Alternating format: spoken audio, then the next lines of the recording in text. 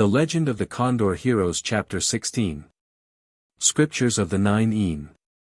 Guo Jing and Huang Rong left the Cheng's residence and were very tired since they have not had any sleep for the rest of the night.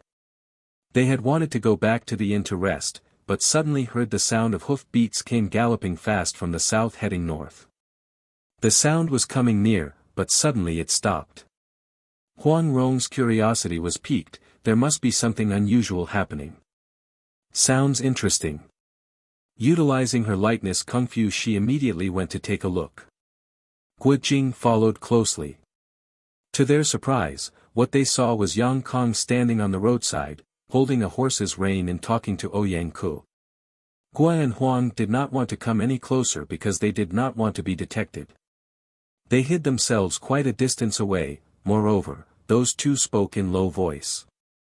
So what Huang Rong could hear were bits and pieces. Ouyang Ku mentioned Yu Fei and Lin in government office, while Yang Kong did say my father. Huang Rong was curious, she wanted to come nearer, but at that time Ouyang Ku cupped his fists and heading east, along with all his female disciples/concubines. Yang Kong stayed behind. He stared blankly for a while, then let out a long sigh and mounted his horse. "Brother, I am here," Guo Jing called. Yang Kong heard his voice and he was startled, but stopped his horse anyway. "Elder brother, you are here as well?" he replied. "I ran into Miss Huang here and we fought that Ouyang Ku, that's why we were delayed," Guo Jing explained. Yang Kang's face turned red. He felt uneasy since he wasn't sure if Guo Jing heard his conversation with Ouyang Ku. But Guo Jing's face remained calm, so Yang Kong felt better. This man cannot pretend, he thought, he wouldn't be this calm if he heard me. "Elder brother," he said, "shall we hurry up and continue our trip tonight, or shall we spend the night here? Will Miss Huang go to Beijing with us?" "It's not I who go with you, it is you who follow us," Huang Rong said. "What's the difference?" Guo Jing smiled. "Let us go back to that ancestral temple and have some rest. Tomorrow evening we will enjoy the beggar clan's banquet, and then we can continue our trip." So the three people walked back to the temple. Huang Rong lighted a candle. Grabbing the candlestick, she picked up the needles she shot out a moment ago. This time of the year the weather was getting hot, so they took down the doors, and brought the planks outside. They intended to sleep in the courtyard. Just before they fell asleep, the sound of horses' hoof beat from a distance can be faintly heard. They tilted their head to listen. The sound was coming fast, sounded like it was more than one horse. 3 horses in the front, pursued by more than 10 people, Huang Rong guessed. Guo Jing literally grew up on horseback. He knew exactly the number of the horses. "There are 16 pursuers altogether," he said. Well, what do you know?" "What?" Huang Rong asked. "The 3 horses on the front are Mongolian horses, but the pursuers are not," Guo Jing answered. "What in the world are the Mongolian horses doing in this area?" he wondered. Huang Rong pulled Guo Jing's hand and they walked outside the temple gate. Suddenly a swishing sound was heard, an arrow flew above their heads. The 3 riders rushed toward the temple. An arrow flew from the pursuers and hit the last horse's thigh. The horse uttered a sad neigh and knelt down on the ground. The rider's equestrian skill was superb. He managed to leap just before the horse hit the ground.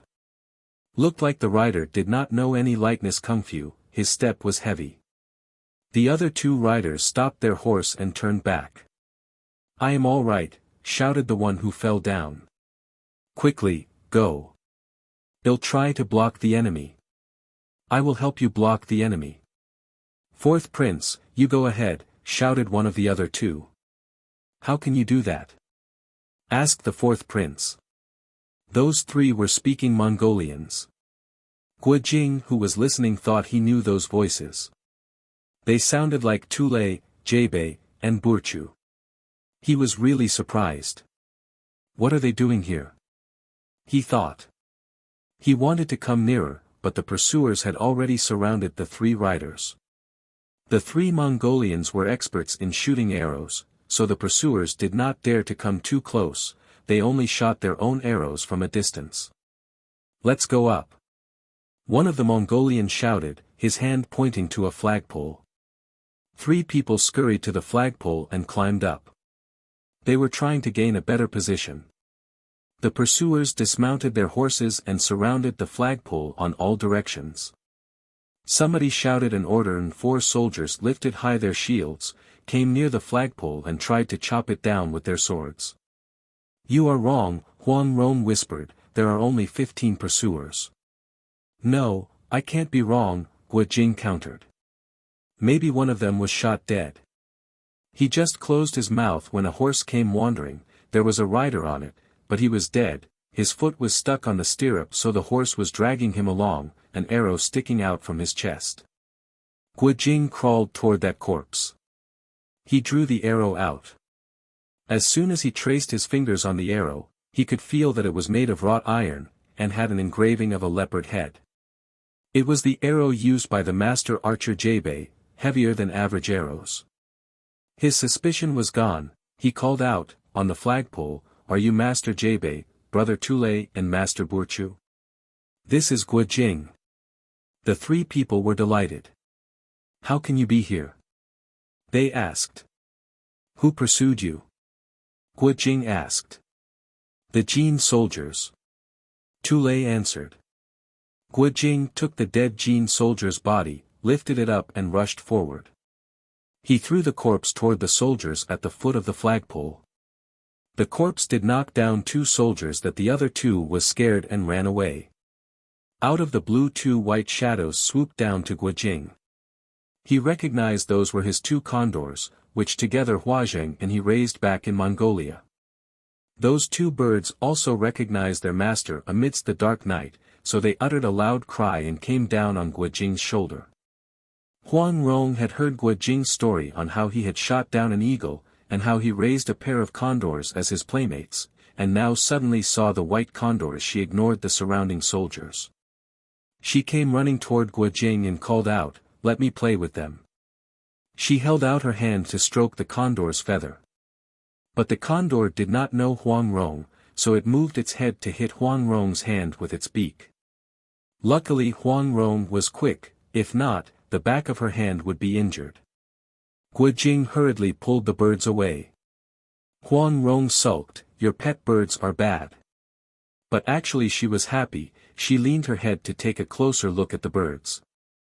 "Renjir, watch out!" Suddenly Guo Jing shouted. 2 fast arrows flew toward Huang Rong's chest. She ignored the arrows, nonchalantly reached toward the dead soldier's pocket. The arrows hit were right on target, but they hit the soft hedgehog armor and simply fell down near her foot.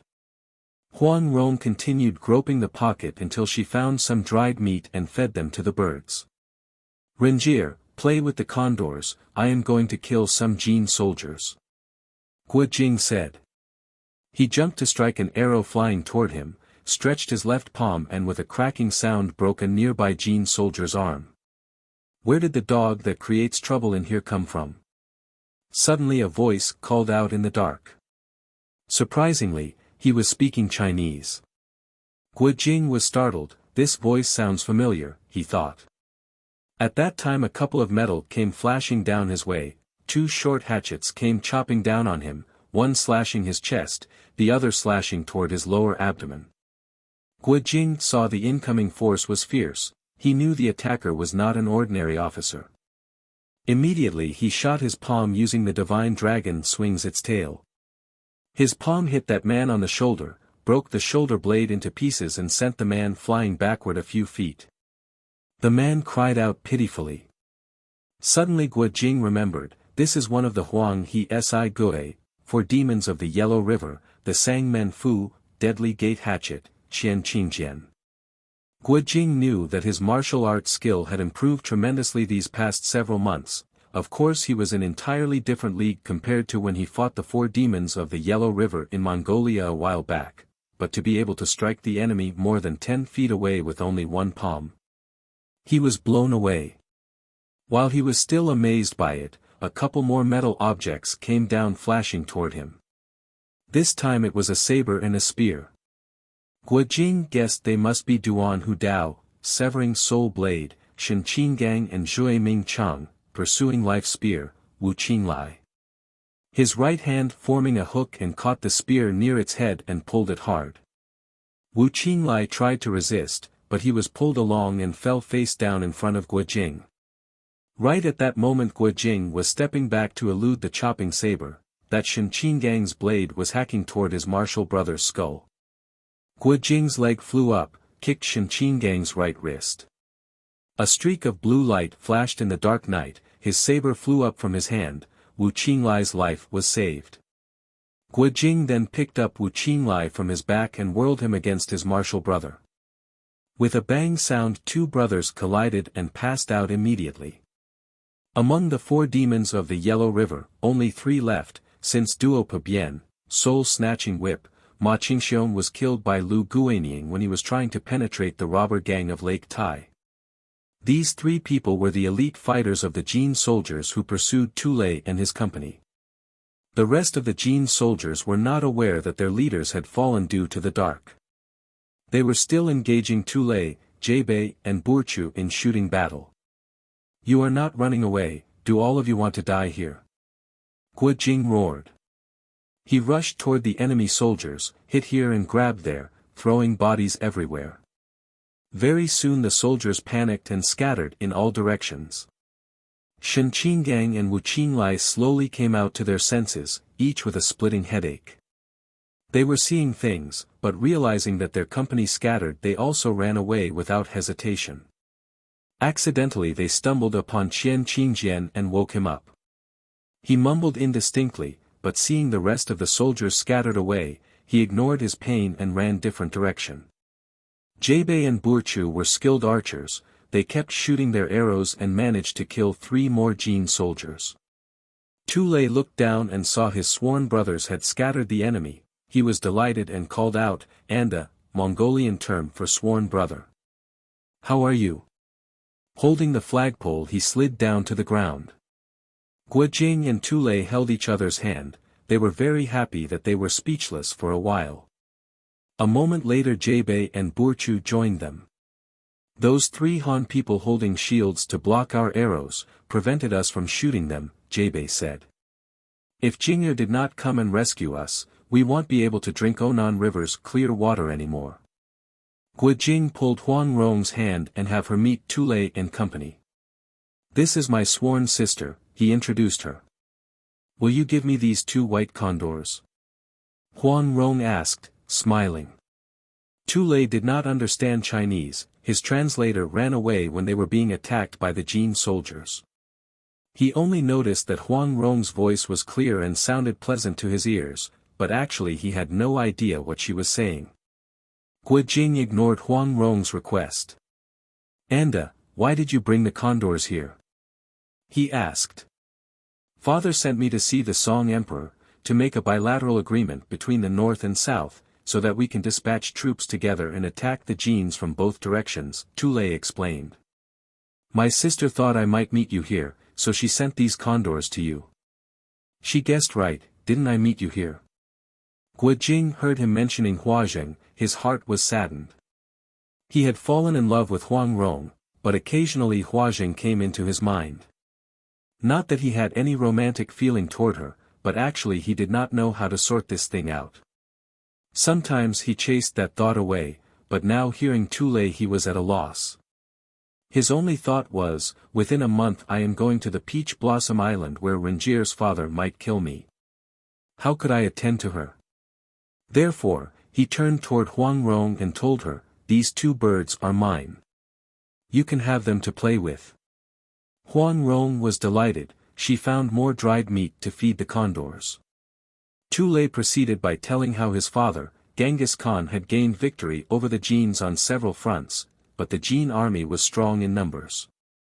They consolidated themselves and for many years strengthened their forts that for a while they have managed to defend their borders. Thereupon Genghis Khan had sent Tulei to make contact with the south to form an alliance with the Songs to attack the Jins. Unfortunately they ran into a brigade of the Jin army and could not prevent a battle.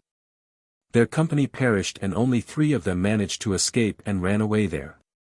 Guo Jing remembered that day at the Cloud Village he heard Yang Kong asking Mu Nianzi to go to Linan and see the Prime Minister Shi Miyuan, to ask him to kill the Mongolian messengers. At that time he did not know anything, but now he knew that the Genes had found out the conspiracy and had sent Yang Kong to prevent the Songs and the Mongols to form an alliance. Tu Lei continued, "Look like the Genes have determined to kill me to avoid Mongolia and the Song dynasty formed the alliance successfully, that the 6th prince himself personally led the troop to capture me." Wanyan Honglai? Guo Jing asked in surprise. "That's right." Tu Lei answered. "He was wearing a golden helmet, I saw him clearly and even shot 3 arrows to him, too bad they were blocked by his bodyguard's shields." Guo Jing was ecstatic. "Renjir, Brother Kong. Wanyan Honglai is here, let us quickly find him." Huang Rong quickly came, but Yang Kong was nowhere to be seen. Guo Jing was impatient, he shouted, "Renjir, you go to the east, I will search to the west." 2 people launched their lightness kung fu and ran very fast opposite directions. After several leaps Guo Jing managed to catch up with several ran-away Jin soldiers. He captured one of them and found out that indeed it was the 6th Prince Wanyan Honglai who personally led the pursuers, but that soldier did not know his whereabouts. "We have deserted the prince without any regard of his safety, if we went back, we will be executed. Hence we are throwing away our uniforms and try to hide among the common people," that soldier said. Guo Jing turned and resumed his chase. It was almost dawn, but where was Wanyan Honglai's shadow? He knew the enemy who killed his father was near, but seemed to be unreachable. He was anxious. He rushed forward a little bit further and arrived at a small wooded area where he saw a white shadow flashing by. It was Huang Rong. 2 people met, they looked at each other and knew they did not find him. Dejectedly they decided to go back to the temple. Wanyan Honglai led quite a number of troops pursuing us, he was riding a fast horse. "I think by now he must be going back to fetch enforcement to capture us," Tu Lei tried to reason. "Anda, I am bearing my father's decree, I can't stay for long. Let us part here. My little sister asked me to deliver this message to you, please go back home to Mongolia as soon as possible." Guo Jing agreed to what he said, but feared that it would be difficult for them to meet again in the future. His heart was heavy. He hugged Tu Lei, Jebei and Burchu farewell, but said very little. They mounted their horses and galloped away. The sound of hoof beats gradually vanished away, men and horses slowly hidden behind a cloud of yellow dust. "Let us hide and wait for Wanyan Honglai to come back," proposed Huang Rong. "If the troops are numerous, we will simply following them and try to assassinate him in the evening. Don't you think it's a good idea?" Guo Jing was delighted. He praised Huang Rong incessantly. Huang Rong was very happy too, she smiled and said, "It was nothing, I was just using the common tactic of Yi and Jiu Chuan, leaving to shore to move to a ship." "I'll go to the woods to hide our horses," Guo Jing said. He walked toward the backyard of the temple, and suddenly saw something gleaming among the grass under the morning sun. He bent down to take a closer look and found that thing was a golden helmet, inlaid with 3 big jewels. Guo Jing picked it up and walked back to Huang Rong. "What do you think this is?" he quietly asked. "Wanyan Honglai's golden helmet?" Huang Rong guessed. "Exactly," whispered Guo Jing. "I believe he is still hiding somewhere close to this temple. Let's spread out and find him." Huang Rong turned her back, her hands pressed down on the wall and she floated atop the wall in no time. "I am searching from above, you from below," she called out. Guo Jing entered the temple. "Was my lightness kung fu a moment ago good?" Huang Rong called. Guo Jing was taken aback, he stopped in his track. "It was very good." "Why?" he asked. "Then why didn't you praise me?" Huang Rong said with a laugh. Guo Jing stomped his feet. "Oh, you mischievous kid. You still want to joke at a time like this," he said. Huang Rong simply laughed. Raising her hands she flew to the rear courtyard. When Guojing was fighting the Jin soldiers, Yang Kong had observed from the side. Despite the darkness he could recognize the sixth prince Wanyan Honglai. Although by now Yang Kong knew he was not his own father, but nonetheless he had raised Yang Kong for more than 10 years, he had been a father's figure for Yang Kong all this time. Yang Kong saw how Guojing had dispersed the Jin soldiers. If Wanyan Honglai was seen by Guojing, he would lose his life for sure. It was a critical time. Yang Kong did not have too much time to think, so he jumped to the battleground. At that time Guojing was hurling a Jin soldier's body to the air. Wanyan Honglai's horse got scared, so he was busy holding the rein. Yang Kong grabbed him from behind and pulled him to safety. Fu Wang, Father King, it's me, Konger. Don't make a sound. Yang Kong whispered urgently.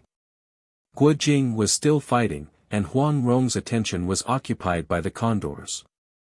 The night was dark, so nobody saw him with Wanyan Honglai move toward the rear courtyard of the temple.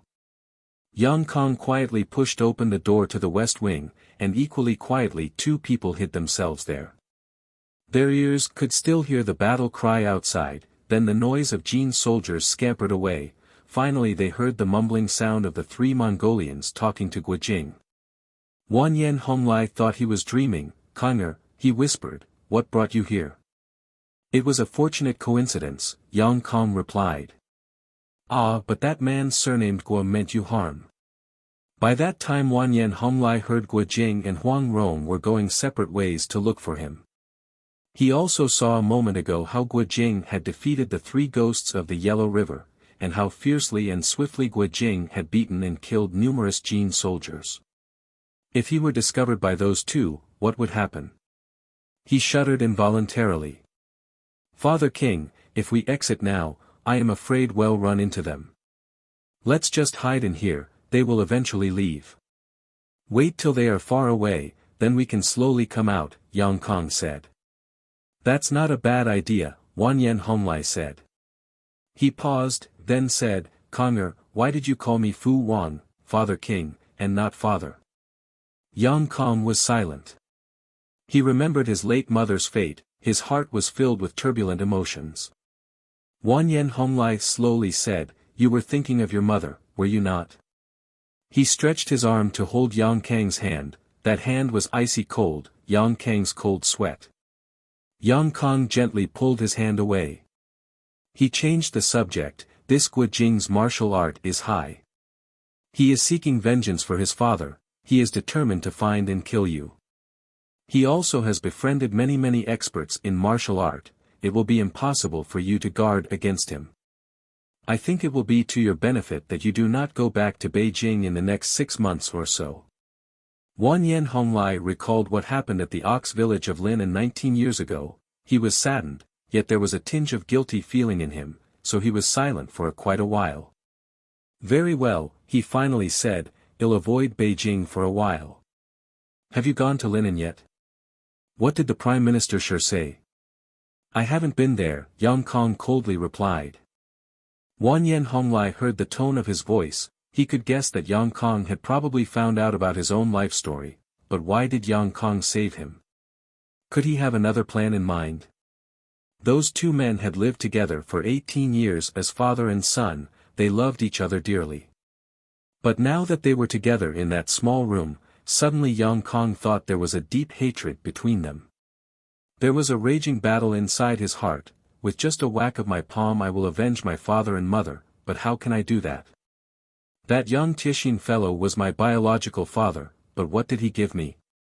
Normally Mama treated Father King well, if I kill him now, would Mama like it? Besides, if I really forsake being a prince, will I end up wandering around in the wilderness, destitute just like Guojing? He was still having these disquieting thoughts when Wanyan Honglai said, Konger, we have had father-son relationship. No matter what, you are my son and I love you. Within 10 years our great Jin will conquer the Song. At that time I will have enormous power and authority in my hands, with unlimited riches and honor. This beautiful country, this mortal world, will eventually fall into your hands. Yang Kong understood the implication of his speech. Wanyan Honglai aimed to be the emperor. Thinking about unlimited riches and honor, his heart was thumping loudly, secretly thought, with the power of the great gene, it is not difficult to crush the Song. Mongolia will pose another problem, but it will be temporary. They are just a bunch of barbarians with excellent riding and archery skills, nothing refined. Father King's management skill is superb. Which great gene's other prince can be compared to him? When all's said and done, I will definitely become the crown prince of this world. Thinking thus far, his blood boiled. He stretched his hand to grab Wanyan Honglai's. Father, your child will certainly help you in this great undertaking. Wanyan Honglai felt Yang Kang's hand was warm, he was delighted. I am Li Yuan, you are Li Shimin. Translator note, Li Yuan and Li Shimin were father and son, founder of the Tang dynasty. Yang Kong was about to reply when suddenly they heard a noise behind them. Two men froze. Quickly they turned their heads. It was already morning, a bright sunlight came through the window. They saw 7, 8 coffins scattered throughout the room. Turned out this west wing was the temporary placement of the dead before burial.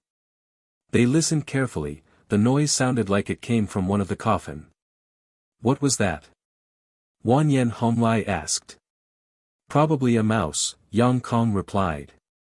At that moment they heard Guo Jing and Huang Rong were talking outside about the golden helmet, then joking around looking for them. Confound it. Yang Kong thought, father's golden helmet is left outside. This could be bad. With a low voice he said, I am going to lead them away. Quietly he opened the door and jumped outside, toward the roof. Huang Rong was on the roof, suddenly she saw a shadow flashing on the roof peak. Good. He is here. She dashed toward that shadow, but the shadow quickly jumped down and disappeared over a corner. Guo Jing heard her voice and came. He can't run away, he must be hiding in the woods, Huang Rong said. Two people were about to run into the woods when suddenly there was a noise from the bush and out came Yang Kong. Guo Jing was pleasantly surprised. Brother, where did you come from? He asked. Did you see Wanyan Honglai? Wanyan Honglai is here. Yang Kong feigned surprise. He was the commander of that troop. Look, his golden helmet is here, Guo Jing said. So that's how it is, Yang Kong said. Huang Rong saw his expression was unusual, she also remembered he was speaking with Ouyang Ku earlier, she was suspicious. We were looking for you everywhere just a moment ago. Where were you? She asked. I ate too much strange food yesterday, I think I suffered a food poisoning, so I relieved myself over there, Yang Kong said, pointing to a small wooded area. Huang Rong did not believe him, but she was uncomfortable to chase him. Brother, Guo Jing said, let's look together. Yang Kong was worried, he was not sure if Wanyan Honglai had run away or was still there, but his face did not show anything. He came here to die. We could not have asked anything better, he said, why don't you two search to the east, he'll go to the west. Very well. Guo Jing said, and immediately walked to the east, pushing open the door to the Jiashao Tang, Clemency and Filial Hall. Brother Yang, Huang Rong said, I think that man is hiding in the west, let me come with you. Yang Kong groaned inwardly, but his face feigned happiness. Let us go, quick. He said, don't let him run away. Immediately two people searched from room to room. The Lu family of Baoying was originally a big family during the Song dynasty, naturally their ancestral temple was huge. But because of the war with the Genes, this temple was partially burned and some of the Lu family was killed. Hence the parts of temple were left in ruins without any effort to rebuild it. With a cold look Huang Rong watched Yang Kong open dust-laden full of spiderweb doors one by one. He searched each and every room. Finally they arrived at the west wing. Huang Rong saw thick dust on the floor, and on that dust there were several footprints, which from the look of them, were recently made. There were a couple of handprints on the closed door too. In here. she shouted excitedly. Guojing and Yang Kong both heard her cry. Guojiang was delighted, while Yang Kong was anxious. Both rushed toward her. Huang Rong kicked the door open, but to her surprise, all she saw was several coffins with no signs of Wanyan Honglai. Yang Kong was greatly relieved. He knew Wanyan Honglai must have escaped, but he entered the room and loudly shouted, "Wanyan Honglai, traitor! Where do you hide? Come out! Brother Yang, he must have heard us a long while ago. You don't have to kindly let him know we are here," Huang Rong snickered. Yang Kong was embarrassed, his face was flushed. "Miss Huang, why do you joke with me?" His embarrassment turned to anger. "Never mind her, brother, Rengier likes to joke," Guojing smiled. He lowered his head and said, "Look here, someone must have left all these footprints. Indeed he was here. Quick, we must pursue him," Huang Rong urged. Just as she turned her head, there came a noise from behind her. All three people were scared. They saw a coffin moved slightly. Huang Rong was always scared of coffins. Ever since she entered this room, she had been feeling queasy. Now that she suddenly a coffin moved by itself, she uttered a cry and tightly held Guojing's arm. But even though her heart was scared, her brain was still working. That traitor hides in the coffin," she said with a trembling voice. Yang Kong suddenly pointed his finger outside. "Hey! He is over there." Without waiting anything he ran outside. But Huang Rong was quick. She reached backward and grabbed Yang Kang's main artery. "You have seen a ghost," she sneered. Half of Yang Kang's body was numb, he could not move. What are you doing?" he anxiously asked. Guojing was delighted. "Right. That traitor must be hiding in the coffin." With big strides he walked toward the coffin and lifted his hands, ready if Wanyan Honglai came out. "Elder brother, be careful," Yang Kong called out.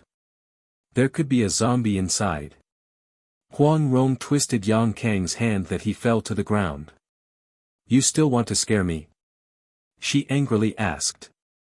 She was certain that it was Wanyan Honglai hiding inside the coffin, but still, she was scared. What if it were really a zombie inside? You never know, don't you? "Brother Jing, not so fast," she tremblingly said. Guojing halted and turned his head. "What is it?" "Just hold the lid down," Huang Rong said. Don't let that thing come out." Guojing smiled. How can it be a zombie? But he saw that Huang Rong was really scared, so he jumped toward the coffin and comforted her. "He won't be able to crawl out." Huang Rong was still anxious. She hesitated a little bit, and then said, "Brother Jing, let me hit the coffin using the Pai Kong Zhang, splitting empty palm, while you keep your eyes open. Whether it is a zombie or Wanyan Honglai, I will split the coffin up. We will see whether it is a person crying or a zombie wailing." As soon as finished speaking she exerted her energy toward her palms, treaded two-stepped and sent the palms hacking the coffin. Her splitting empty palm was not as strong as Lu Chengfeng's, therefore, she needed to hack the coffin directly, while actually it could be launched from a distance with an empty air between her and the target. "That's not right," Yang Kong anxiously called. "You hack the coffin's lid, zombie might poke his head out and bite your hand, that won't be good." He was successful in making Huang Rong more scared than ever. She was shivering and halted her movement. Suddenly a cry came out of the coffin. It was a woman's voice. Huang Rong jumped. She was extremely terrified. A female ghost. She cried. Flailing her hands she ran outside and cried, "Quick! Get out of here!" Guojing was brave. "Brother Yang, let us lift the coffin lid and take a look," he said. Yang Kong was drenched in cold sweat, but how could he refuse Guojing's request? Surely he could not make himself an enemy of these Guohuang couple. But then he heard that woman's voice again, so he rushed ahead to raise the coffin lid. They used a knife to jack the lid up, and together they opened the lid, which actually had not been nailed down to the coffin. Guojing had directed his strength to his arms, ready to strike the zombie's head. But when he looked down, he was stunned. There was no zombie, it was a good-looking young girl, with a pair of big eyes looked up on them. She was none other than Mu Niancy. Yang Kong was pleasantly surprised. Quickly he held out his hand to help her out. "Renjie, come here, quick!" Guo Jing called out. "Look who is here." Huang Rong turned her head with eyes closed. "I don't want to see," she shouted back. "But it's elder sister Mu," Guo Jing urged. With left eye still closed, Huang Rong took a peek with her right eye. She saw Yang Kong was embracing a woman, whose appearance looked like Mu Niancy. She felt relieved, and timidly entered the room again. Who was that woman if not Mu Niancy? Huang Rong saw Mu Niancy's face was haggard, 2 streams of tears flowed down her cheeks. She was unable to move. Huang Rong unsealed her acupoint and asked, "Elder sister, why are you here?" Mu Niancy's acupoint had been sealed for quite a while. Her whole body was stiff and her breath was uneven, so Huang Rong helped by rubbing her back. After a while, time needed to drink a cup of tea, Mu Niancy told her, "I was captured and held prisoner." Huang Rong saw that the acupoint sealed was located at the center of palm of the foot, the Yong Quan, bursting fountain, acupoint, which was rarely done by the Wulin characters of the central plane. So with 80–90% certainty she guessed, was it that bastard Ouyang-ku? Mu Niancy did not answer, but she nodded. That day when she was trying to contact Mei Chaofeng for Yang Kang's sake she was captured by Ouyang-ku near the pile of skulls and her acupoint was sealed. After Huang Yaoshe played his jade flute to disperse the snakes and help Mei Chaofeng, Ouyang-ku's concubines and his 3 snake slaves were unconscious under the flute sound, and Ouyang-ku ran away, distressed. By daybreak the concubines and the slaves woke up and found Mu Niancy lying on her side, unable to move, so they took her to their master. Ouyang-ku tried to rape her, but she was determined to fight to her death. Although Ouyang-ku was conceited and lecherous, but he always prided himself as an elegant and cultured man, his martial arts skill was high, so he could easily melt women's hearts. If he resorted to violence and brute force, he would certainly succeed in raping her, but then he would mar the name of the White Camel Mountain. So because of this pride, Mu Niancy was fortunate and able to keep her purity. Afterward they arrived at Baoying and Ouyang-ku hid her inside one of the Lu ancestral temple's coffins. He sent his concubines to invite several beautiful young women of the rich families, including Miss Cheng. It was then that the beggar clan interfered that resulted in a battle. Ouyang-ku left in a hurry. He had had several women these past few days that he did not remember Mu Niancy was still inside one of the coffins. If Guo Jing and the others were not looking for Wanyan Honglai, she would have been starved to death inside the coffin. Yang Kong was unexpectedly happy to see his lover here. With a compassionate face he said, "Little sister, just take a rest here, I am going to boil some water for you to drink." "How can you boil some water?" Huang Rong smiled, "I'll go. Brother Jing, come with me." She had a mind to let those 2 alone in private to alleviate their lovesickness. Who would have thought that Mu Niancy sat up straight, "Hold a moment." She said without a smile, "Mr. Yang, I congratulate you on your unlimited riches and honor in the future." Yang Kong felt redness came creeping to his entire face, but his heart turned cold. She must have heard my conversation with Father King in here. He stood still not knowing what to do. Mu Niancy saw he was distressed, her heart melted, she did not have a heart to reveal the secret that he was the one who let Wanyan Honglai go, for fear that Guo Jing and Huang Rong would kill him out of their angers. "You called him father, wasn't that better? It was much more intimate than if you call him Father King, wasn't it?" She coldly said. Yang Kong felt so ashamed, he hung his head and did not say anything. Huang Rong did not know what was going on, she thought this young woman was upset and blamed Yang Kong for not coming earlier to rescue her. He pulled Guo Jing's sleeve and whispered, "Let's go out, I am sure those 2 will immediately make up." Guo Jing smiled and went along with her. Let's eavesdrop what they are saying, said Huang Rong as soon as they reached the courtyard. Guo Jing smiled, don't you intentionally create trouble. I don't want to go. Very well. Huang Rong sulked. Just don't be disappointed if I heard something interesting and I won't tell you about it. She leaped to the roof and walked quietly back to the west wing, only to hear Mu Nianzi was speaking harshly. You called an enemy your father. I can understand that considering your past relationship, you will get over it. Who would have thought you have delusional thoughts, you want to destroy the country of your own parents, this speaking to this point she was so furious that she could not continue. Yang Kong smiled nervously. Little sister, he said softly, but Mu Nianzi cut him short. Who is your little sister? Don't touch me. She screamed. Slap. Her hand left a red print on Yang Kang's face. Huang Rong was surprised. They were fighting already, must stop them, she thought. Entering through the window she laughed and said, "Io. Even if you don't agree with each other, please don't resort to violence."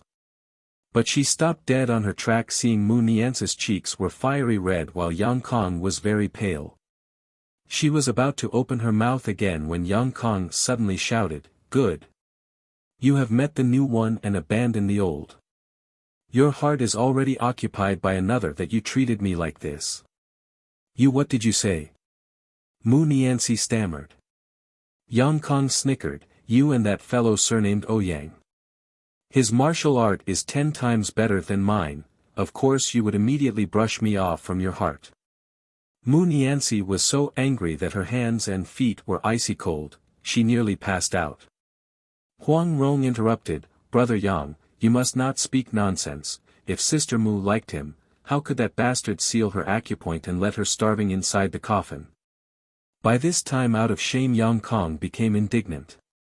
The truth is good, yet hypocrisy is also good. She was captured by that bastard for quite some times, she has lost her innocence. How could she and I be together again? Mu Nianzi was outraged, I what innocence have I lost? You were in that man's possession for many days, he must have cuddled you, you must have embraced him. How could you keep your crystal clear purity? Yang Kong mocked. Mu Nianzi really could not hold herself any longer. She was tired and angry. This last attack was too vicious for her to bear. With a wah sound she spurted some blood and fell backward. Yang Kong realized his words were too vicious, seeing her like that he felt remorse and wanted to embrace and comfort her, but he remembered she knew his secret.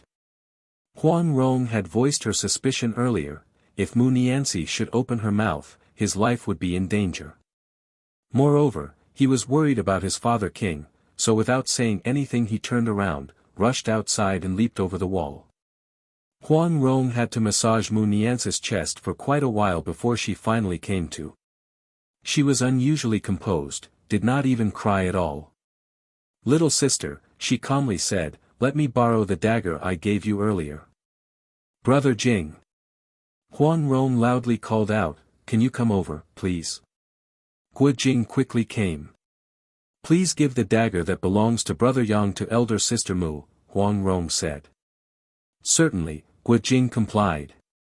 He pulled the dagger out of his pocket, it was the dagger taken by Zhu Tsong from Mei Chaofeng. It was wrapped by what to the casual onlookers would look like a thin sheet of leather. The leather was full of characters tattooed with a needle. Guo Jing was not aware that the characters were actually the second part of the 9E manual. He casually unwrapped the leather and gave the dagger to Mu Nianzi. Huang Rong also took a dagger out from her pocket, she softly said, "Brother Jing's dagger is in my possession, Brother Yang's dagger is now in yours. Elder sister, this is a destiny that will bring you two together. You have a disagreement but for a moment, please don't be sad. My father and I are also having some disagreements. Brother Jing and I are going to Beijing to look for Wanyan Honglai. Elder sister, please don't let your heart be troubled. Why don't you come with us? We can leisurely walk together. I am sure Brother Yang will come back to you." Guo Jing was puzzled, "Brother Yang?" Huang Rong stuck her tongue. He provoked elder sister to anger. Elder sister slapped him hard. Elder sister Mu, if brother Yang did not like you, when you slapped him, how come he did not retaliate? His martial art is stronger than yours. The fight between you, she wanted to say the fight between you two must be a habit. She was referring to the joust to find a spouse, but she saw Mu Niancy was grieving and she did not have a heart to say any joke. I am not going to Beijing, Mu Niancy said, you also don't have to go. Within the next half a year that traitor Wanyan Honglai won't be in Beijing. He is afraid of you. Brother Guo, little sister, you are good people, your life must also be good. She choked up, covered her face and rushed toward the door. With a leap she was gone. Huang Rong looked down and saw the blood Mu Niancy spurted earlier. She hesitated for a moment, and in the end did not feel comfortable, so she also leaped over the wall and chased after her, only to see Mu Niancy under a big willow tree in a distance. The sunlight was reflected by the naked dagger's blade. Mu Niancy lifted the dagger high above her head. Huang Rong was anxious, she thought Mu Niancy was going to kill herself. She loudly shouted, elder sister. Please don't, but the distance between them was too far, she would not be able to prevent her. Luckily Mu Niancy only lifted her left hand and pulled up her hair. With a slash of the dagger in her right hand she sheared a big clump of hair, threw them to the ground and ran away. Elder sister! Elder sister! Huang Rong called out. Mu Niancy turned a deaf ear and kept going. Huang Rong stared blankly at a distance, she was lost in thought. She saw the clump of soft hair was dancing in the morning breeze. A short time later the hair was scattered to the rice field, some went to the creek, some flew up to the trees lining the pathway, some followed the blowing dust, going don't know where, yet some fell into the flowing water. Huang Rong had always been tender, carefree and mischievous since her childhood. She laughed when happy, cried or sulked when not, the word anxiety was never in her vocabulary. But now she saw what had just happened, could not keep sadness from creeping into her heart. Now, she found out about the world's anxiety. Slowly she walked back to the temple and told Guo Jing what had happened to Mu Niancy. Guo Jing did not know why those two people were having disagreement, he simply said, I don't understand why elder sister Mu took a big deal out of it. I think her character is just too strong. How could a woman hugged by some stranger lost her innocence? Even her loved one did not respect her anymore. Did not care about her anymore. Huang Rong thought. She did not have a clue the reasoning behind all that, so she brushed it off as that was the way it was and stopped at that. She slowly walked to the rear courtyard, sat against a pillar. Her mind was still heavy with thoughts. She closed her eyes and fell asleep. That very evening Li Sheng and other beggar clan members threw a banquet in honor of their leader, Hong Qigong, and to congratulate Guo Jing and Huang Rong. They had been waiting until around midnight but Hong Qigong still did not show up.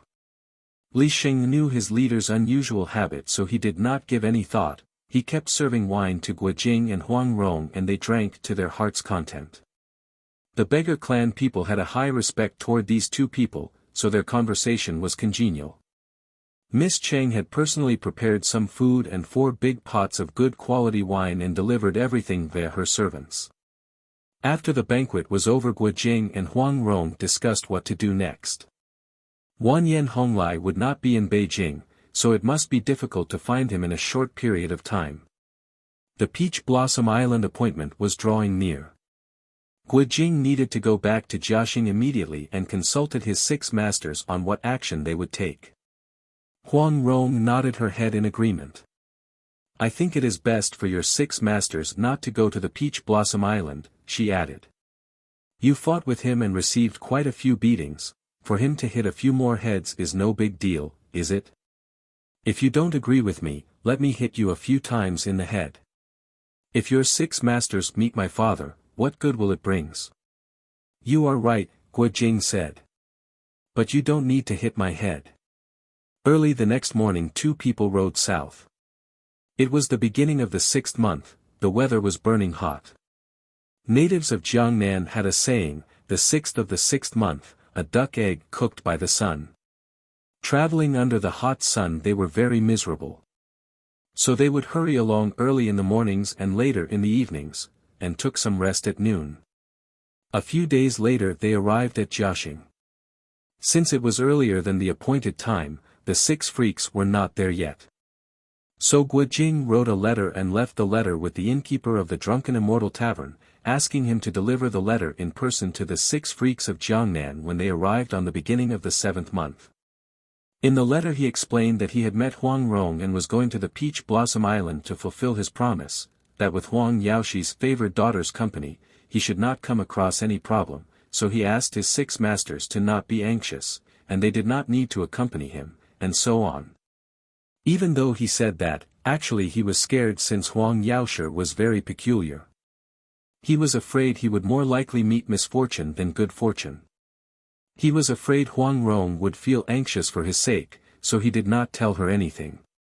Thinking that his 6 masters did not have to go to the harm's way was his only consolation. 2 people headed east.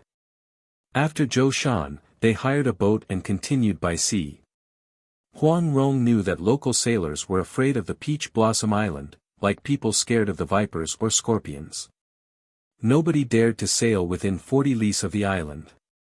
If she mentioned the name of Peach Blossom Island, no matter how much money she offered nobody would be willing to take them.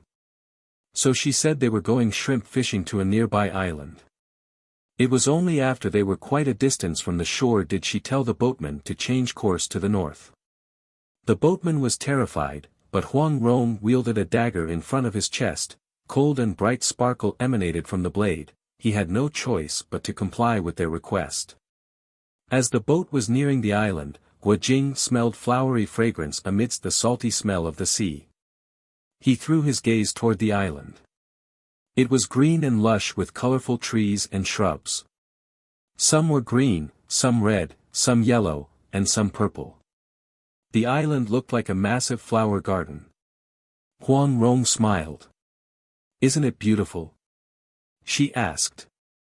Guojing sighed. "I have never seen so many beautiful flowers like that in my whole life," he answered.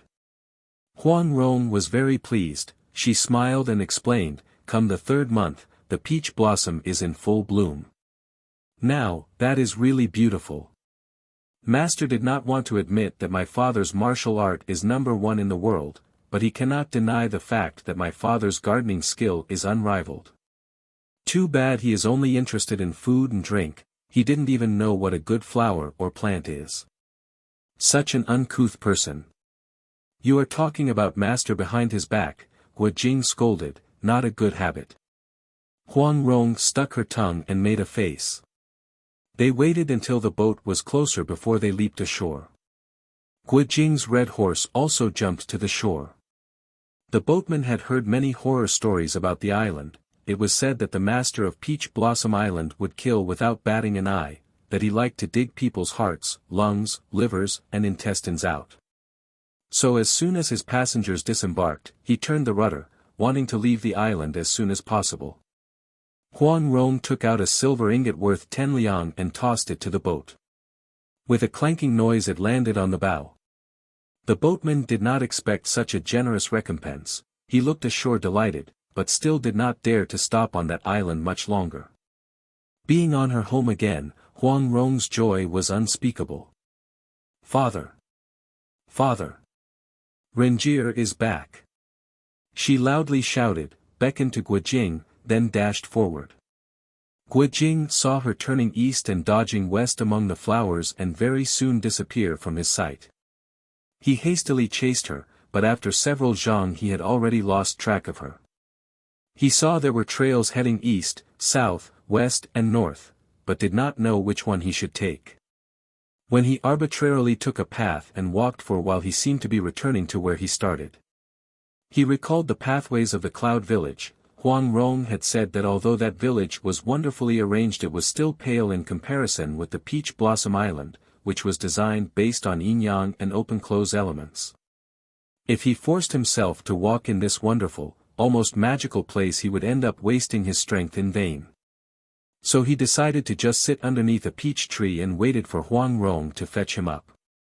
Who would have thought that after waiting for half a day Huang Rong still did not come? He looked around in all directions but did not see even half a shadow of a human being, not even a single sound was heard. He was lost. Anxiously he stood up and climbed atop a nearby tree. Again he looked everywhere. To the south of him was the sea, to the west was a barren rock hill, to the north and east were forests of flowers all kinds and colors, he could not even see the end of it. His head became dizzy. He did not see anything that resembled a wall or a chimney, did not even hear a dog's bark. It was extremely quiet and lonely that it scared him. Quickly he slid down the tree and ran in panic toward the dark forest, but suddenly stopped in his track and anxiously cried, "Not good. I am running around aimlessly. If Ringier comes looking for me, she won't find me." Having this thought he turned around and ran back, but he was lost again. He couldn't even find the place where he started. The little red horse of his was following him closely, but then he ran among the bushes and climbed trees, very soon the horse was also lost. The sky was getting dark, Guo Jing did not know what to do, so he simply sat on the ground and waited for Huang Rong. It was a good thing that that place was covered with thick green grass, so he was quite comfortable sitting down. He started to get hungry and thirsty too. His mind wandered to the delicious food Huang Rong used to prepare for Hong Qigong. He was getting hungrier. Suddenly a thought came into his mind. What if Rengier's father locks her up? She won't be able to rescue me. How can I starve myself to death in this forest?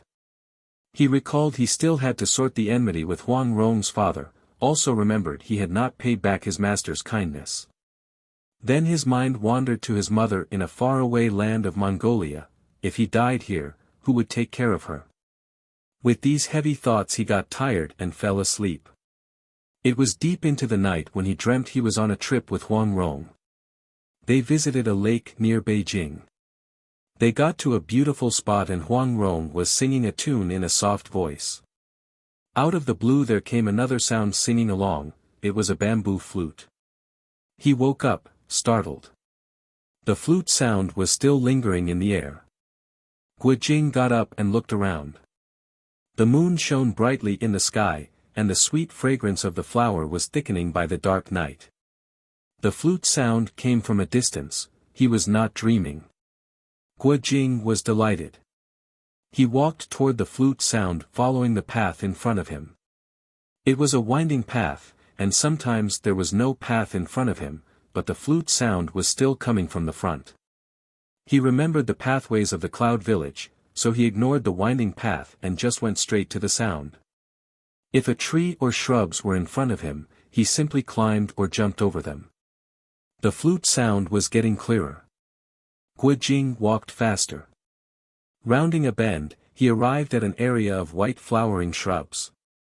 Layer upon layer of flowers glistened under the bright moonlight, they looked like a small white lake.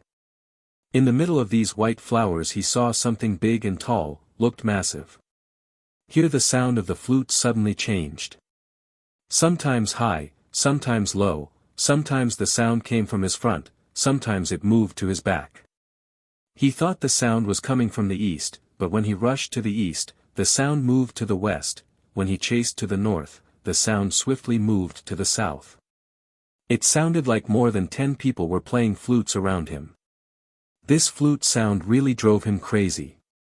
After running around like that for a while Guo Jing's head was also spinning around, so he decided to quit running and walk directly toward that massive thing in the middle of White Flowers Lake. Turned out it was a grave. There was a tombstone in front of the grave with this inscription, Tao Hua Dao Nu Zhu Feng Shi Mai Xiang Ji Zhong, the fragrant burial ground of Mistress surnamed Feng of the Peach Blossom Island, 11 large characters. This must be Rengier's mother's grave, Guo Jing thought. Rengier lost her when she was very small, it was really sad. He knelt down in front of the grave and kowtowed 4 times to pay his respect. The flute sound suddenly stopped when Guo Jing was kneeling down. Everywhere around him was very quiet, but as soon as he stood up, the flute sound resumed in front of him.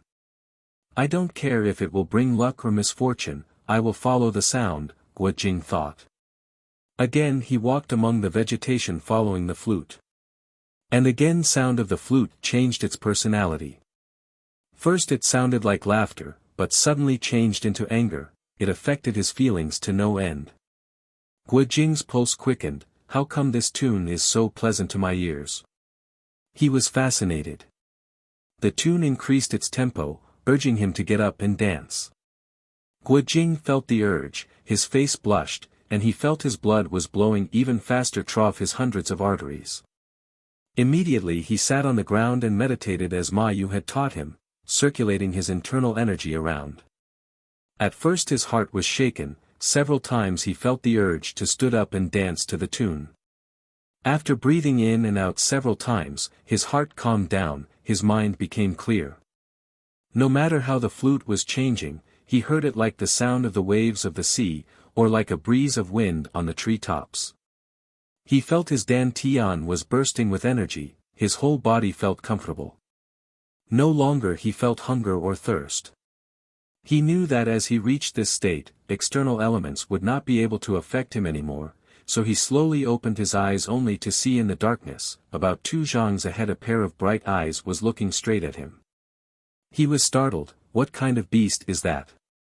He thought while leaping several steps back. But suddenly those eyes disappeared. This Peach Blossom Island is really strange, he thought, even a quick leopard or a swift fox won't be able to move that fast. He hesitated for a moment and then heard a fast breathing sound, it was a human's breathing.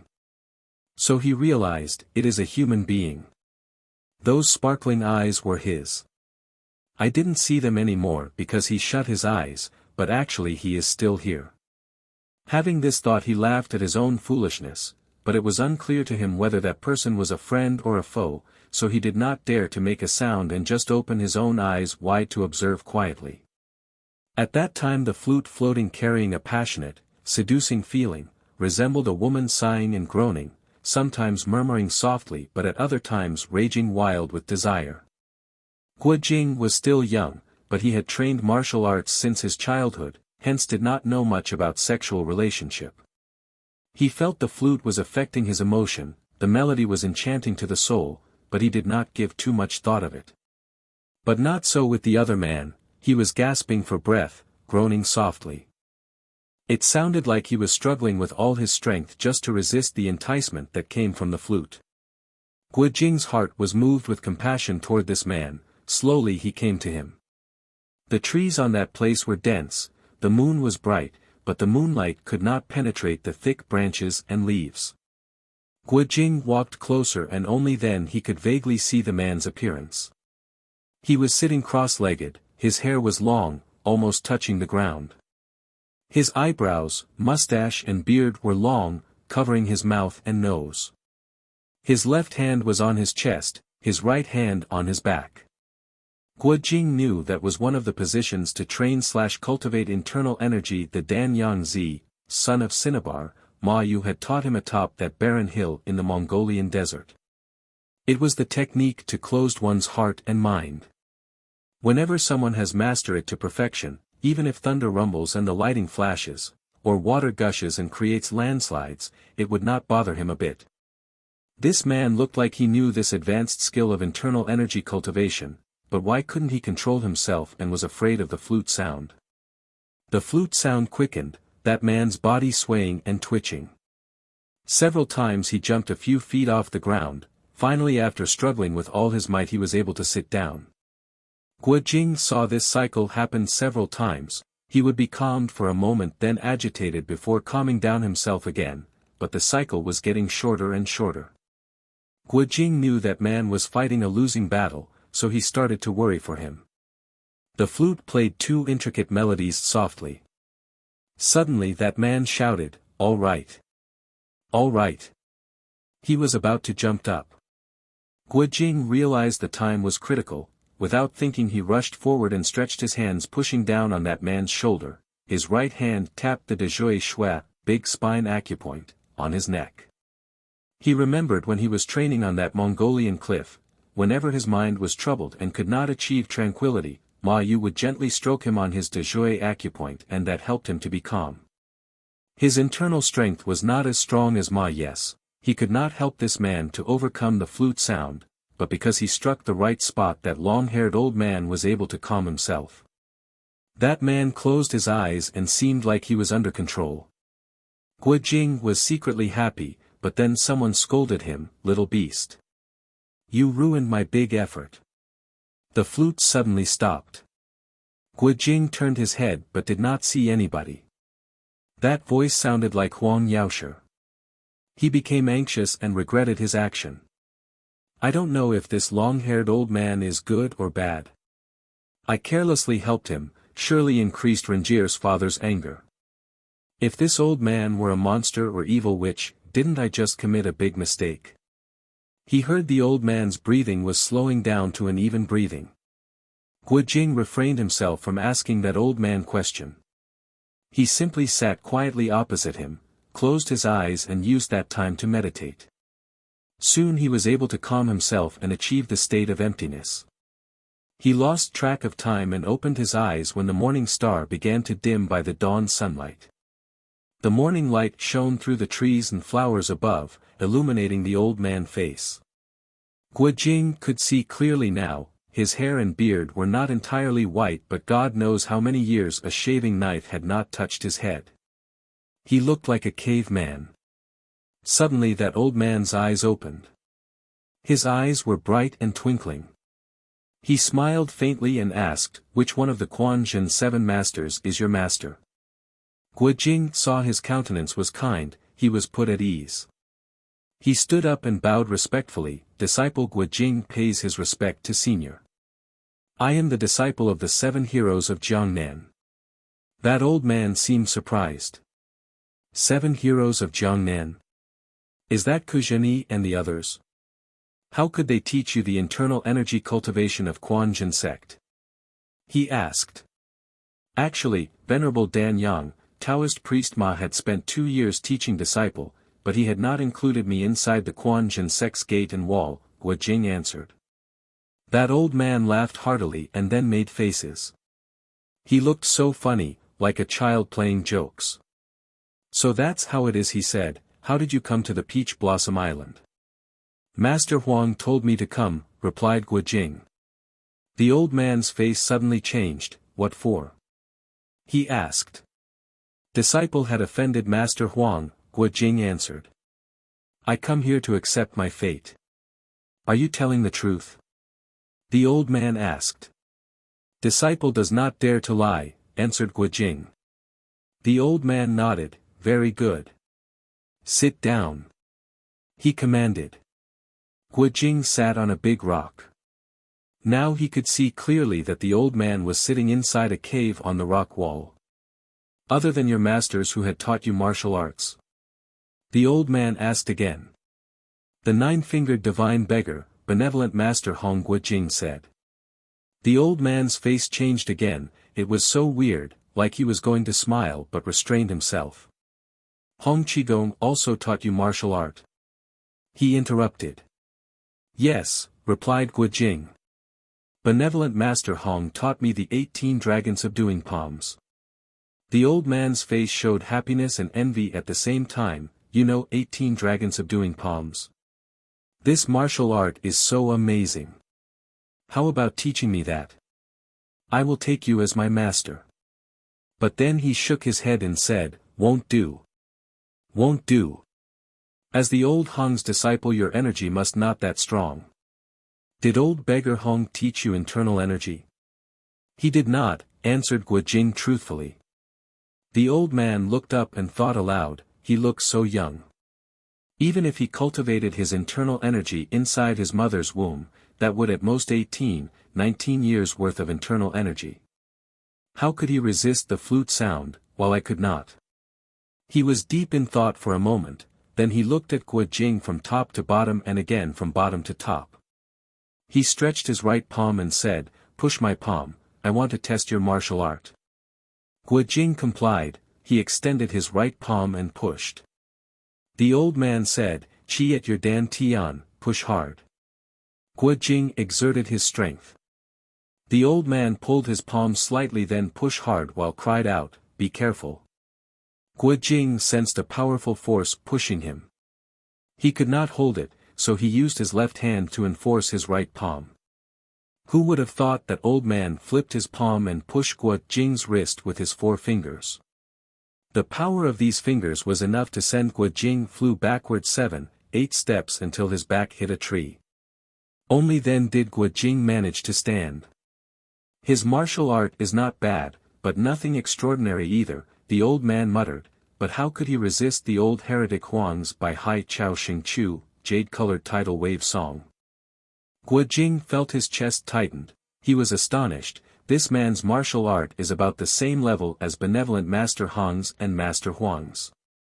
How could there be an expert his caliber in the Peach Blossom Island? Could it be he was the Western Poison or the Southern Emperor? As soon as he remembered Western Poison his heart turned cold. Did I fall into his trickery? Quickly he lifted his palm under the sunlight and checked it out. But he did not see any inflammation or black mark. He was relieved, at least he wasn't being poisoned. Can you guess who I am? That old man laughed. Disciple had heard people say that in the martial art realm there are 5 experts.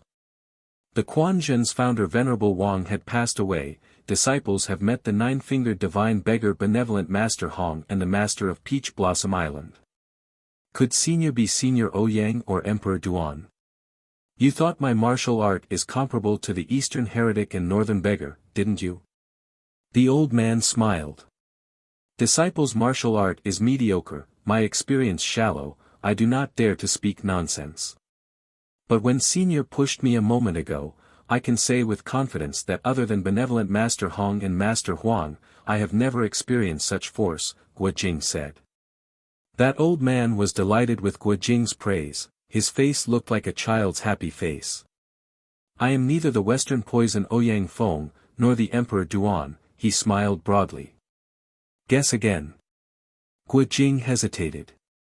Disciple had met somebody whose name was as well known as benevolent Master Hong, Qiu Qianren. But this person's martial art is just ordinary. Disciple is really not smart, I cannot guess Senior's honored name, he said. That old man laughed heartily, my surname is Zhou, can you guess now? He asked. Ah, you are Zhou Batong. Guo Jing blurted.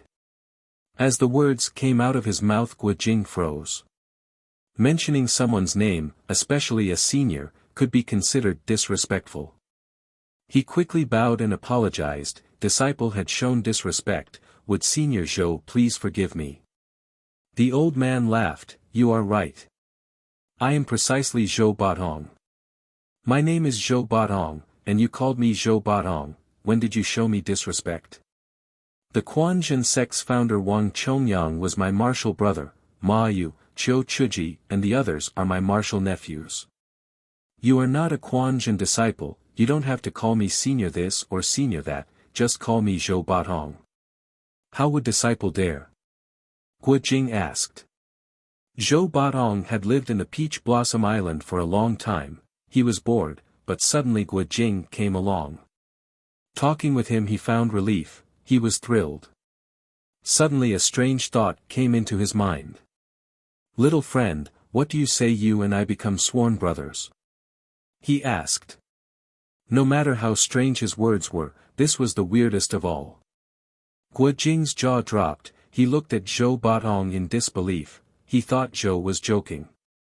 After a while he opened his mouth, disciple is Priest Ma and Priest Qiu's Jr., I deserve to address you as my Grand Martial Master. Zhou Batong busily shook his hands. My martial arts skill came from my martial brother. Ma Yu, Qiu Chuji and the others did not consider me their senior, they also did not respect me as a senior. You are not my son, I am not yours, we do not have older-younger generation difference. Speaking thus he heard footsteps approaching, an old servant appeared, carrying a food basket. Zhou Batong beamed, our food is here. The servant opened the basket and took out 4 dishes of food, 2 pots of wine and a wooden basket full of rice. He placed the food in front of Zhou Batong, on top of a big rock. poured out 2 cups of wine and stood silently aside. "Where is Miss Huang? Why didn't she come looking for me?" Guo Jing asked. That servant shook his head, pointing to his ear and his mouth, signaling that he was deaf and mute. Huang Yaoshe had punctured his ears. "You can ask him to open his mouth wide and take a look," Zhou Batong chuckled. Guo Jing made a signal, asking that servant to open his mouth. Guo Jing was startled and scared. That servant's tongue had been cut in half. "The servants of Peach Blossom Island are just like that," Zhou Batong said. "You have come here, if you don't die, you will end up like them." Guo Jing heard what he said. He was silent for a long time. How could Rengier's father be so cruel? He thought. "That old heretic Huang tortures me every night," Zhou Batong continued. "I don't want to admit defeat to him. Last night I was almost fallen in his hand. If not for you, little brother, my more than 10 years' effort of resisting him might crumble in one evening. Come little brother, here we have wine and food. Today we will take an oath to be sworn brothers, in the future we will share fortune and bear difficult times together." That year when Wang Chongyang and I became sworn brothers, he also refused in every way. Why? Do you really not know? My sworn brother Wang Chongyang's martial art was much higher than mine, that was why he was not willing to swear brotherhood with me. Is your martial art also much higher than mine? I don't think so. Junior's martial art is way below yours, Guo Jing answered. I don't deserve to swear brotherhood with you. If you say to swear brotherhood have to have the same level of martial art, then I have to swear brotherhood with old heretic Huang, or old poison, Zhou Batong said. I only like to fight with them. That's ridiculous. Do you want me to swear brotherhood with this deaf and mute fellow? He pointed to that old servant, jumped up and down in a fit of rage. Guo Jing saw his face was red. He quickly said, disciple and senior differ by 2 generations. If I follow senior's direction, people will laugh at us and ridicule me. If later on I meet Priest Ma and Priest Chiu, how could I not be ashamed? You have these many considerations. You certainly don't want to swear brotherhood with me because I am too old. Boo-hoo-hoo. Zhou Batong covered his face and cried, randomly pulling his beard. Guo Jing nervously waved his hands, disciple will do whatever senior instructed. Zhou Batong cried even harder. You said that because of my coercion, you reluctantly agreed, that doesn't count. When someone asks in the future, you will say that it was entirely my fault. I know you are not willing to call me your sworn brother. Guo Jing was secretly amused. How could such an old man not act his age?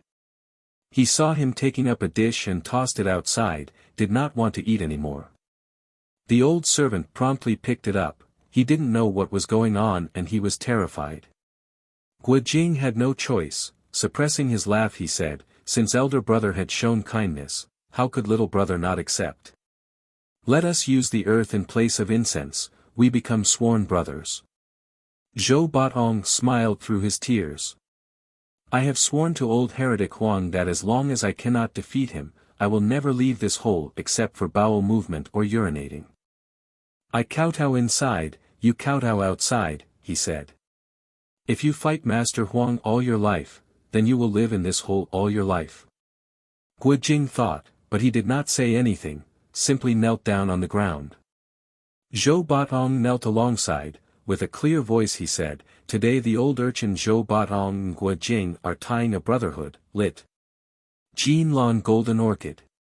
We will share good fortune together and will face difficulty together. If I break this oath, may my martial art perish that I can't even fight a puppy or a kitten. Guo Jing heard he called himself old urchin, and his oath was sort of peculiar, he could not restrain his smile. Zhou Batong stared at him. What are you smiling at? Quickly say your oath. Guo Jing quickly recited his oath, then 2 people poured down the wine on the ground. Guo Jing then paid his respect to his elder brother.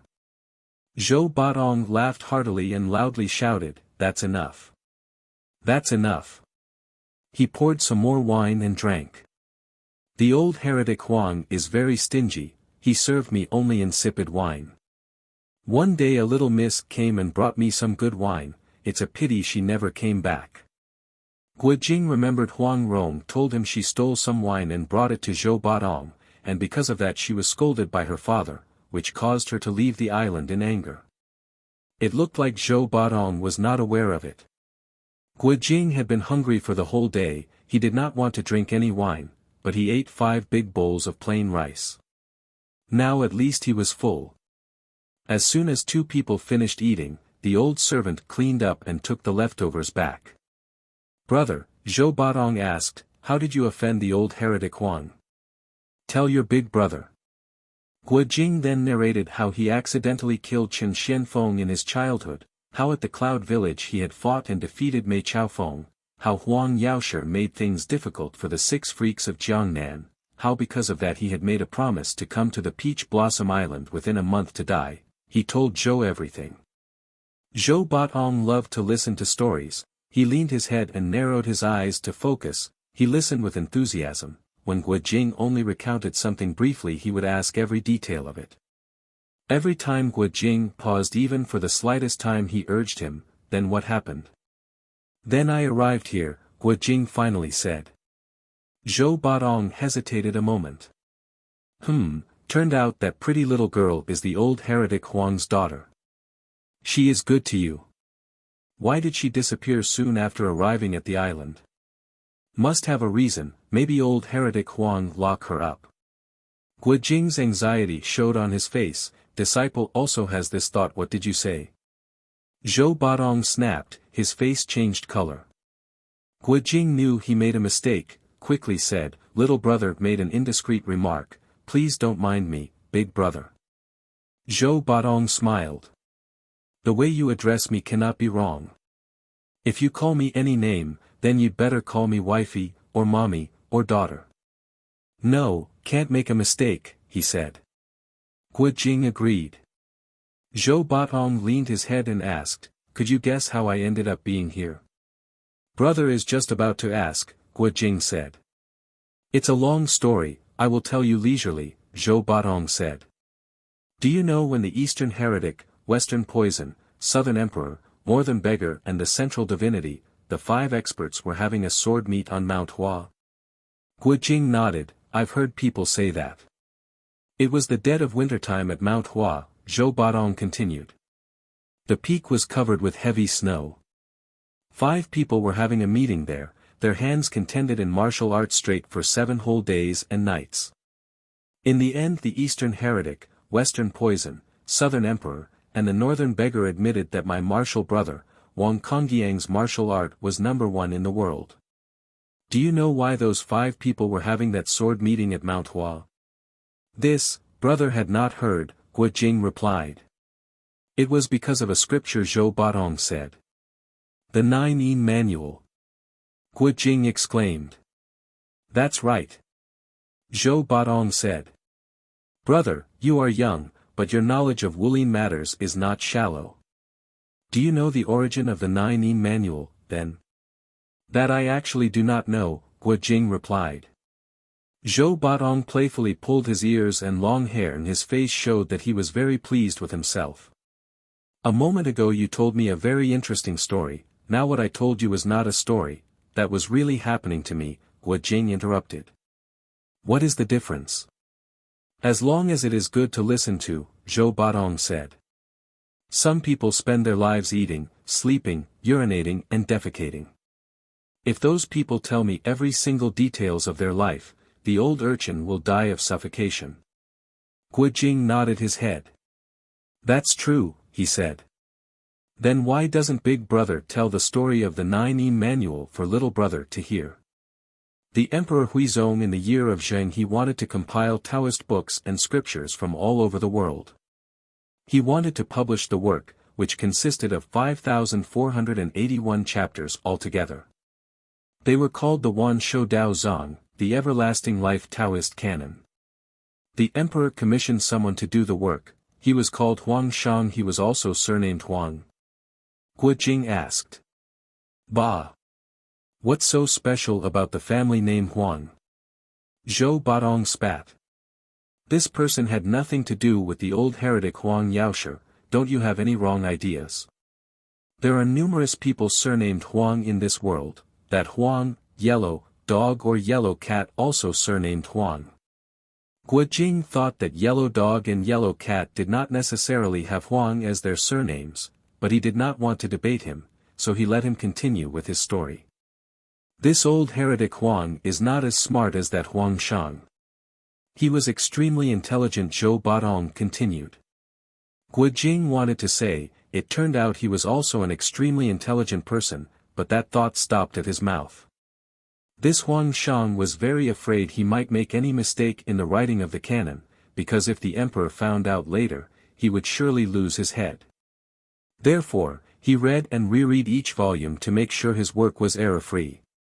Unexpectedly, after several years of studying the scriptures, he became very proficient in the Taoist doctrines. He had found the profound truth of martial arts. He did not have any master. He trained himself in internal and external energy cultivation and became a grand master in martial art. Brother, this Huang Shang was many times smarter than you are. I don't have his kind of intelligence, and I don't think you do too. Naturally, Guo Jing said. If I were to study more than 5,000 chapters of scripture, it will take me a lifetime just to read them from beginning to the end. How can I comprehend the martial art inside them? Zhou Batong sighed. This kind of intelligent people still exist in the world today, he said, but if you meet this kind of people, chances are you will face unfortunate events. Guo Jing did not agree with his view. He secretly thought, Renjie is very intelligent, but since I met her I have always found good luck. How can he say unfortunate? But he was not the kind who likes to argue, so he kept his thought to himself. That Huang Shang had mastered the martial art, yet he still held an office in the government, Zhou Batong continued. There came a time when suddenly there arose a religious movement in the kingdom. They called themselves Ming Jiao, Ming cult, something. It was said that this movement was originated from Central Asia, a place called Persia. The follower of this Ming cult were, first did not worship Tai Shang Lao Jun, translator note, I think he was a Taoist deity, second did not worship ancestors' spirit, third did not worship Buddha, they only worship old foreign devil. They did not eat meat nor drink wine, they were vegetarians. The Emperor Huizong only believed in Taoism, so as soon as he found out he issued an imperial decree assigning Huang Shang to eradicate this devil cult. Unexpectedly there were many martial art masters among the members of the cult. They were fearless of death and fought Huang Shang and his troops, rendered them useless. After several battles Huang Shang and his troops suffered big loss. Huang Shang was indignant. He went out and challenged the devil cult's martial art masters on one-to-one combat. He personally killed several Fa Wang, imperial priest just like Jin Luan Fa Wang of Rock and kings of Ming cult in HSDS, and some envoys. Who would have known that the people he killed were disciples of well-known Wulin characters? Some were their martial uncles, aunts, brothers, sisters, or their immediate families. Of course these people were enraged and they came together to face him. They scolded him as not handling the affairs according to the Wulin custom. To which Huang Shang replied, I am a government officer, and am not part of the Wulin world. What do I know about your Wulin custom? Those whom family or relative was killed argued, if you are not part of the Wulin world, then how did you know martial art? Are you saying that your master only taught you martial art, but did not tell you anything about the Wulin custom? Huang Shang replied, I don't have any master. Of course they did not believe him, so they were involved in heated argument. What do you think happened? They began to fight each other, Guo Jing said. Without question, wasn't it? Zhou Batong said. Huang Shang's martial art was strange, none of his enemies had seen it. Because of this he could kill some of them quite easily. However, his enemies were numerous, he was also injured from the fight, so in desperation he ran away. Those enemies of him then wiped his parents, wife and children clean. Listening to this part Guo Jing heaved a sigh. He thought that people who practiced martial art would unavoidably kill others. This Huang Shang was no different. If he did not practice martial art, he would not experience such tragedy. That Huang Shang fellow had ran away to a deserted place and hid himself there, Zhou Badong continued. There he tried to remember his enemy's martial art one by one. He painstakingly pondered on how to defeat each and every one of them. He thought that as soon as he succeeded in developing the martial art, he would go back and seek his revenge. A long time passed, finally he was able to master the new martial art. He was very happy, expecting that very soon he would be able to avenge his family. Thereupon he left the mountain to seek his enemies. But unexpectedly the people he was looking for had disappeared. Can you guess what happened to them? Perhaps his enemies have found out his intention, and they knew his martial art was good, so they were scared and hid from him, Guo Jing guessed. Zhou Badong shook his head, no, no. When my martial brother told me this story he also asked me to guess what happened, and I also said the same thing. I even made 7, 8 guesses but none of them was right. Well, if Big Brother guessed 7, 8 times yet did not hit the target, then I don't have to make any guess at all, since even if I guessed 70, 80 times I certainly cannot guess right, Guo Jing said. Zhou Badong roared in laughter, no chance, you have no chance at all. Alright, since you admit defeat I won't ask you to guess anymore. Actually several dozens of his enemies had all died. Guo Jing uttered a cry of disbelief. That's strange. Could it be that his friends or maybe his disciples had avenged him and killed all his enemies? He asked. Again Zhou Badong shook his head, no, no. You missed by 108,000 lease. He did not have any disciple. He was a government official, his friends were all scholars, not martial artists, how could they avenge him? Guo Jing scratched his head. Could it be that they were plagued by some disease and died in some kind of epidemic? Also incorrect. His enemies were scattered, some lived in Shandong, some came from Huguang, several were from Hebei and Liangzhi. How could they die from the same epidemic? Zhou Badong asked, but then he exclaimed. Ah! Yes, yes. That's right. Some epidemic could kill you no matter where you are, even if you ran to the end of the earth. Can you guess what kind of epidemic was it? Guo Jing mentioned typhus, smallpox, dysentery, and 6, 7 other type of diseases, but Zhou Badong shook his head every time. Finally Guo Jing exclaimed, foot-and-mouth disease. Then he faked surprise, covered his mouth, stood up and tapped his head with his left hand and burst into laughter. I was kidding. Foot-and-mouth disease is the plague of the cattle at the Mongolian desert, it won't attack human. Zhou Badong also burst in laughter. The more you guessed the weirder you became. That Huang Shang looked everywhere before he finally found one of his enemies. She was a woman. When they fought, she was only about 16, 17 years old young girl, but when Huang Shang found her, she was some 60-year-old granny. Guo Jing's jaw dropped. This is really weird. Ah, right, she must have disguised herself as an old lady so Huang Shang wouldn't recognize her. She did not disguise herself, Zhou Badong answered. Just think, Huang Shang had several dozens enemies, each one of them was a martial art expert, each came from a respectable martial art school or family. Can you imagine how profound and complicated each of their skills was? He wanted to defeat each person's unique skill, just how much time did he painstakingly spend to achieve such result? He was hiding in a remote mountain area and diligently trained himself. Day and night only martial art occupied his mind, he did not care about anything else, unconsciously he had spent more than 40 years altogether. More than 40 years? Guo Jing was astonished. That's right, Zhou Badong asserted. When you are absorbed in learning martial art, 40 years will pass quite easily. I have been here for 15 years yet did not feel like it was that long. Huang Shang saw that young girl turned into an old granny, his heart was heavy with emotion. That old lady was sick to the bone, she was bedridden and was dying. Without him moving his hand she would die in a few days. His heartache and hatred for dozens of years just vanished without a trace. Brother, everybody has to die.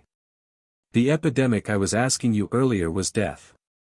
When your time comes, you cannot run away. Guo Jing silently nodded. Zhou Badong continued, my martial brother and his 7 disciples day in and day out dedicated themselves to achieve perfection of life. But tell me, is it really possible to cultivate a divine body that won't see death? That was the reason I did not want to follow those ox-nosed way of living. Guo Jing was lost in thought. Zhou Badong continued, Huang Shang's enemies were about 40, 50 years of age, another 40 years plus, how could they not die? Ha ha ha, actually he did not have to trouble himself by training his martial art and developing new techniques, all he had to do was outlive his enemies.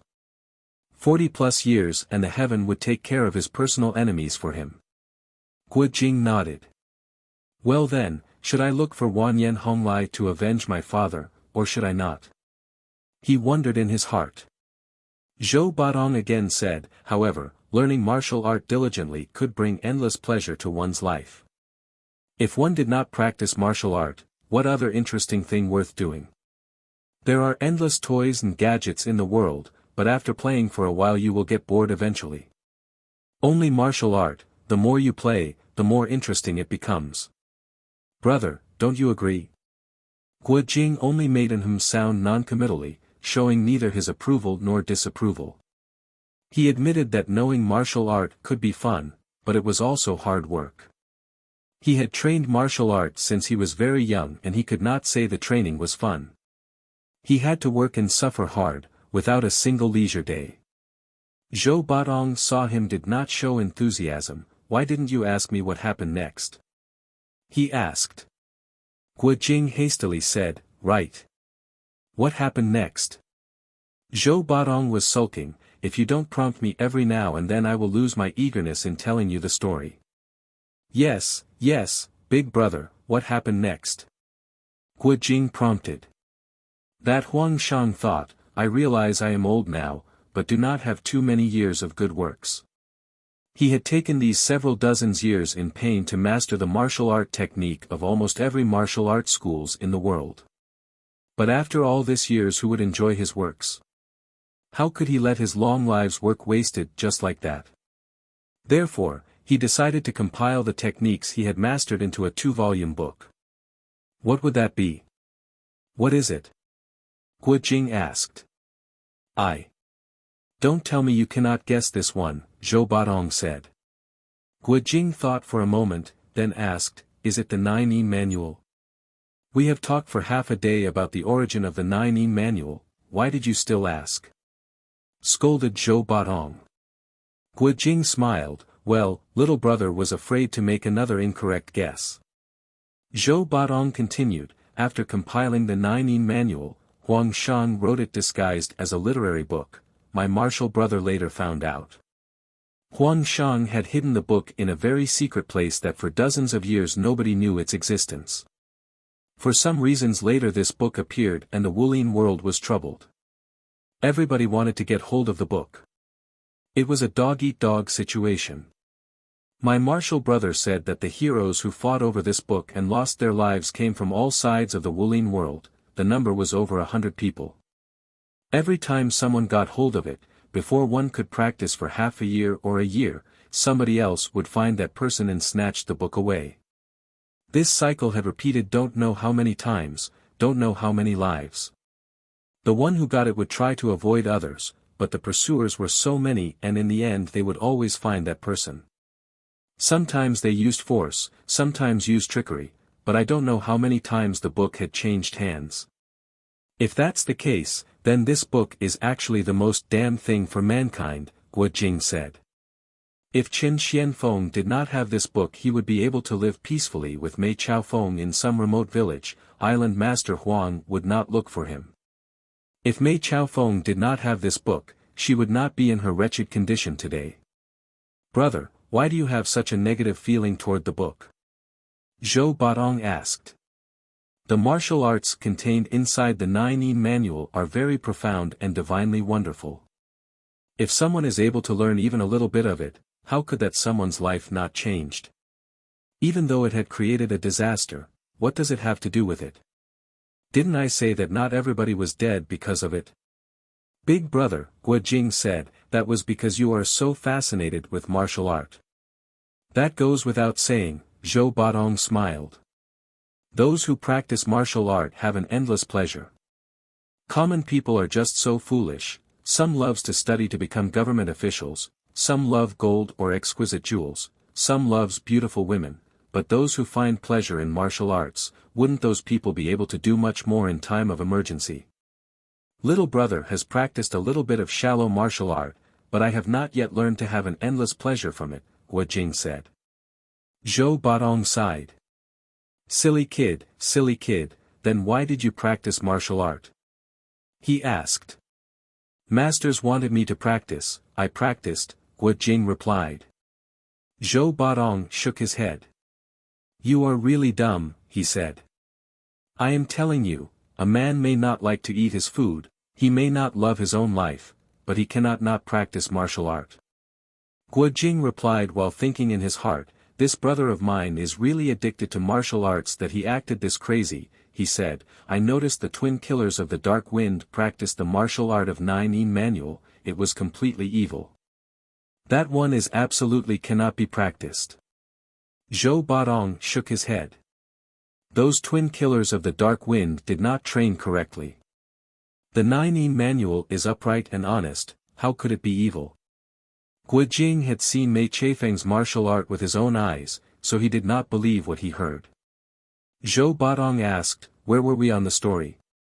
You talked about the heroes of the world fighting over the 9-in manual, replied Guo Jing. That's right. Zhou Baodong said.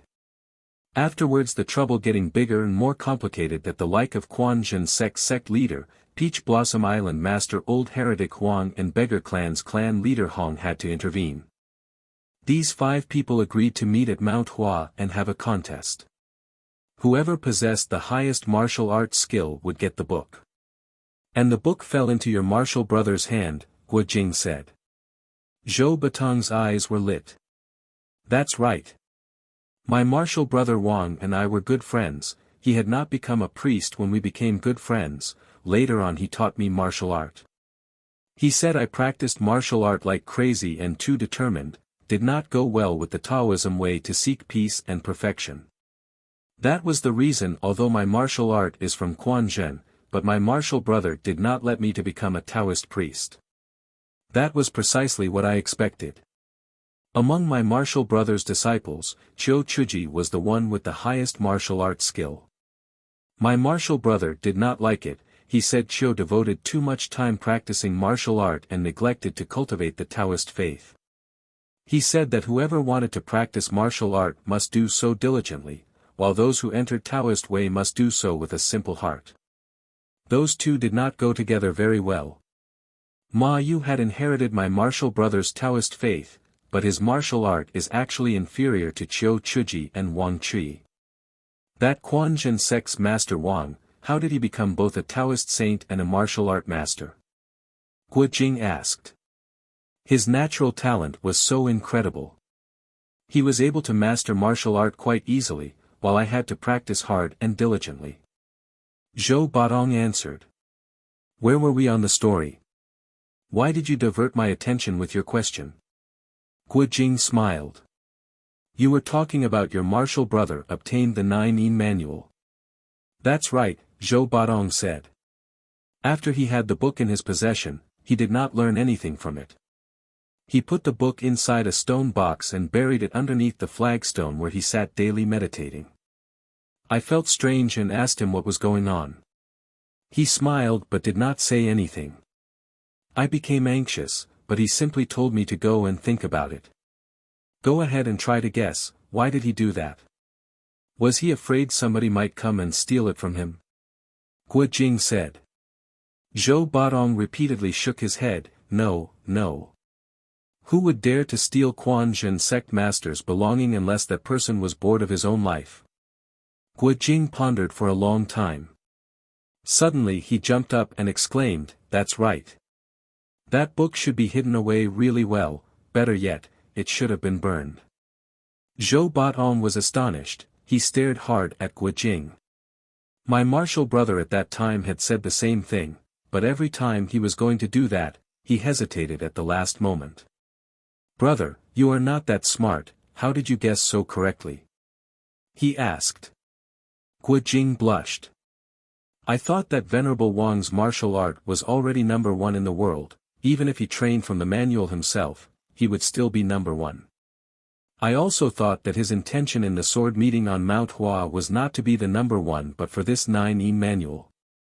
He wanted it, not to benefit from it, but rather to avoid further bloodshed among the heroes of Wulin.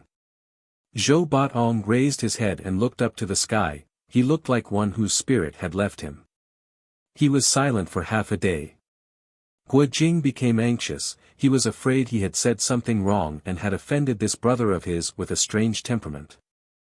Finally Zhou Batong sighed and asked, how can you think of this truth? I don't know, said Guo Jing, scratching his head. I just thought that this book had caused numerous deaths, even if it were a precious book, still it would be better if it was destroyed. I know his reasoning, but I have never understood it, Zhou Batong said.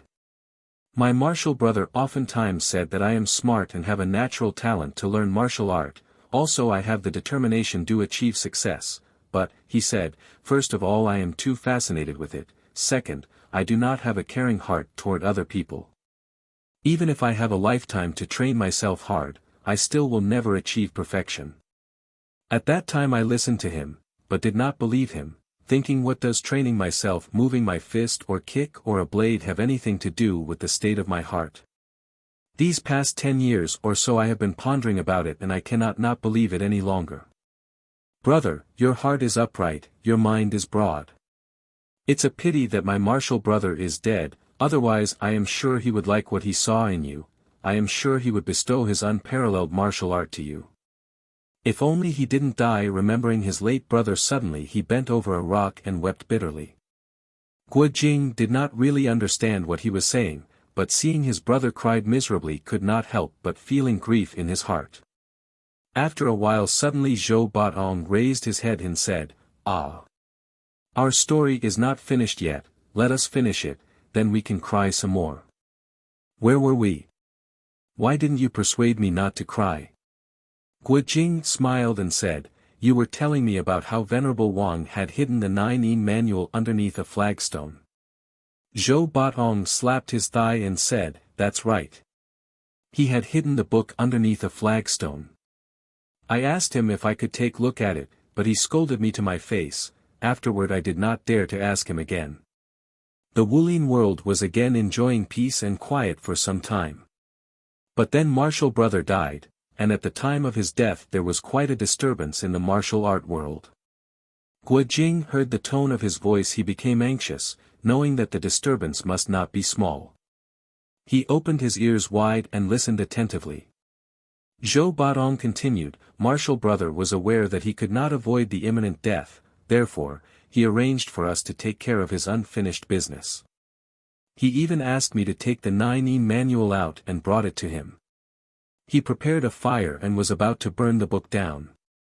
But after stroking the book for a long time he heaved a deep sigh and said, this book is the senior's lifelong effort, how could it be destroyed in my hand? Water can float a boat, yet it also can sink a boat, so we'll have to see how the future generations make a good use of it. However, I forbid our sect disciples to practice whatever is in this book, so that people cannot accuse me of wanting to own this book for personal gain. After saying those words he closed his eyes and died. That very evening, not even the 3rd hour yet, something happened in the temple. Ah! Guo Jing uttered a cry. Zhou Batong continued, that night I stayed up with the Quanzhen first generation 7 disciples, keeping a vigil by the side of the coffin. Around midnight enemies came. They were all skilled pugilists. The Quanzhen 7 masters immediately scattered out and engaged the enemies in battles. They were afraid the enemies would desecrate their masters' remains. I was the only one left guarding by the coffin side. I heard someone outside shouted, quickly hand over the 9E manual, otherwise your temple will be burned to the ground. I looked outside and could not help feeling cold in the stomach. I saw a man standing on a tree branch and his body was swaying following the branch movement. That was an extraordinary demonstration of lightness kung fu. At that time I thought, this lightness kung fu is superior to mine. If he is willing, I'd like to take him as my master. But then I changed my mind. It's wrong. It's wrong. This man must have come here to steal the 9-in manual. Not only I cannot bow to him to be his disciple, but I must fight him. I did not know him, but whether I wanted it or not, I had to fight him. So I jumped outside and fought with him on the tree. I fought him 30, 40 moves and I was getting scared. The enemy was a few years younger than I was, but his martial art was so fierce that I had a hard time keeping up with him. Finally I got hit on my shoulder by his palm and fell down the tree. You have such a high martial arts skill, yet you lost to him. Who was that? Guo Jing wondered. Zhou Badong answered his question with another question, can you guess? Guo Jing thought for a while then exclaimed, Western poison. Ah! Zhou Badong was amazed. How did you guess? Guo Jing replied, little brother thought that the people whose martial arts were higher than yours must be the people who were involved in the sword meet at Mount Hua.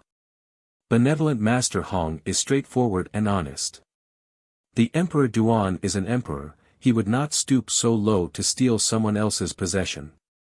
The Island Master Huang's real character little brother does not know really well, but he is a proud man, not the kind of person who would take advantage of someone else's precarious condition and make a thief of himself.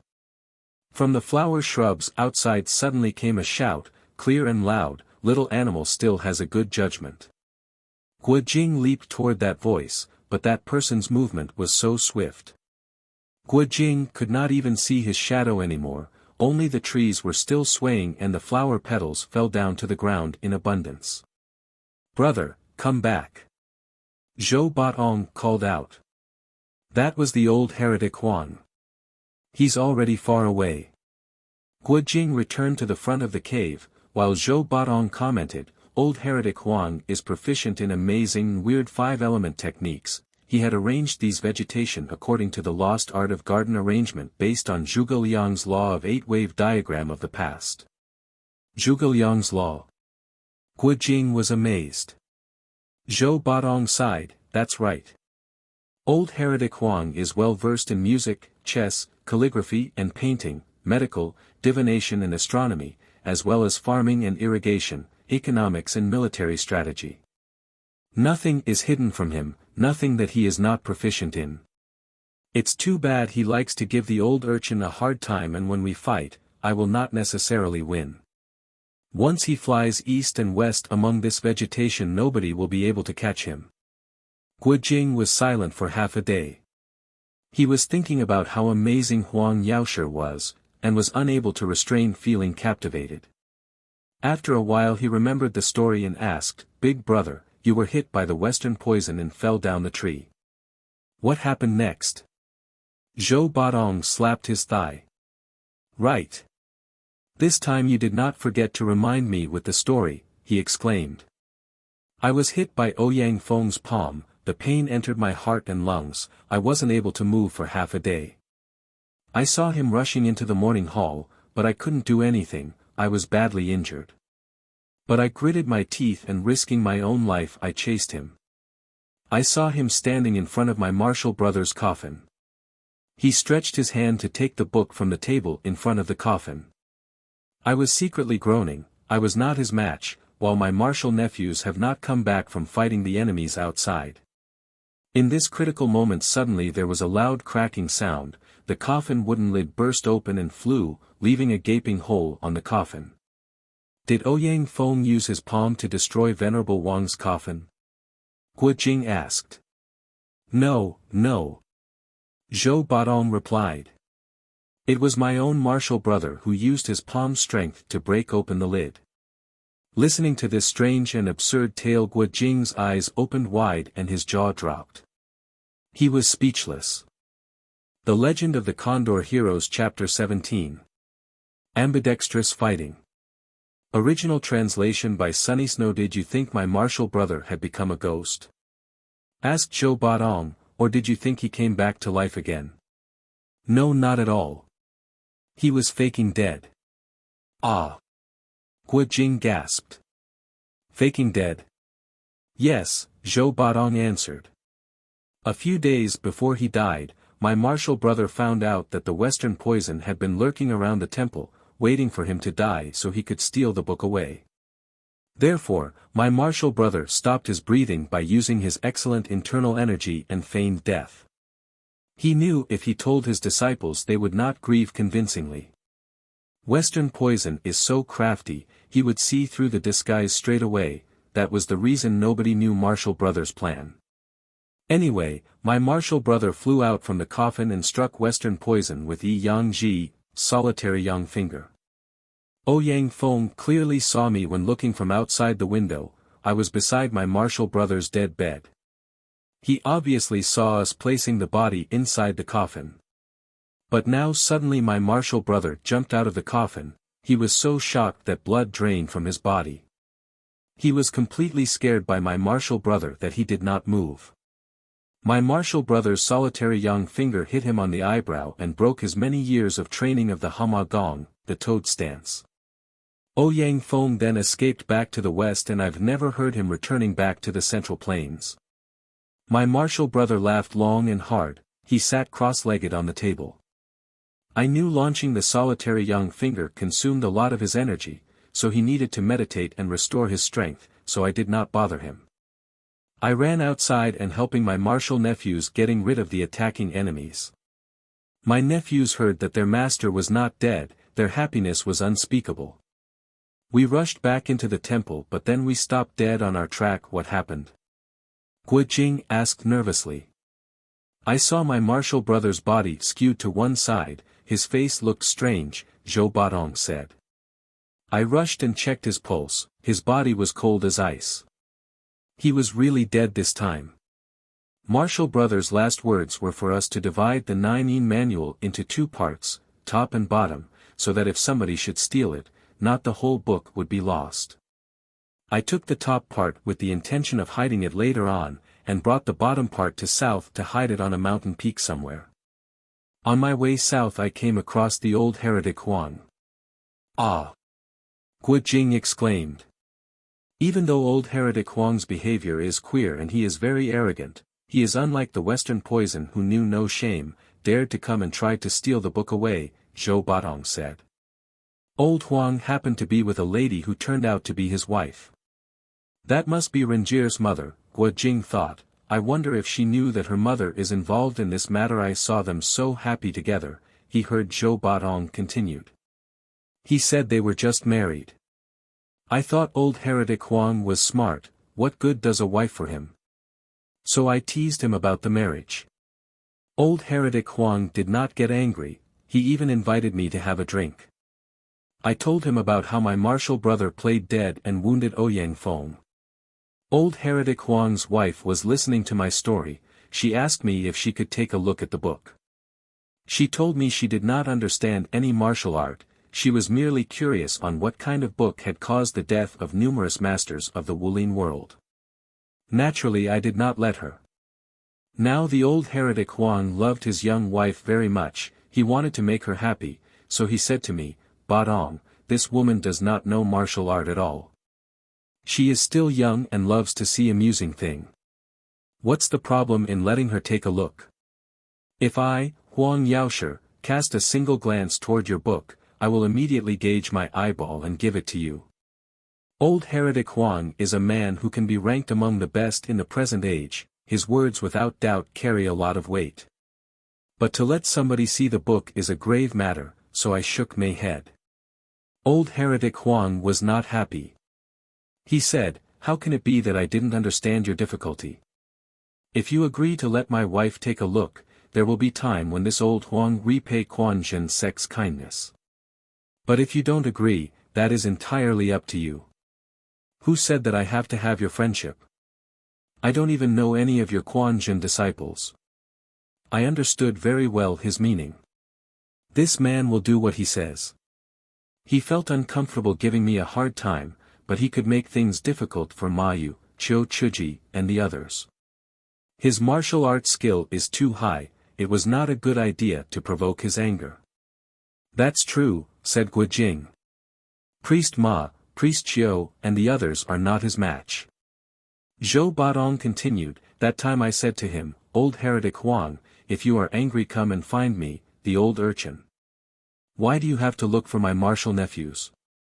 Won't that make you the big bully the little? His wife heard me mentioning my nickname, the old urchin, she burst into laughter and said, Big brother Zhou, you love to play around, let us forget this whole thing, let us just play around together. I don't want to see your precious book anymore. She turned her head to old heretic Huang and said, I think the 9-yin manual had been stolen by that Ouyang fellow, that's why big brother Zhou could not show it to me. If you keep pestering him I am afraid you will only make him lose face. Old heretic Huang smiled and said, that's right. Badong, let me help you find that old poison and deal with him. His martial art is above yours. Looks like Renjir inherits her mother's weird intelligence, Guojing thought. To Badong he said, they were just provoking you.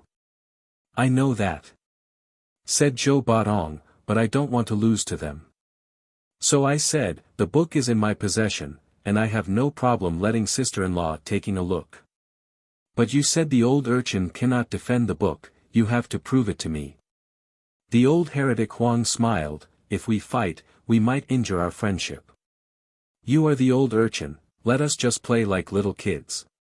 His wife already clapped her hands and called out, goody, goody. Why don't you two compete in playing with marbles? Before I could answer him Guojing showed a faint smile. Zhou Badong continued, I am an expert in playing marbles, so I cried out, let's play marbles then, do you think I am scared of him? Madame Huang smiled and said, Big brother Zhou, if you lose, you will let me take a look at your book. But if you win, what do you want? The old heretic Huang immediately said, the Quanzhen sect has its treasure, don't you think the Peach Blossom Island also have one? He took out a shiny black cloth, completely covered with thorns. Can you guess what this is? Soft hedgehog armor, Ruan Wei Jia, Guojing said. That's right, so you knew it, Zhou Badong said. The old heretic Huang said, Badong, your martial art is outstanding, naturally you don't need any protection, but someday you will meet a girl urchin, and soon will have little urchins. This soft hedgehog armor will be invaluable to protect the child, nobody will bully him. If you can beat me in marbles, this Peach Blossom Island treasure will be yours to keep. I said, I won't meet any girl urchin, naturally little urchin will not be born, but your soft hedgehog armor is famous in the Wulin world. If I win it, I will wear it outside my clothes, then I will wander around the Jianghu, let the people know that the Peach Blossom Island master had lost in the old urchin's hand. Madame Huang interrupted, don't just talk, after both brothers play then we can talk again. So we reached an agreement. Each man had to put 9 marbles into 9 holes, so I made 18 holes altogether. Whoever put 9 marbles first will win the game. Listening to this part Guojing recalled his own childhood playing marbles with his sworn brother Tuale in the desert, a smile broke on his face. Meanwhile Zhou Badong continued, I always carry plenty of marbles in my pocket, so we went outside to play our game.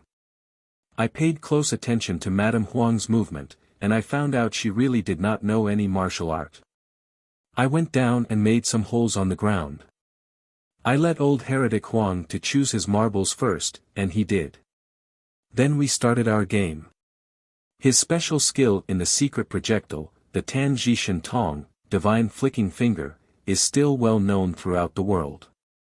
He knew his skill with small object was superior to mine. But he did not know that this game had a secret, there was slight difference in the way I made the holes. I made them in such a way that when a marble went in, it would jump right back out.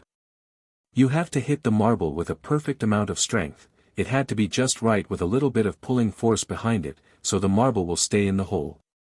Guojing had never thought that playing marbles in the Central Plains would be so complicated, Mongolian kids would never be able to compete.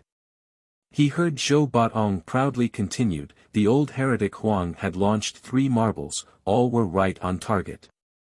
But as soon as they entered the holes they would jump back out. He did not know my secret. In the meantime I flicked 5 marbles and all went into the holes and stayed in the holes.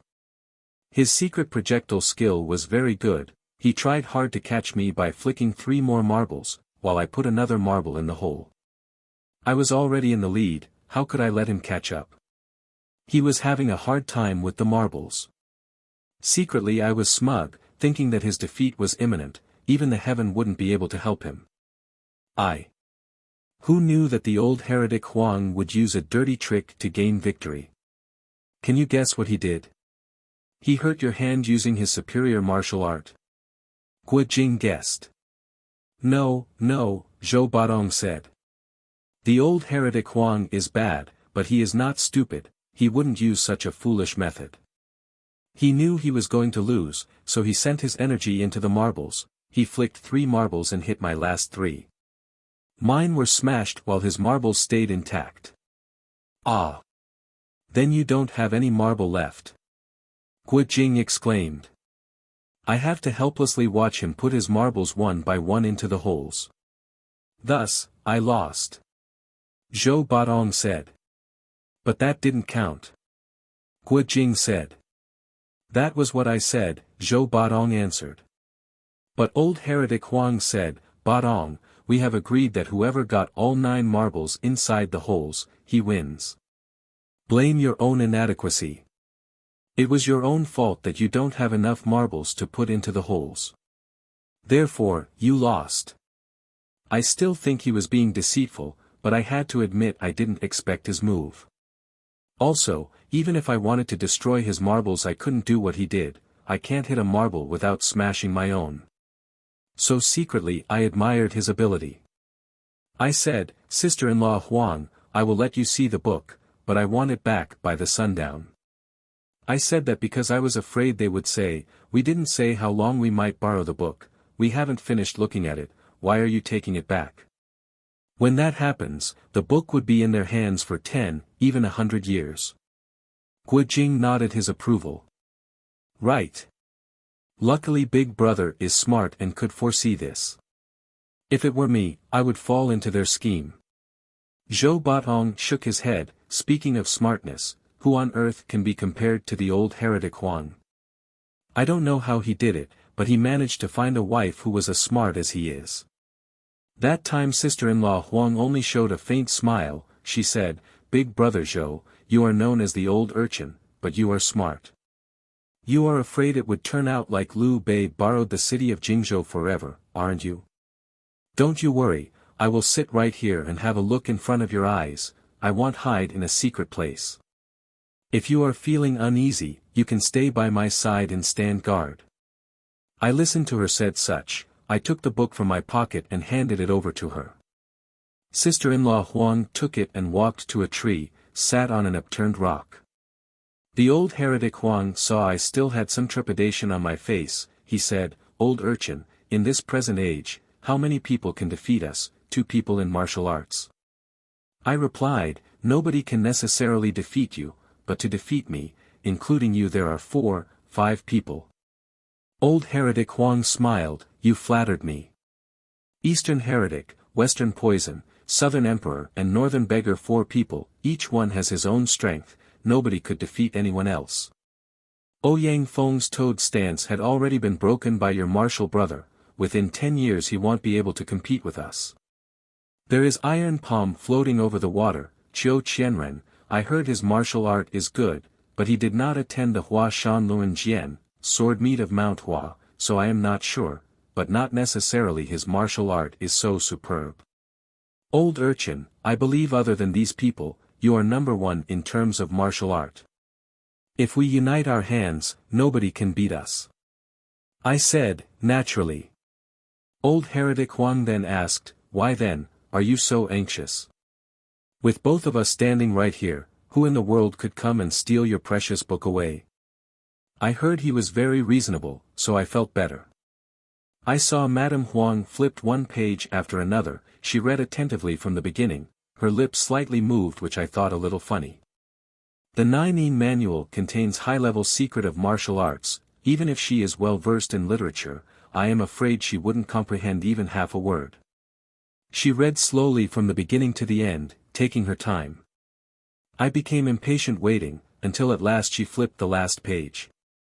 I thought she was done, but unexpectedly she turned to the first page and read again. But this time she read quickly, finished in only a time needed to drink a cup of tea. She gave that book back to me and smiled. Big brother Zhou, you have been deceived by the Western poison, this is not the 9E manual. I was shocked. I asked, what do you mean it isn't? This is obviously left behind by my martial brother, it looks good to me. Madame Huang replied, what use is its look? Ouyang Feng obviously swapped your book with this cheap copy on how to do fortune-telling and divination. Could it be that Ouyang Feng had swapped the books before the Venerable Wang came out of the coffin? Guo Jing asked. That was what I thought then, Zhou Badong replied. But I've already known for some time that old heretic Huang is very shrewd, I could not really believe what his mistress had said either. Madame Huang saw me stood silently, she knew I doubted her words, so she asked, Big brother Zhou, how do you know this is the real 9E manual? I told her, ever since my martial brother took possession of the book, nobody has ever seen the contents. Martial brother had said that he fought for 7 days and 7 nights to avoid further bloodshed in the Wulin world, not for his personal gain. Therefore, he forbade Quanzhen disciples to learn any martial art from the book. Madame Huang then said, Venerable Wang had a just and upright heart, truly deserving an endless admiration. Even so, there are other people who would not hesitate to deceive him. Big brother Zhou, you go ahead and take a look at the book. I hesitated, remembering my deceased martial brother's last words I did not dare to defy.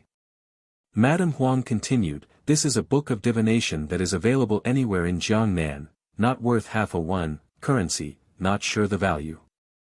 Besides, even if this book is the real 9E manual, it is all right to look as long as you do not learn anything from it, isn't it?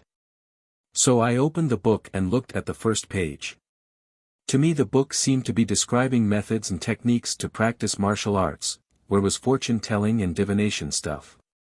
Madame Huang said, I have played with this kind of book since I was 5, I know the content from the beginning to the end.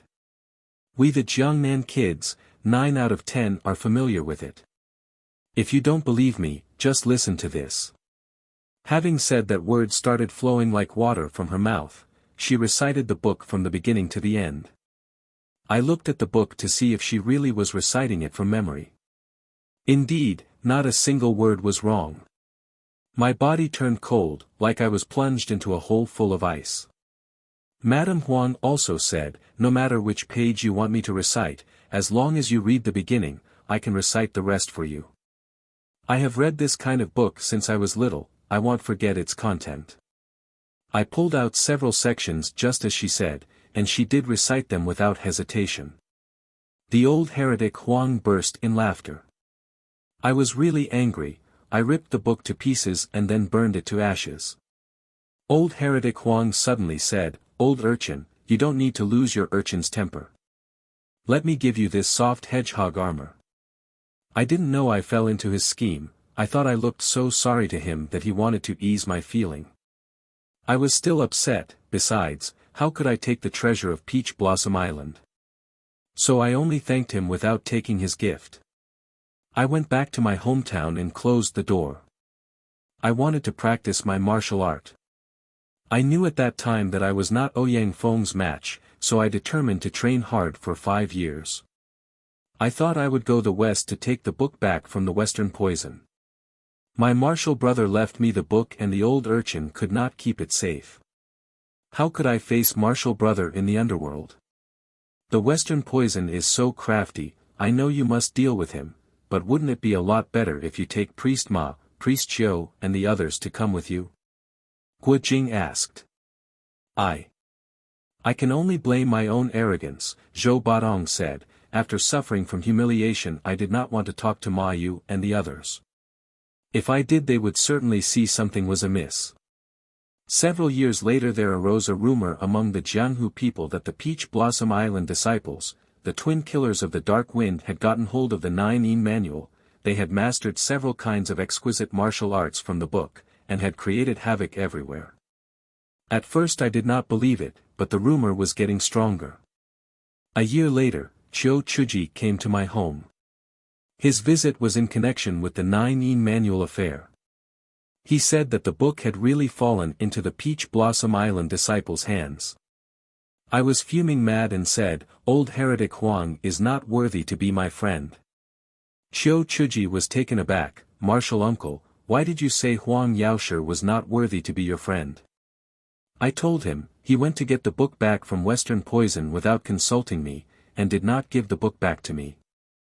I think he intended to do it, but right after he got the book back it was stolen by his renegade disciples," Guo Jing reasoned. I know he was quite angry because of this, that he cut the legs ligament of his other innocent disciples and expelled them from his school. Zhou Badong shook his head.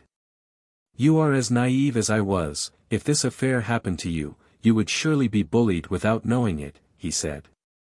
That day Chiu Chuji discussed martial arts with me. We talked at length before he finally left. 2 months later he suddenly reappeared. He had visited Chen Xianfeng and Mei Chaofeng, the couple that had stolen the old heretic Huang's book. They were practicing 9-yin white bone claw and heart-destroying palm, 2 evil martial arts. He took a big risk to eavesdrop the twin killers of the Dark Wind's conversation and found out that old heretic Huang did not get the book from Ouyang Feng. Not at all. He stole it from my own hands. You have obviously burned the book. Did Madame Huang swap the books, and gave you the fake one? Guo Jing asked. I have guarded against that possibility early on, Zhou Badong said. When Madame Huang looked at the book, I did not dare to leave even half a step from her side. She did not know martial art. Even if her hands and feet were swift she could not get away from us who practice secret projectiles. No, she did not make the swap, she merely recorded it in her mind. Guo Jing did not understand. How did she record it? He asked. Zhou Badong answered his question with another, Brother, when you are reading a book, how many times do you have to read until you committed what you read into your memory? If it is easy then maybe 30, 40 times.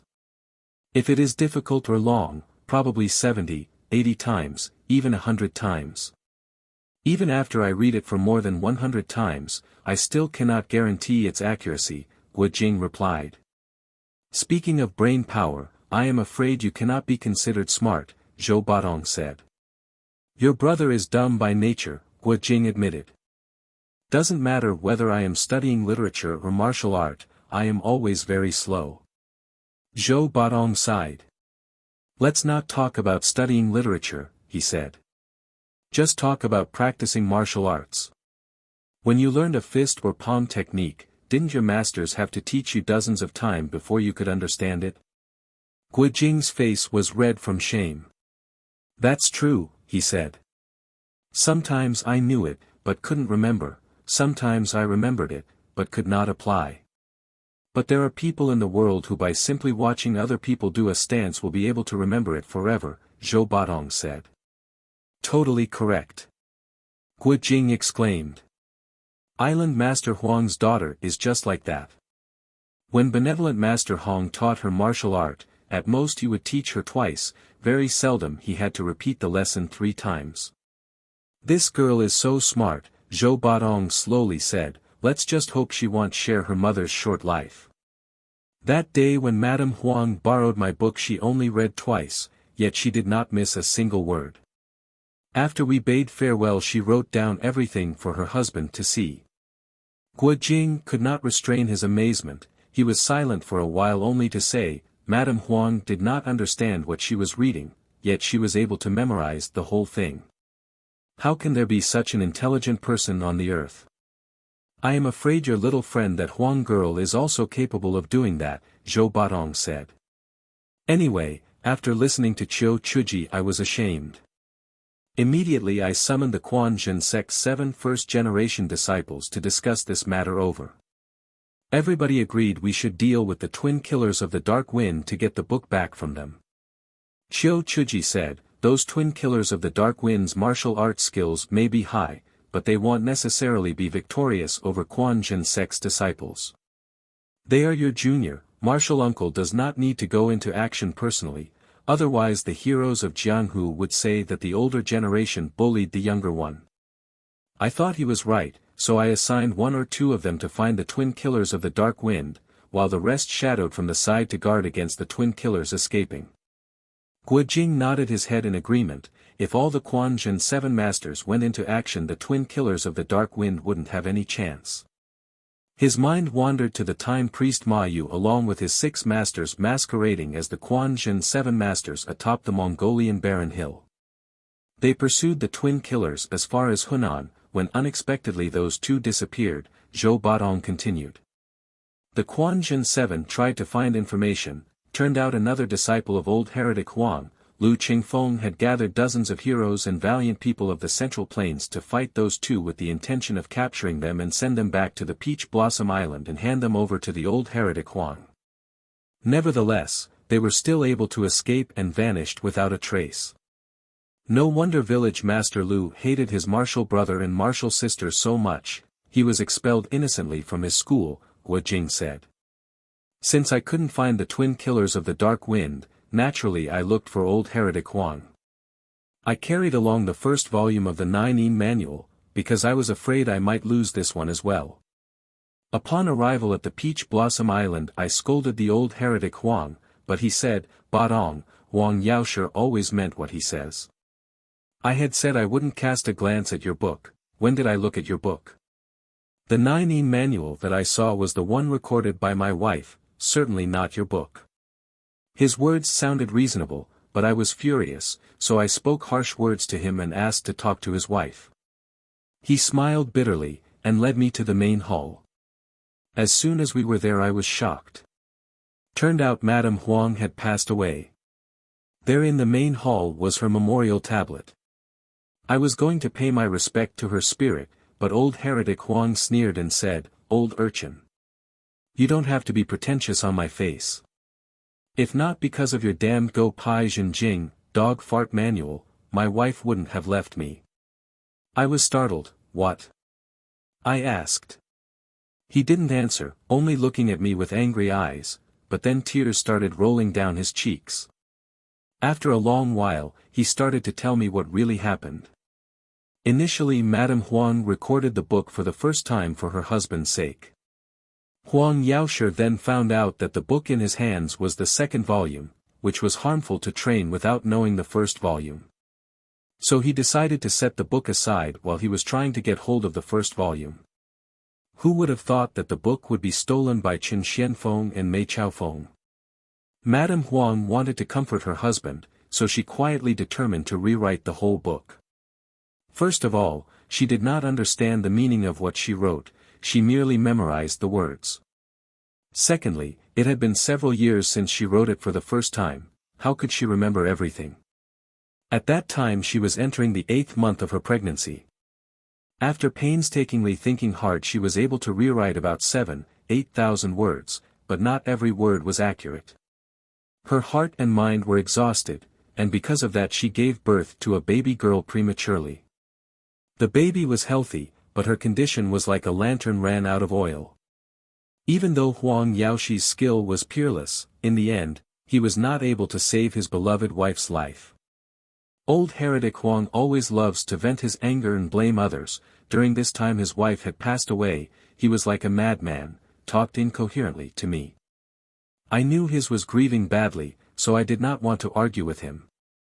I simply smiled and said to him, You are a pugilist, yet you put too much feeling toward husband and wife relationship. Aren't you afraid you are becoming the laughing stock of other people? My wife was different, he said. I told him, Your wife died, this is the best time to train your martial art. If it were me, that was exactly what I expected. The earlier your wife died the better. Congratulations. Congratulations. Ah. Guo Jing gasped. How could you say such thing?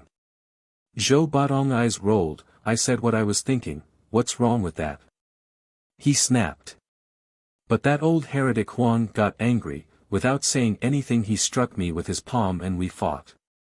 In the end I had to stay in this stupid place for 15 years. Did you lose to him? Guo Jing asked. Zhou Batong smiled, if I win, I won't be here. He hit me until I was spitting up blood. I ran away until I found this cave. He pursued me, wanted to break my legs, he wanted to snatch the first volume of the 9-yin manual to be burned in front of his wife's memorial tablet. I hid the book inside the hole and sat at the cave entrance guarding. I said that if he resorted to force I would destroy the book immediately. He said, I will find a way to force you out of there. I said, well see. Just like that, and I have been here for 15 years.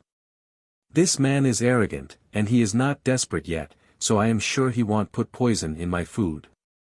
But he had used every means possible to force me out of here.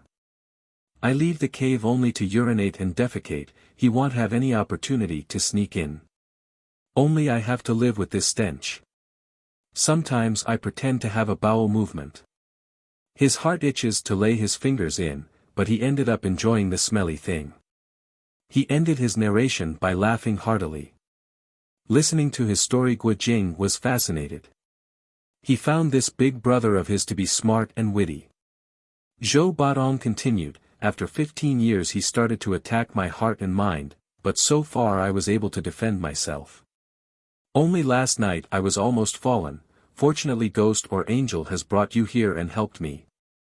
If not, this book would certainly fall into old heretic Huang's hands. Old heretic Huang's jade-colored tidal wave song contains a strong internal energy, very profound. Guo Jing listened to him recounting this gratitude and grudges, his heart was troubled. Big brother, what will you do now? He asked. Zhou Batong smiled, I will just continue our competition. Well, see if old heretic Huang will outlive me, or he'll live a few years longer than he will. I told you the life story of Huang Shan a moment ago, he had outlived all his enemies. Guo Jing felt it was not a good idea, but he didn't have anything better, so he asked, how come Priest Ma Yu and the others did not come to rescue you? Most probably they don't even know I am here, Zhou Batong said. Even if they do, the vegetation in this island is so strange that unless old heretic Huang himself gives consent, other people won't be able to enter the Peach Blossom Island. Also, even if they come to rescue me, I won't go. I haven't finished the competition with old heretic Huang yet. After talking with Zhou Batong for half a day, Guo Jing found that even though this man is old, he was filled with childlike innocence and always spoke straightforwardly, without any pretension. In the meantime the sun had climbed high in the sky. That old servant came back delivering their meal.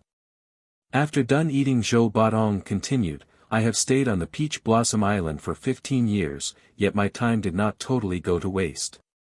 Here my heart and mind are clear, without any disruption. I can achieve here what I can achieve elsewhere for 25 years. But although I know I have advanced greatly, too bad I don't have any sparring partner, so I had to use my left hand to fight my right hand. Guo Jing was astonished. How can the left hand fight with the right hand? He asked. I pretend my right hand to be the old heretic Huang, the left hand to be the old urchin.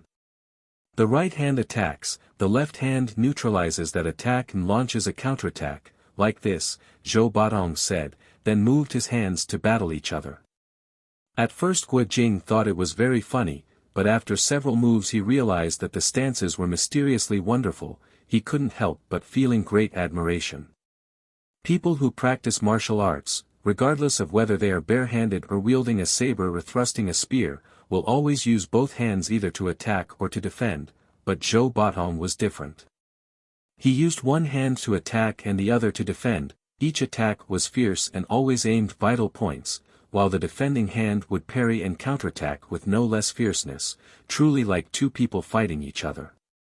Guo Jing had never seen nor heard anything like this before. After watching Zhou Batong fought himself for a moment, Guo Jing commented, Big brother, why don't you use your feet too? Zhou Batong halted and smiled, not a bad observation. You could see through my moves. Come. You try. While speaking thus he stretched his palm to attack. Guo Jing also stretched his to parry. Careful. I am going to push you to the left, Zhou Batong said. As soon as he finished speaking he exerted his energy. Guo Jing was ready, even before Zhou Batong warned him he had prepared himself to use the 18 dragon subduing palms. Two great forces collided, and Guo Jing staggered back 7-8 steps. He felt his arms sore and numb. Last time I borrowed the strength from my feet and you were pushed back, Zhou Batong said, now I am not going to use my feet. You try again.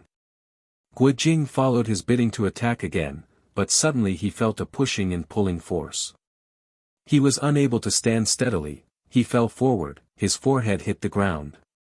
He crawled trying to stand up, he was in a daze. Zhou Batong smiled, do you understand? No, I don't, Guo Jing replied. I developed this technique after toiling for more than 10 years through training and meditation inside this hole, Zhou Batong said.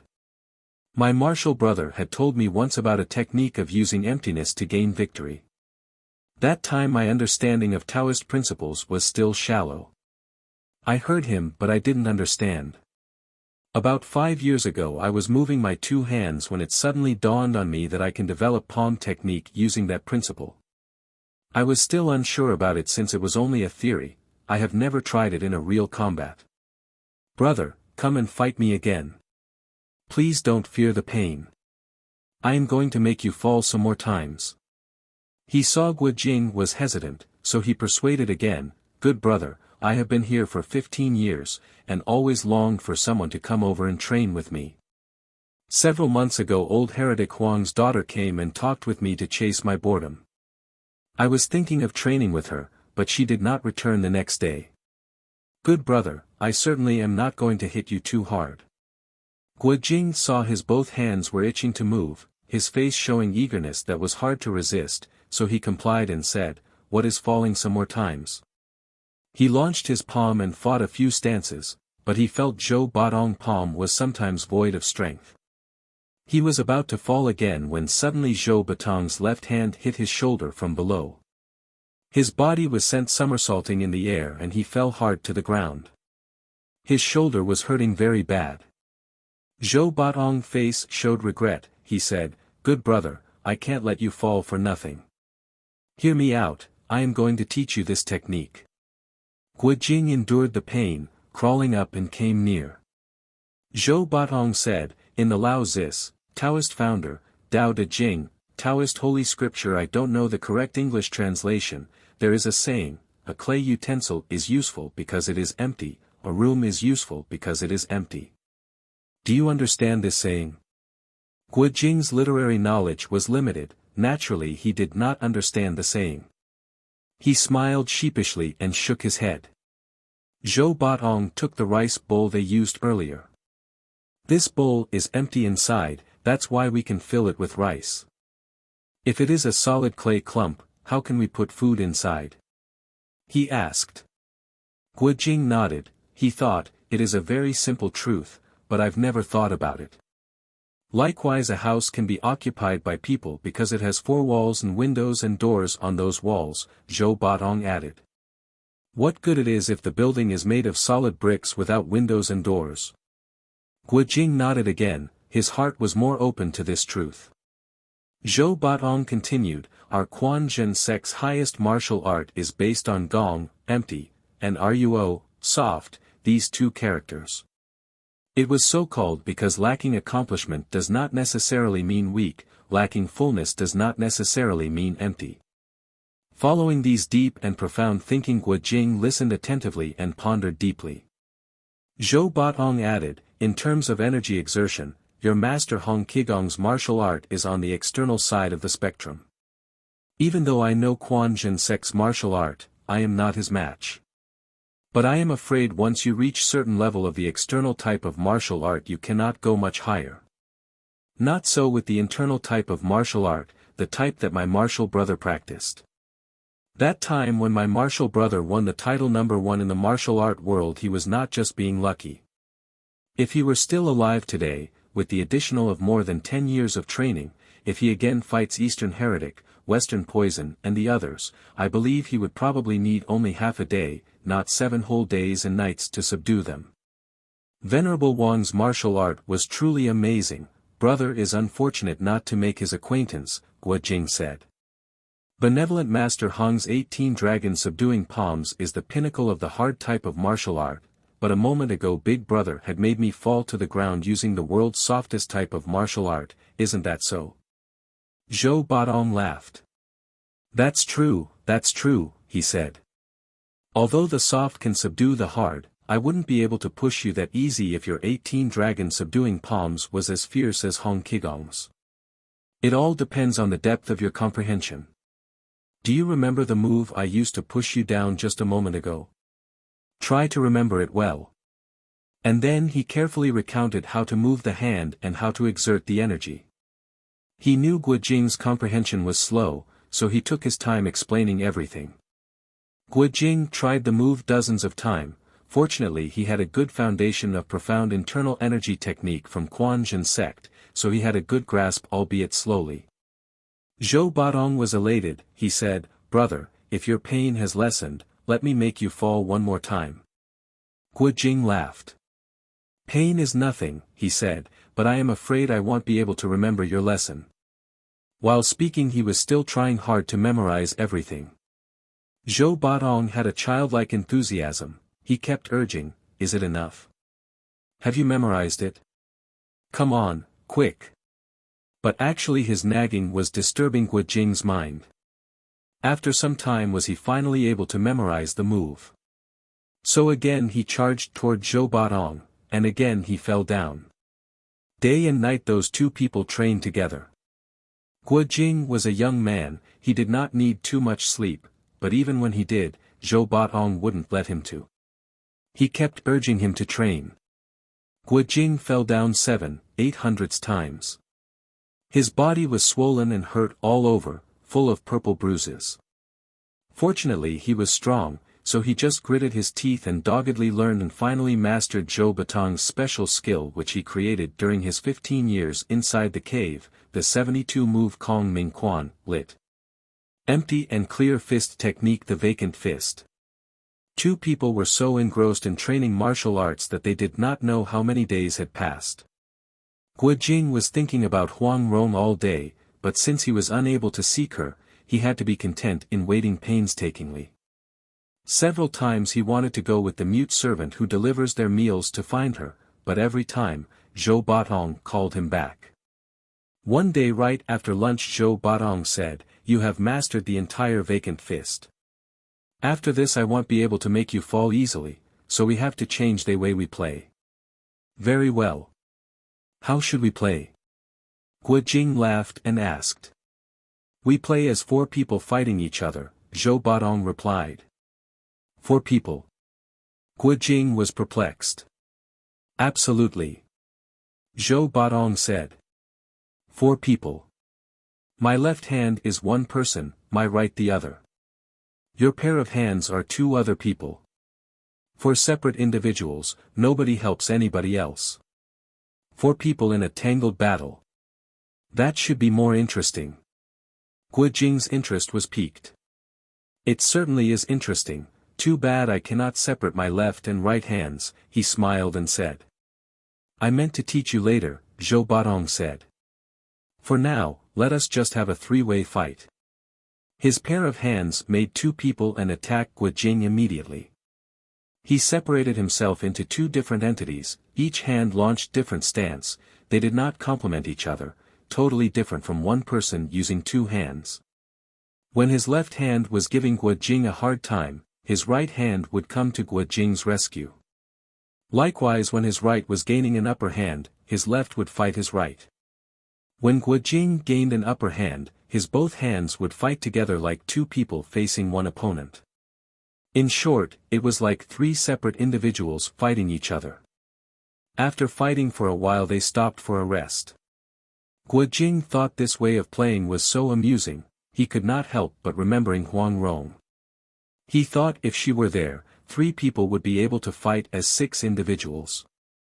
He was sure Huang Rong would be very interested. Zhou Batong was full of enthusiasm. As soon as Guo Jing caught his breath, he immediately taught him how to divide his hands in a mutual hands combat. This technique was actually more difficult than the vacant fist. There was a saying, mind cannot be divided, and somewhere along the same line, left hand draws a square, right hand draws a circle, is not a good habit. But this mutual hands combat technique was precisely dividing one's mind into two, and the way to train it was by drawing a square with the left hand and a circle with the right hand. Guo Jing practiced doing the drawings. Initially his square resembled a circle, and his circle looked like a square. He painstakingly practiced for a long time before he finally got the hang of it. Both hands could draw perfect square and circle at will. Zhou Batong was very excited. If you haven't practiced our Quan Zhen's internal energy cultivation, which enables you to combine inner and outer strength, how could you master this mutual hands combat technique so quickly? He said. Now, use your left hand to launch Nan Shan Quan, South Mountain Fist technique, and your right hand Yu Nu Jian, Yu Maiden Sword technique. These were the martial arts Guo Jing learned from Nan Shiren and Han Xiaoying. Guo Jing knew these techniques by heart, but launching them at the same time with different hands was actually very difficult. Zhou Batong was dying to play the four-people mutual combat, so he urged Guo Jing to train. He himself did not stop giving instructions and pointers. A few days later Guo Jing had mastered the mutual hands combat technique. Zhou Batong's delight was unspeakable. Come, come. He urged, your left hand and my left one form an alliance against your right hand and mine. Let us have a martial art contest. Guo Jing was still young, how could this kind of game not interest him? Immediately his right hand fought Zhou Batong's left while his left hand fiercely fought Zhou Batong's right. Nobody had ever seen or heard about this kind of battle. While they were fighting each other and themselves, Zhou Batong incessantly gave Guo Jing pointers on how to attack swiftly and fiercely, and how to form a stable defense. Guo Jing listened and committed each and every one of them in his memory. Zhou Batong only wanted to have an interesting playtime, but Guo Jing's mind came up with other thoughts. One day when they were playing, he thought, if our legs can also be divided, wouldn't two people be able to fight as 8 individuals? But he knew if he brought this up, Zhou Batong would go on indefinitely, so he refrained himself from saying anything. Several more days passed. Guo Jing and Zhou Batong fought as 4 separate individuals. Zhou Batong was having fun, he fought and laughed heartily. Guo Jing's skill was still shallow, so when one of his hands was unable to withstand, the other involuntarily would come to its rescue. Zhou Batong's fists moved rapidly. Guo Jing was not able to keep up fighting as 4 separate individuals, so oftentimes he became one individual fighting 2 people, as in 3-people mutual combat. But his 2 hands launched different moves, so it was like 2 Guo Jing fought together hand in hand against 2 opponents. Zhou Batong laughed heartily, you are fighting disregarding the rules, he said. Guo Jing jumped back. He was silent for a while then opened his mouth, big brother, I have been thinking of something. What is it? Zhou Batong asked. Well, your both hands can launch completely different moves. Why can't they work together as 2 people facing a common enemy? This technique can be very useful. If your enemy is strong, you can divide your mind and helping yourself. Although the force won't be doubled, but the stances would enjoy a great advantage. Zhou Batong had created the mutual hands combat technique out of his boredom living in the cave alone. It never occurred to him that he could actually use the technique in a real combat. Now that Guo Jing reminded him, a thought suddenly came flashing back and forth in his mind. Suddenly he leaped out of the cave and walked back and forth on the cave entrance, laughing incessantly. Guo Jing saw a sudden change in his action, like an evil spirit possessed him. He became anxious and called out, big brother, what happened to you? What is it? Zhou Batong did not answer, but he kept laughing. After a while he said, brother, I am coming out of this hole. I am not going to urinate, I don't have a bowel movement, but I am coming out. You are. Guo Jing exclaimed. Zhou Batong smiled, right now my martial art is #1 in the world, why should I fear Huang Yaoshi? I only hope he would show up so I can beat him really good. Are you sure you can defeat him? Guo Jing asked. Actually my martial art is still a notch below his, but by dividing my mind I can be 2 people against 1, nobody can defeat me. Huang Yaoshi, Hong Qigong, Ouyang Feng, their martial arts are superb, but how can they defeat 2 Zhou Batongs? Guo Jing was delighted, what Zhou Batong said was very reasonable. Brother, Zhou Batong continued, you have understood this mutual hands combat technique, all you need is just a few more years of practice, then your martial arts skill will be doubled. As they chatted, the two became more and more excited. Before then Zhou Batong was afraid Huang Yaoshi would come and made things difficult for him, but now he hoped Huang Yaoshi would show up. He would beat him up and leave this awfully smelly cave forever. He impatiently looked outside hoping to catch a glimpse of Huang Yaoshi's shadow. He would dash out to seek him if he didn't know the pathways on the island were mysteriously arranged. That night the mute servant came back delivering their dinner. Zhou Batong grabbed his neck and said, quickly tell Huang Yaoshi to come over, tell him to try my new technique. But that old servant only shook his head. Zhou Batong swore and uttered some indistinct remark before he suddenly realized, bah! I forgot you are deaf and mute. Turned his head to Guo Jing he said, tonight we must eat really good. Then he stretched his hand to grab the food basket. Guo Jing's nostril caught delicious smell from the basket, unlike the meal they usually got. So he hastily opened the basket and saw 2 small dishes of vegetable with a big bowl of chicken cooked with winter-picked mushroom, one of his favorite. With a thumping heart he took a porcelain spoon to scoop a spoonful of soup. It tasted exactly like the one Huang Rong prepared for him, so he was certain it was Huang Rong. His heart was thumping even harder. Quickly he looked at the basket to see if there was anything unusual. He found a box with 10 steamed buns inside. One of them had an image of a gourd, carved using a nail. The marking was so subtle that if he did not pay attention he would surely miss it. Guo Jing knew this bun was unusual. With a trembling hand he picked the bun, broke it into halves and found a wax pill inside. Guo Jing saw Zhou Batong and the old servant did not look his way, so quickly he slipped the pill inside his pocket. This time 2 people ate their dinner without caring for its taste. One person was eating while thinking how to have a peerless martial art in the world, while the right hand grabbed a steamed bun the left hand threw some fists, both hands were very busy, sometimes they were fighting each other while the mouth was chewing. The other person wanted to eat as fast as he could so that he could see what Huang Rong had hidden inside the wax pill. Zhou Batong ate the steamed bun with some effort, with a noisy sound he finished the soup too. The old servant cleaned up and took the basket away.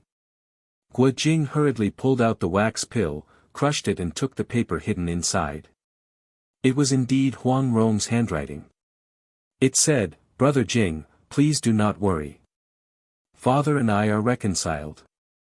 I will slowly ask him to release you. The letter was closed with 2 characters, Renjir. Guo Jing was ecstatic, he showed the letter to Zhou Batong. Zhou Batong laughed. Leave it to me, he said. He can't not release you. We will compel him to, don't need to ask him nicely. If he refuses, I will imprison him in this hole for 15 years.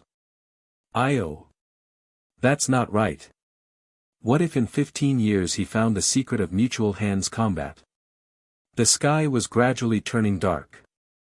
Guo Jing sat cross-legged and was going to cultivate his energy. But his mind kept wandering back to Huang Rong. He could not concentrate for a long time. Finally he was able to calm himself and his chest was relieved, he started to breathe evenly. A sudden thought came to his mind. If he could divide his mind to control 2 hands using 2 different martial arts, why not try dividing his breathing into 2? So he closed one of his nostrils and practiced breathing using only one nostril. He had practiced for about an hour and felt that he had made some progress when he heard some rustling sound. He opened his eyes and could see in the dark somebody with long hair and long beard was moving around. Zhou Batong was practicing martial arts. He opened his eyes wide and looked closely. He saw Zhou Batong's left hand was doing the 72 stance of vacant fist, while his right hand was doing some other Quan Zhen sex fist technique. The fists moved slowly, but they created gusts of wind that created the rustling sound he heard earlier. Guo Jing admired this amazing skill. While he was half watching and half lost in thought, suddenly he heard Zhou Batong cried anxiously, "Io!" Then busily brushed something from his body. A long black and shiny thing flew from his body and hit a distant tree, like he was throwing a secret projectile of some sort. Guo Jing saw Zhou Batong was shaking. He was startled, hurriedly came near and called out, "Big brother, what happened?" "I am bitten by a viper. I am dying." Zhou Batong shouted. Guo Jing was shocked. Immediately he held Zhou Batong's body. His expression had changed. He leaned on Guo Jing's shoulder and slowly walked back to the cave. Guo Jing quickly tore a piece of his clothes and tightly wrapped it around Zhou Batong's thigh to prevent the venom from entering the heart. Guo Jing took a flint from his pocket and lighted a paper fire. Under the bright firelight he could see more clearly. His heart jumped to his throat. Zhou Batong's calf was swollen really bad. This island does not have this kind of green venomous viper. I wonder where it came from. Zhou Batong weakly said. The snake wouldn't be able to bite me when I practice regularly. But this time I was practicing 2 sets of fist technique. I put all my attention to my movements. Guo Jing heard his voice trembled. He knew the poison was severe. If Zhou Batong did not possess a profound internal energy he would have died early on. Nervously he bent his waist and sucked at the wound. You can't do that. Zhou Batong cried out. The snake's venom is extraordinary. It will kill you. But Guo Jing was only thinking of saving his life. He did not even care of his own safety. His right arm held Zhou Batong's body firmly, while his mouth continued sucking. Zhou Batong tried to struggle, but his body was weak, he could not move. A little while later he passed out. Guo Jing kept sucking the venom out and spat it to the ground. With the poison drained out of his body, plus his profound internal energy, Zhou Batong slowly regained his consciousness. His eyes were still heavy. Half awake he said, "Brother, your big brother is going to return to the heaven today. But before leaving this world I can make your friendship, my heart is extremely happy." Even though Guo Jing crossed Zhou Batong's path only a short while ago, but they were of the same straightforward and honest type, so they hit it off immediately. He felt like they have known each other for dozens of years. Right now he saw his dying face and he couldn't restrain tears from flowing down his cheeks. Zhou Batong smiled sadly and said, "That 9-yin manual was hidden inside a box beneath the stone where I usually sit. I was going to give it to you, but you have sucked deadly venom from the snake, so you will not live long. We 2 people will walk hand in hand to the underworld. No need to fear, we won't have someone to play with. We will play as 4 people in the cloud, no, as 4 ghosts. That would be interesting. The big-head ghost and the grim reaper will be baffled looking at us. The ghost world won't be the same." Speaking thus he was quite happy. Guo Jing heard Zhou Batong said that he was going to die, but he did not feel anything unusual. He took the fire to examine himself. The paper fire was about to be burned out, so he took Huang Rong's letter and burned it. He then looked round the cave entrance to find a dried branch or grass, but amidst the hot summer weather the vegetation around him was green and lush. He was getting more and more anxious. He groped his pocket to find something that would be used as a torch. But he found nothing, except that leather-like thing wrapped around his dagger that came from Mei Chao Feng. Without giving a second thought he lighted that thing and extended it to examine Zhou Batong's face. He saw the face was turning gray, no longer ruddy like a child as usual. Zhou Batong saw the flickering fire, he gave a faint smile. He saw Guo Jing's countenance did not change, no sign of poison at all. He was confused. He blinked his eyes and looked at the fire. He saw the thing that Guo Jing used as a torch had some characters written all over. He squinted trying to read what was written, but after reading about 10 characters or so he was so startled. He recognized the words as taken from the 9-in manual. He didn't have time to ask any question, so he just raised his hand and struck the fire, asking, "Brother, what kind of medicine did you take? How come this deathly poison did not affect you?" Guo Jing guessed it was because he drank the blood of Liang Zaiwang's ginseng-fed big snake, so he said, "Once I drank a big snake's blood, perhaps that was why I can resist snake's venom." Zhou Batong pointed to the leather on the ground. "That is a very precious thing, absolutely can't be destroyed." He passed out before he could finish his sentence.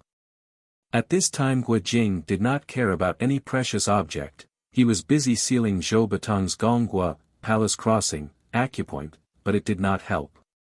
He tried to feel Zhou Batong's calf, it was hot and swelling big. For weaving machines, the weaving of mandarin ducks desiring to fly together right away, he heard Zhou Batong muttered indistinctly. "What did you say?" Guo Jing asked. "It's a pity not yet old, but the hair on the head has turned white, it's a pity." Zhou Batong sighed. Guo Jing knew he was delirious from the illness, he was very anxious. He dashed out of the cave and climbed a tree outside, shouting loudly, "Renjir! Renjir! Island Master Huang! Island Master Huang! Help! Help!" But Peach Blossom Island encompassed an area of more than 10 lis across, it was a big island. Huang Yaoshi's residence was located at the other side of the island. Guo Jing's shout was in vain. The only response he heard was his own voice echoed from the mountain and valley ahead, "Island Master Huang! Help! Help!" Guo Jing jumped down, he was at a loss. In that critical time an idea came flashing into his mind, "Snake's venom cannot harm me, perhaps my blood contains some antidote to the snake's poison."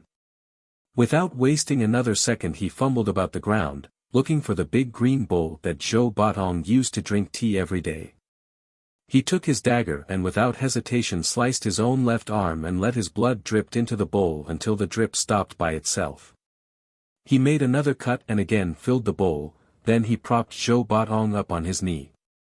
With his left hand he forced Zhou Batong's mouth open and with his right hand fed him the blood. Although he was young and his body strong, losing that much blood drained his energy. After feeding Zhou Batong he leaned against the cave wall and closed his eyes. He fell asleep not long afterward. He did not know how long had he slept, but he felt someone was tending his wound. He opened his eyes and saw Zhou Batong's white hair and beard. Guo Jing was delighted. "You are you well?" he called out. "I am well, brother. You have sacrificed yourself to save my life," Zhou Batong said. "I am sure the Grim Reaper was greatly disappointed. I am not that easy to die." Guo Jing looked at Zhou Batong's calf and saw that the dark swelling was no longer there, only red inflammation which was not life-threatening. That morning those two people sat to meditate and cultivate their inner strength, revitalizing their body. After lunch Zhou Batong asked Guo Jing the origin of the leather wrap. Guo Jing gathered his thoughts for a moment then started narrating how his second master at the Cloud Village had took some things from Mei Chaofeng, that dagger was among those things, and that the leather was wrapped on it. Afterward he also noticed the characters, but he did not know what they were, so he simply kept it in his pocket without giving it another thought. Zhou Batong mumbled and was lost in thought for half a day. "Big brother, you said it was a very precious object, what is it?" Guo Jing asked. "I have to examine it before I can answer your question. I don't know if it is the real thing, but since it came from Mei Chaofeng, I have a strong reason to believe it is," Zhou Batong replied. Taking the leather he looked at it from top to bottom. Wang Chongyang won the book not for his personal gain but to avoid bloodshed among the Wulin people, therefore, he had strictly forbidden his disciples to ever learn any martial art from the book. Zhou Batong naturally did not dare to disobey his martial brother's last words. But he recalled what Madame Huang said, simply taking a look without training it cannot be considered disobeying.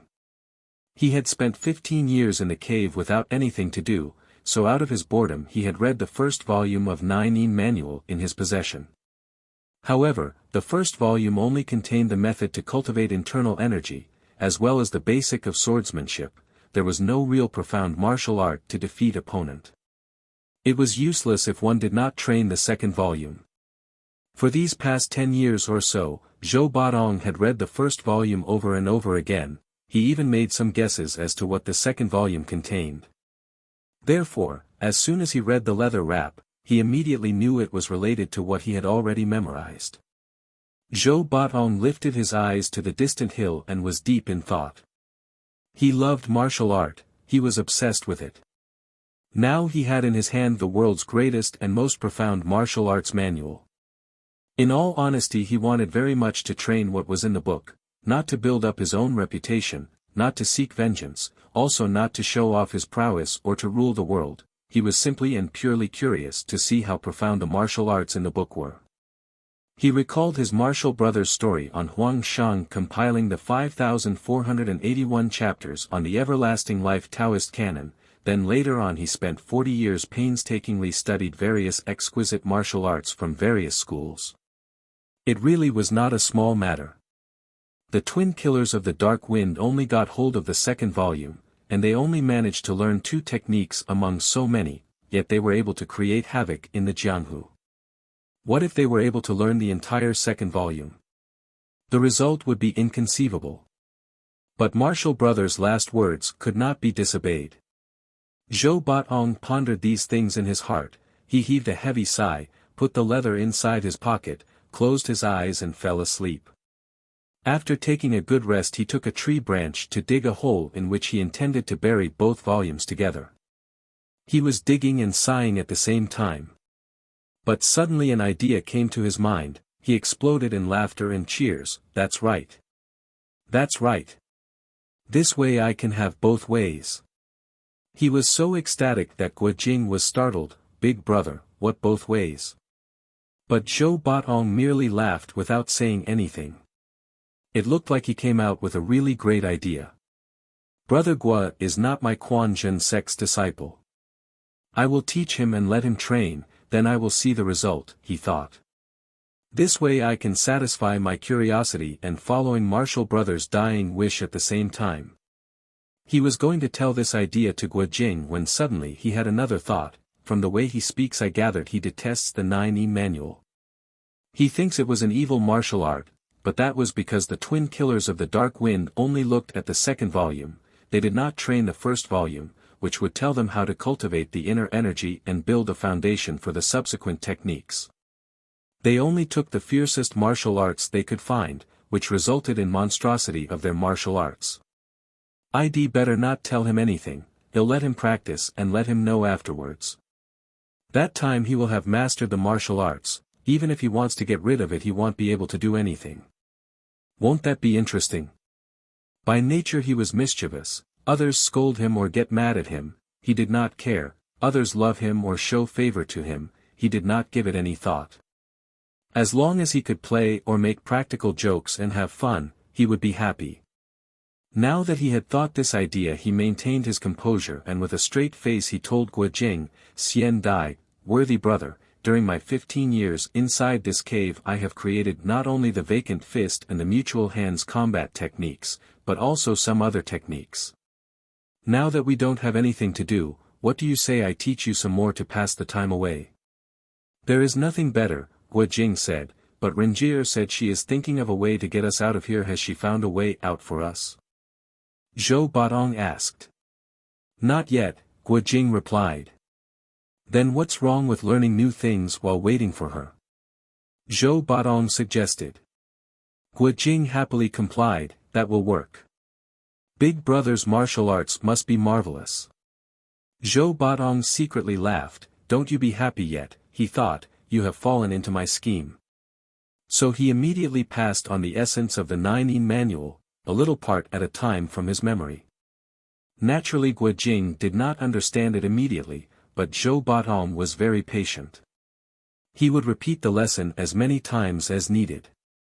As for the lessons from the second volume on the leather wrap, he would memorize it first when Guojing was not looking, and then he would pass it on when he had memorized it.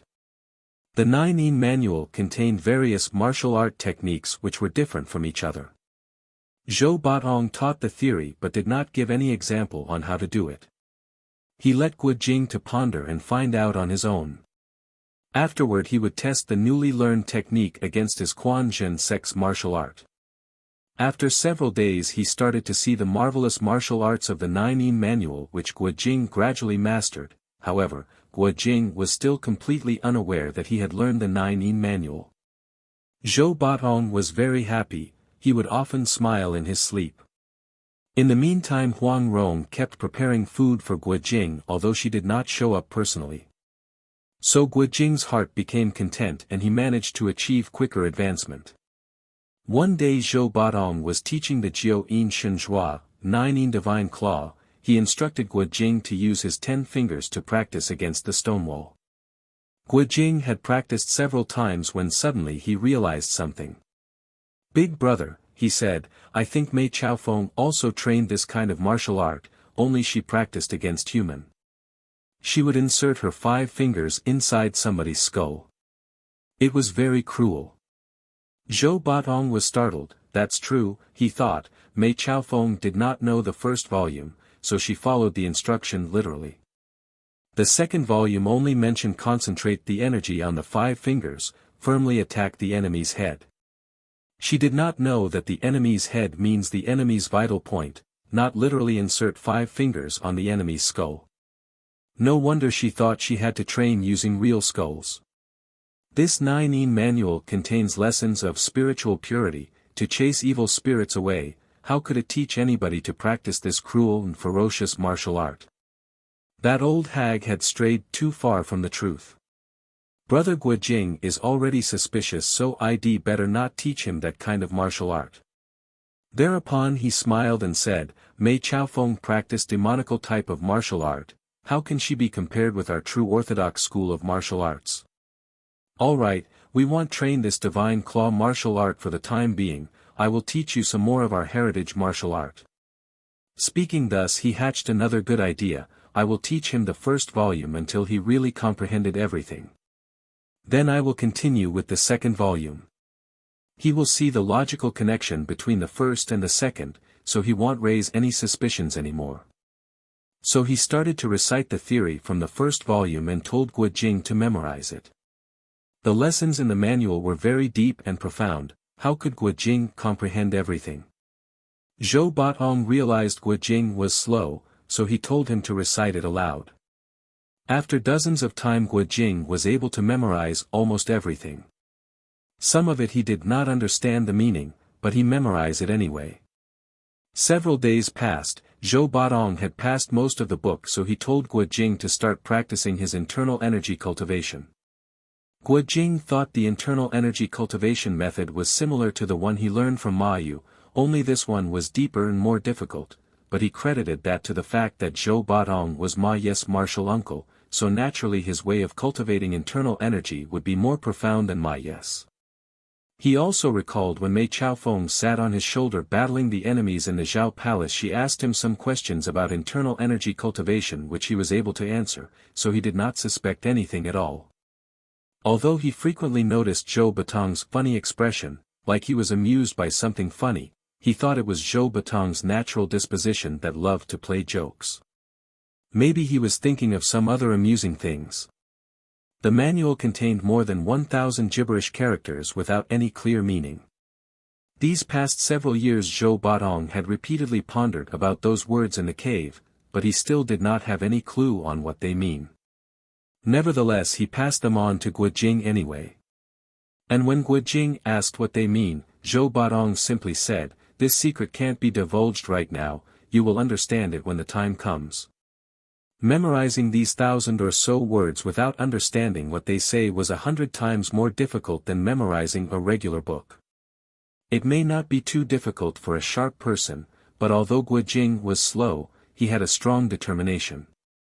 After more than 1,000 times reciting he eventually was able to memorize everything. One early morning Guojing woke up and immediately practiced his martial art. When the breakfast came he noticed another unusual steamed bun. Without waiting to finish his meal he took the bun to the forest and immediately crushed the wax pill to get into the letter inside. Once he took a glance he could not help but feeling very anxious. The letter said, "Brother Jing, Western Poison had proposed father to give my hand in marriage to his nephew, and father answered the letter was not finished, indicating that she was writing it in a hurry." Looked like the word after answered was yes. Guojing's heart was frenetic. He waited impatiently for the old servant to clean up, then he hastily showed the letter to Zhou Batong. His father gave his consent. "That's good." "It's none of our business," Zhou Batong said. "I can't do that," Guojing said. "Renjie early on has promised to be with me. She must be insanely anxious right now. If you take a wife, there are some martial arts you cannot practice." "It will be too bad," Zhou Batong said. I feel deep remorse that I didn't listen to a good advice." "Good brother, listen to my advice, you'd better not to take a wife." Guojing thought the more Zhou Batong spoke, the more unreasonable he became. That made Guojing more concerned than ever. Zhou Batong continued, "If I haven't lost my virginity and could not practice my martial brother's fiercest martial arts, how could old heretic Huang imprison me in this confounded hole? You see, your thought is focused on your wife, your heart is divided. I am sure today's martial art practice will not get you anywhere. If you really marry old heretic Huang's girl, that will be too bad. If only Never mind that. In short, if you let yourself get entangled in an affair with a woman, you won't reach the pinnacle of perfection. Moreover, you will offend your friend and disobey your martial brother, yet it is very difficult for you to forget her. Wonder how she is anyway, don't ever see her pretty face, don't ever caress her beautiful body, and don't teach her sealing acupoints technique, because then she would feel your body to find those acupoints. Those are great taboos. Worse yet, don't ever ask her to marry you." To Guojing, Zhou Batong was just mumbling illogically. It was troublesome. "Whether I marry her or not, well, sort that out later," he said. "Big brother, we have to help her now." Zhou Batong laughed. "Western Poison is very evil, his nephew must not be different. Old heretic Huang's daughter is pretty, but she must have the same character as old heretic Huang, perverted mind. Let Western Poison's nephew take her to be his wife, let them both suffer, let their martial arts not going anywhere, that way we kill two birds with one stone. No, more precisely, lose two birds with one stone. Nothing good is found in either one of them. Don't you think this is a good idea?" Guojing sighed and walked to the woods, sat on the ground. His heart was jumbled. "Even if I have to die on the Peach Blossom Island's pathways, I must find her," he thought. Once his mind was set he leaped up to start moving. At that moment he heard two loud calls from the sky, and two white shadows swooping down toward him. They were the white condors Tuole brought from the desert. Guojing was delighted. He extended his arm to let the condors perch. Only then did he see a bamboo tube tied up on the male condor's foot. Hastily he loosened it and found a letter inside. It was Huang Rong writing to him. She told him the latest development, how the Western Poison would arrive in a few days to arrange the betrothal, how her father had strictly guarded her, not letting her to get out of her quarter even for half a step, including preparing food for Guojing. In the end she said that if she could not get away from all these, she would commit suicide to show her love to him. She also told Guojing that the pathways on the island were dangerous, they were mysterious and full of booby traps, so she warned Guojing not to try to find her. Guojing was dumbstruck. He pulled out his dagger and carved these 6 characters on the bamboo tube: Ichi Hua, Ichi Si, live together, die together. Then he tied the tube back on the condor's leg and raised his arm pointing north. The condors circled him several times, then they flew north. Once he made decision his heart was calm. He walked back to Zhou Batong, sat on the ground in front of him and listened to him imparted more lessons in martial arts. The next 10 days passed without any word from Huang Rong. Guojing had managed to memorize the first volume in its entirety. Zhou Batong was secretly delighted. He proceeded with reciting the second volume for Guo Jing to memorize. Again, he did not give any example or instruction on how to train them, for fear that Guo Jing would see through his scheme. Guo Jing diligently studied and committed each and every one of them in his memory. Several hundreds times of reciting later he had both the first and second volumes down pat in his mind, including all the gibberish words such as Li Nada and Hahuan Boeng. Translator's note: these characters don't make logical sentences, so I leave them as they are. He did not miss a single word. Listening to Guo Jing, Zhou Batong's heart was full of admiration. This dumb kid can actually memorize the entire dumb martial arts manual. Old urchin salutes him. That night the sky was clear, the sea was calm, reflecting the bright silver moon shining over the island. Zhou Batong just finished checking on Guo Jing's progress. He found out that Guo Jing had made tremendous advancement in his martial art without even realizing it. He was very happy, thinking that the manual really did contain profound martial arts techniques. He thought that if he were to train with the book, he would eventually surpass Huang Yaoshi and Hong Qigong. Two people were sitting on the ground, idly chatting when suddenly they heard rustling noise coming from a distance. Zhou Batong jumped in alarm. Snake! He cried. He just closed his mouth when the hissing sound reached their ears. It sounded like there were a flock of snakes coming their way. Zhou Batong's face turned pale. He dashed into cave. He was a courageous man. His martial art might be superb, but not when facing snakes. Guo Jing immediately pushed some big rocks and covered the cave entrance. "Big brother," he said, "I'll go take a look. Don't come out. Be careful and return quickly," Zhou Batong answered. "I'll say you don't need to take a look. What's so attractive about vipers? How can there be so many snakes in this island? I have lived here for 15 years and haven't seen a single snake. Look how bad this island has become. Old heretic Huang always boasts his vast knowledge and resourcefulness, but look how dirty this Peach Blossom Island has become. Sea turtles, vipers, centipedes, and all kind of creepy crawlies are coming over." The Legend of the Condor Heroes Chapter 18. The Cripples of Wuhu. Original translation by Sunny Snow. Guo Jing went toward where the snake noise came from. After dozens of steps under the bright moonlight he saw millions of green snakes crawling together as a flock. There were more than 10 men wearing white clothes carrying long poles herding the snakes. Guo Jing gulped. He was greatly surprised. What are these people with so many snakes doing here? Could it be that Western poison has arrived?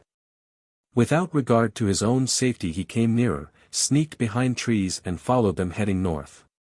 Luckily the men who herd the snakes did not have high level of martial arts, otherwise he would be detected. A deaf and mute servant of Huang Yaoshi was seen in front of the herd, showing the way. They walked through winding path for several leagues through the forest and crossing a small hill before finally arrived at a big stretch of grass meadow. Toward the north of the meadow was a bamboo forest. As soon as they were all on this meadow, the men in whites blew their whistles and the snakes stopped. They all stayed on the ground with their heads raised high in the air. Guo Jing knew there must be something in the bamboo grove. He wanted to take a look, but he did not dare to reveal his presence by walking across the meadow. So he stealthily walked to the east and then circled back north, keeping his ears open at all times, but the forest was quiet. Finally he arrived and immediately entered the thick green bamboo grove. Inside the grove there was a small pavilion built from bamboo. Under the bright moonlight Guo Jing could see across the pavilion opening was written these 3 characters, Gcui Ting, Old Jade Green Pavilion.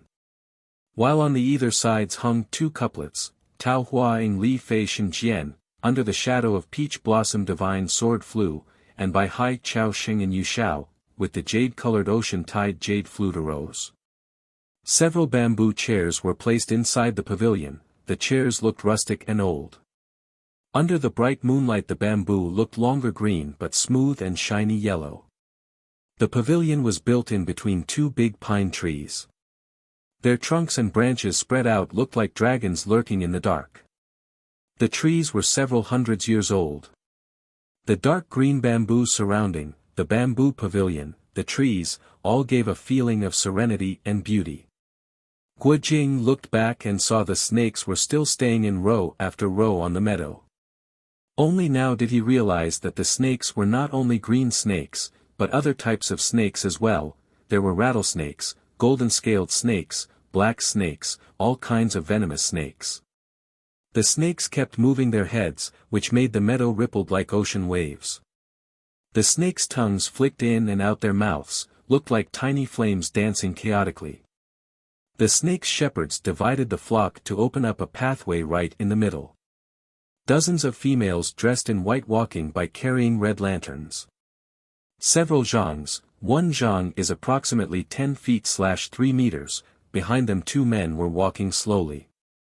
The first was wearing a white satin long gown, embroidered by gold threads, with a folding fan in his hand. It was none other than Ouyang Ku.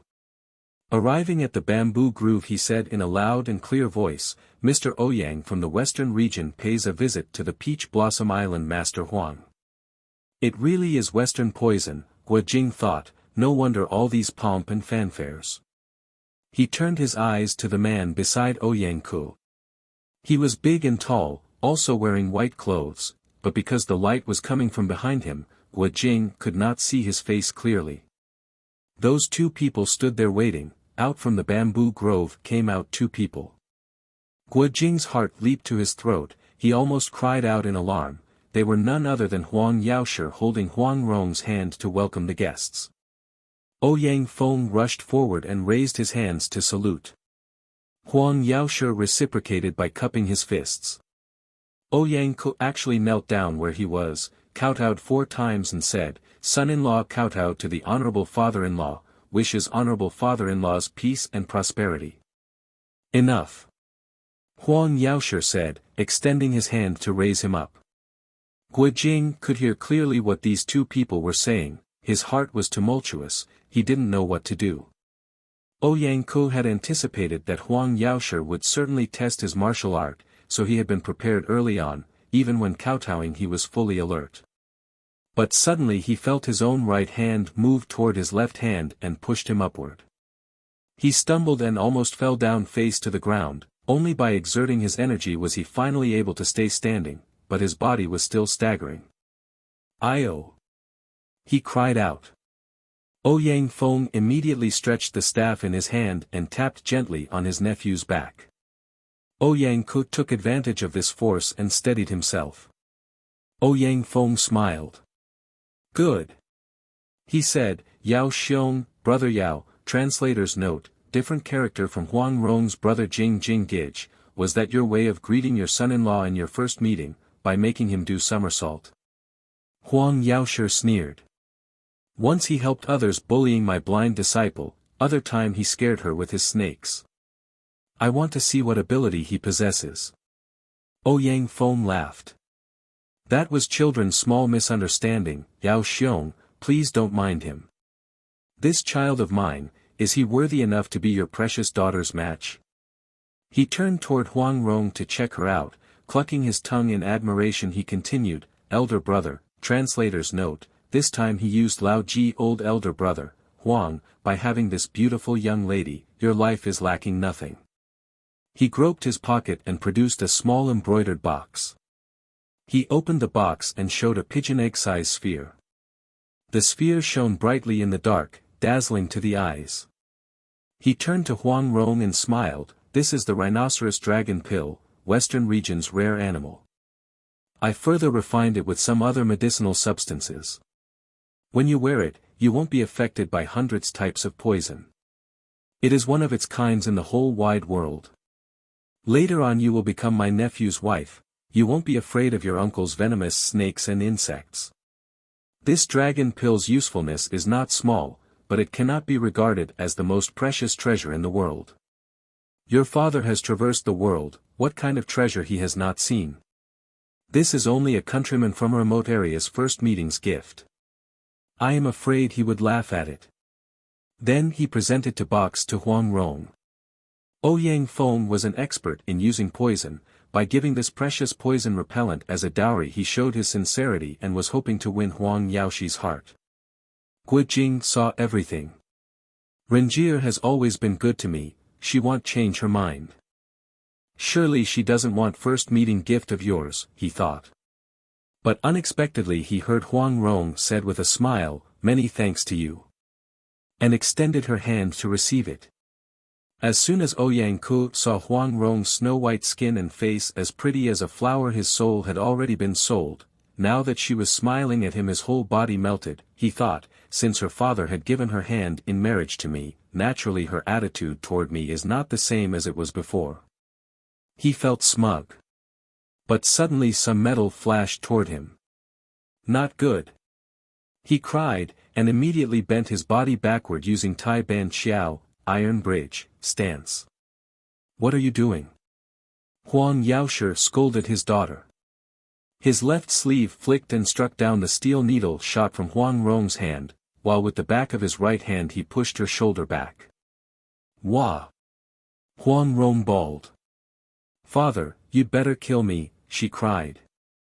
I'd rather die than marrying this bad thing.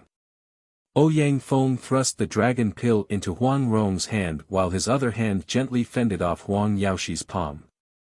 Your daughter is just testing my nephew's martial art, why are you so serious? Because he was striking his own daughter, naturally Huang Yaoxi's palm did not carry a lot of strength. Ouyang Feng's hand also did not carry a lot of force. Ouyang Ku had straightened his body, he felt pain in his left chest, so he knew he was being hit by 1 or 2 needles. However, he was proud and did not want anybody else to know, so he kept a straight face. Only he was embarrassed. She did not want to marry me after all, he thought. Ouyang Feng smiled, Yao Xiong, since our last meeting at the Mount Hua, we haven't seen each other for more than 20 years. Now that you have accepted my nephew's proposal, whenever you have a business for me to do, your brother will not dare to refuse. Who dares to provoke you, old poison? Huang Yaoshi replied. You have stayed in the western region for 20 years, what new fierce martial arts have you mastered? Come, let me see. As soon as Huang Rong heard her father mention new martial arts her interest was piqued. She wiped her tears away and leaned to his father. Her eyes looked closely to Ouyang Feng. She saw a curving black staff in his hand, looked like it was made of steel. The head of the staff resembled a man's face, with its mouth open showing 2 rows of sharp teeth. The face looked ugly and fearsome. What was more amazing was there were a couple of silver-scaled snakes slithering up and down along the staff. Ouyang Feng smiled. I was inferior to you then, and now that I have wasted more than 20 years, I certainly won't be your match, he said. We become in-laws now. I am thinking of staying in the Peach Blossom Island for a few days and asking your advice. When Ouyang Feng sent an envoy to propose for his nephew, Huang Yaoshi thought that Ouyang Feng was one of only a handful of people whose martial art could be compared to his own. Ouyang Feng was also an educated man, so must be his nephew. He knew his own daughter was stubborn and strong-willed. If she married just anybody, he was afraid she would bully her husband. Besides, he loathed that Guo kid whom his daughter liked. Ouyang Ku was not only highly educated, but was highly skilled in martial arts as well, not too many young men would hold a candle against him. That was the reason he accepted their proposal.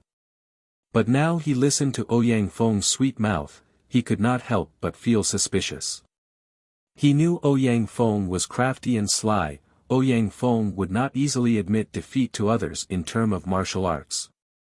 His toad stance had been neutralized by Wang Chongyang's solitary young finger, could it be that he had recovered completely?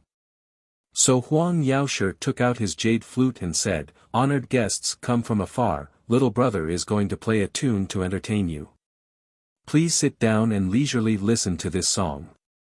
Ouyang Feng knew Huang Yaoshi was going to play the jade-colored tidal wave song, to test his internal strength, so he showed a faint smile and waved his left hand. Immediately the 32 white-dressed lantern-carrier maidens stepped forward and kneeled before them. Ouyang Feng smiled and said, "Your brother has acquired these 32 maidens from various regions in the west. Please accept them as my gift to an old friend. They are trained in singing and dancing, yet they came from uncultured places. Of course they can't be compared to Jiangnan's beautiful maidens." "Your brother does not enjoy this kind of gift very much," Wang Yaoshe replied. "Since my wife passed away, I regard the world's beautiful women as dung. I do not dare to accept Brother Feng's generous gift. What's the harm in some entertainment to pass the time away?" Ouyang Feng laughed. Huang Rong noticed that these women's skin was fair, lighter in color. Their statures were tall, some had blonde hair and blue eyes, their noses were high and their eyes deep, totally different from the women from the Central Plains. But they were all beautiful, carrying a seductive look that would attract casual onlookers. Ouyang Feng clapped his hands 3 times and 8 women took out various musical instruments. They started playing the instruments while the other 24 women started dancing to their tune. The musical instruments as well as the tune were different from the ones commonly played in the Central Plains. They sounded weird in Huang Rong's ears. She saw the front row women bent down, turning to the left and then back to the right, their bodies were very supple. The next rows did the same, row after row dancing in succession, resembled a large snake. After a while each woman extended both their hands apart, from the tip of their left hand to the tip of their right hand, their body swayed following the tune, reminding her of snakes slithering on the ground. Huang Rong remembered Ouyang Kes, spirit snake fist, so she cast a glance toward him, only to see that Ouyang Ku was closely staring at her. She hated him to the guts and wished that her father would not intercept her needles. She would find another way of taking his life, that even if her father would force her to marry, the person was already dead. It was called the remove firewood from under the pot tactic. Having this thought she was happy and a smile broke on her face. Ouyang Ku saw her sudden smile, and thought that she was smiling to him. He was elated that he momentarily forgot the pain in his chest. By now the dance movements of the women were getting more intense. Their bodies moved erotically, their hands caressed their own buttocks, moving upward to their breasts, and unfastening their dress they showed their upper bodies and posed in various postures. The men who shepherd the snakes have early on closed their eyes tight, they did not dare to look. Even then their minds were disturbed. Huang Yaoshe simply smiled and put the flute on his lips. He started playing a tune. The women's bodies suddenly shook, their dance movements were chaotic. A few bars later both their music and their dance were following the flute's sound. Ouyang Feng knew something was amiss. He clapped his hands and a maiden stepped forward carrying an iron zheng, zither. Ouyang Ku started to feel his heart beating faster. The 8 women playing the musical instruments have early on lost their control and totally following the flute's tune. The men in charge of the snakes jumped up and down like crazy among the snakes. Ouyang Feng played a few notes on his zither, producing metallic sound like an iron horse charging toward the enemy, in contrast with the soft murmuring sound of the flute. Huang Yaoshe smiled and said, "Come, come. Let us play a duet." As soon as the flute left his lips, everybody was relieved from their hysterical condition. "Everybody stop your ears. Island Master Huang and I will play some music," Ouyang Feng shouted. The people who came with him knew the song would not be a small matter. Immediately they took anything, including ripping their own clothes, that could be used to cover their ears. Layer after layer they put cotton and pieces of clothes over their ears, yet they were still afraid the sound would penetrate that barrier. Ouyang Ku also took some cotton balls to stop his ears. "My father plays his flute for your listening enjoyment, that was a big honor to you. Yet all of you cover your ears. That is so rude. You come to the Peach Blossom Island as guests, yet you dare to insult the host." Huang Rong mocked. "Don't talk about rudeness here." Huang Yaoshe scolded her. "They who do not dare to listen to my flute actually have more sense. They had learned their lessons. Haha, your uncle's iron zither skill is considered best in the world, and you dare to listen to him? Do you want to test yourself?" Then he took a silk handkerchief from his pocket, tore it in halves and told Huang Rong to cover up her ears with them. Guojing was curious about the world's best iron zither. He wanted to hear Ouyang Feng's fierce method, so they came even closer a few more steps. Huang Yaoshi turned to Ouyang Feng, "Your snakes cannot cover up their ears." Then he turned his head toward his own deaf and mute servant. He made some gesture and the servant nodded his head. The servant then signaled the snake's shepherds to go away by waving his hand. These men had been waiting for an opportunity to get out of that place. As soon as Ouyang Feng nodded his head in approval, they hurriedly drove the snakes away, with the deaf and mute servant showing the way.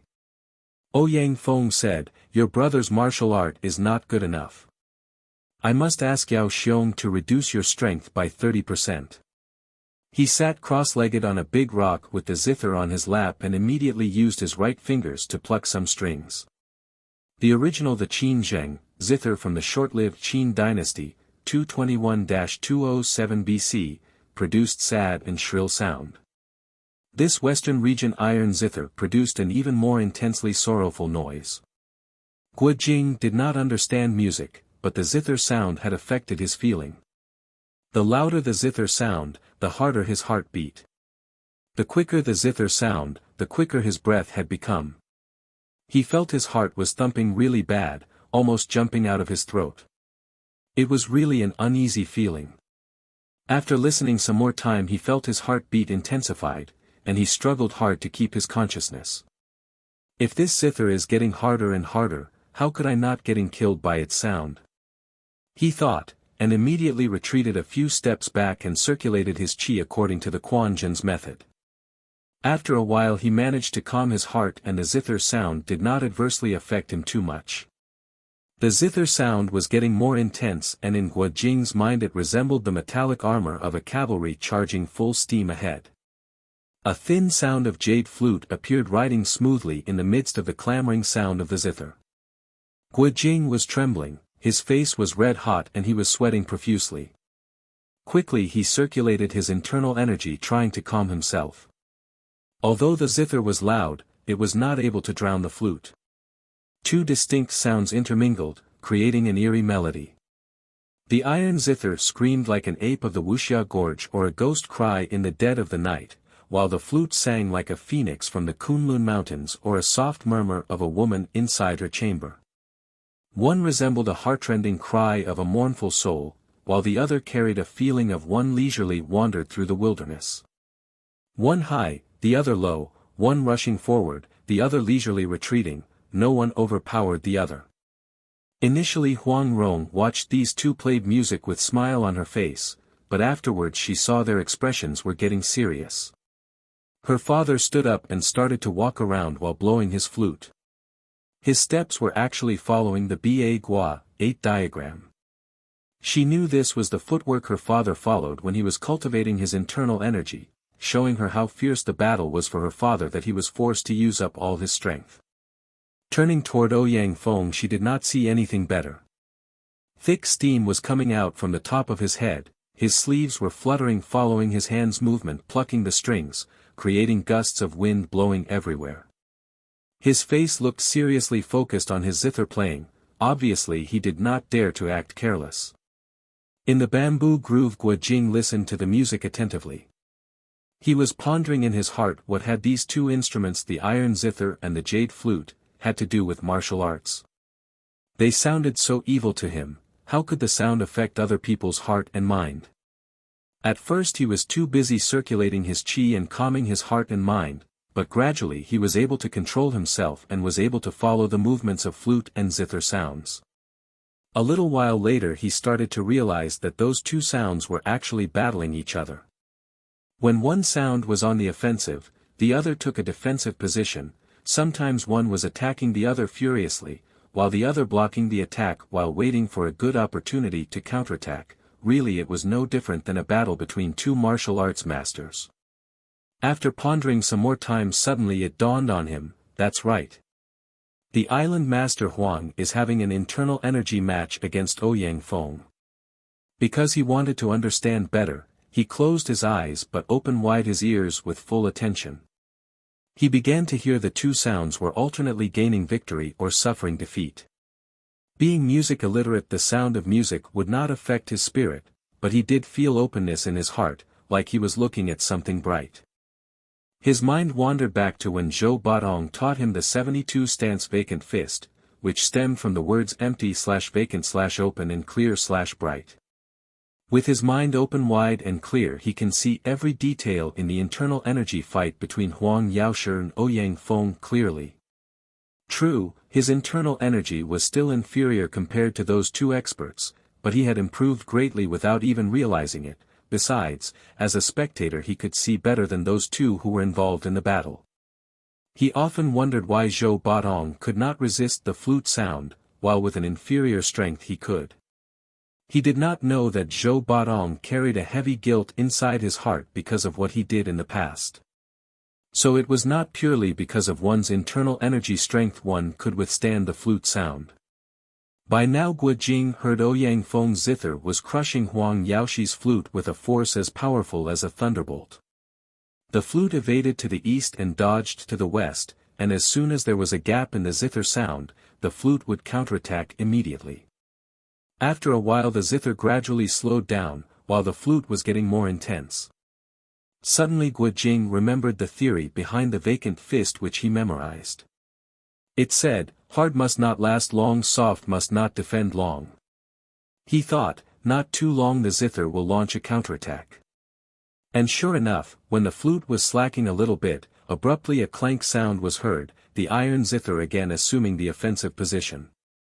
Guo Jing had memorized the theory well, but his perception was still low. Zhou Baotong did not explain the meaning of the words he passed on to Guo Jing. Perhaps his overall comprehension was only about 10%. Now listening to the battle in music between Huang Yaoshi and Ouyang Feng he started to understand who was doing what. It agreed with the theory he had memorized so well. Secretly he was delighted. The 9-yin manual contained some very advanced theories of martial arts. If it were left to him to dissect the theory even with somebody's assistance he would probably spend more than a year just to understand what it said. But now listening to two sounds collided he kept comparing the battle to the theory. However, he saw some discrepancies between the theory and the real battle situation, but he attributed those discrepancies to his own shallow comprehension. For example, there were several occasions where Huang Yaoshi was obviously gaining an upper hand. As long as he kept the flute sound steady Ouyang Feng would not be able to withstand. But Ouyang Feng also missed several opportunities to be exploited to his advantage. Guo Jing initially thought they were being modest and backed off, but as he listened more, it didn't appear to be the case. His intelligence might be low, but after those two people repeatedly made the similar mistakes he began to realize that the flute and zither had a lot of holes in their defense. After listening for a little bit more a thought came into his mind, compared to the theory of vacant fist, their offense and defense have flaws and deficiencies. Could it be that the theory passed on by Brother Zhou is better than both Island Master Huang's and Western Poison's martial arts? But then he changed his mind. Nah. It couldn't be. If Brother Zhou's martial art is really better than Island Master Huang's, how could those two fight countless battles for 15 years and he is still stranded inside that cave? He racked his brain for a long time without any conclusion when he heard the flute sound was climbing higher and higher until if he went higher still, Ouyang Feng's defeat would be decided. But the flute was not able to climb any higher, it had reached the peak. Guo Jing stifled his laugh. I was really dumb. There is a limit to what one can do. Among the desires of the heart, 9 out of 10 cannot be achieved. I know that if my fist could generate a 10,000 caddies force, I will be able to crush my opponent to dust, but how can my fist develop those 10,000 caddies of force? Seventh Master often said, looking at others carry a burden on a pole easily does not mean we can do the same without breaking our back. If merely carrying a burden follows this principle, how much more does martial art? The sound of music was increasingly fiercer, and it sounded like those two were engaged in a hand-to-hand combat, or fighting in a very close distance using naked blades. Victory or defeat would be decided very soon. Guo Jing was worried for Huang Yaoshi when suddenly he heard a long and loud whistle coming from the direction of the sea. Both Huang Yaoshi and Ouyang Feng were startled, the flute and the zither were slowing down. The whistle came nearer and nearer. It sounded like someone was sailing on a boat coming toward the island. Ouyang Feng moved his hand and stroked two metallic notes, clank, clank. The distant whistle went higher to overpower the zither. Not too long afterwards Huang Yaoshi's flute joined in. Sometimes the flute was fighting the long whistle, sometimes it entangled the zither in a close fight. The distinct sounds were fighting each other. Guojing had played four-people combat with Zhou Badong before, so he did not have any problem dividing his mind to distinguish different sounds. He knew a senior with a high level of martial art had arrived. By then the person uttering the long whistle had arrived at the forest. The whistle turned high and low, sometimes sounded like a dragon's cry or a lion's roar, sometimes resembled a wolf's howl or an owl's cry, but it also sounded like a strong wind blowing through the forest which suddenly turned into a gentle rain showering the flowers. It was constantly changing. The flute sound was clear and bright, the zither sound was intensely mournful, yet the combination of the three made a mysteriously wonderful sound, did not sound bad at all. Three different sounds entangled each other in a close fight. Guojing was amazed and could not help exclaiming, "Wonderful." But once he closed his mouth he realized he had made a mistake. He scurried away, but it was too late. A green shadow flashed by and Huang Yaoshi was standing in front of him. The three sounds were not heard anymore. Huang Yaoshi lowered his head and said, "Good boy, come with me." Guojing did not have any choice but stood up and meekly greeted, "Island Master Huang." With the hair on his back raised up he followed Huang Yaoshi walking toward the bamboo pavilion. Huang Rong still had her ears covered with silk, so she did not hear Guojing's exclamation. Now suddenly Guojing appeared. She was pleasantly surprised. "Brother Jing! You have finally come," she called out. She was joyous, yet sad at the same time. Before she could finish tears had already flowed down her cheeks. She rushed forward and threw herself into Guojing's bosom. Guojing opened his arms and embraced her tightly. Since Guojing appeared, Ouyang Ku had been annoyed. Now he saw how intimate Huang roamed with Guojing, his heart was burning hot with hatred. With a gust of wind his fist flew toward Guojing's face. "Stinky kid! You are also here!" he shouted. He thought his martial arts skill was higher than Guojing's, furthermore, his attack could be considered sneak attack. Guojing was unprepared, so he thought he might break Guojing's nose, thus lashing out his hatred. But not in his wildest imagination that Guojing now was not the same as Guojing then, when they fought each other at the Baoying Ancestral Hall. Guojing saw a fist coming by, he leaned aside to evade, then his left hand launched Hong Jian Yu Lu, wild geese rising from the shore, while his right hand launched the proud dragon Repents, both from the 18 dragon subduing palms.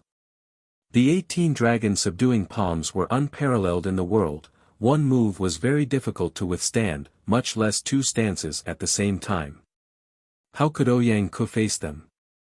Huang Yaoshi and Ouyang Feng were actually standing close by, but they did not anticipate Guojing's counterattack. Both were startled yet were unable to do anything. Ouyang Ku felt his opponent's left hand was threatening his right side. He knew this 18 dragon subduing palms were very fierce, he could evade but could not parry. Quickly he leaned his body to the left exactly at the same time Guojing's right hand's proud dragon Repents came by. Crack! His upper torso was squarely hit, and one of his ribs was broken. Actually he was aware of the fierceness of the opponent's attack.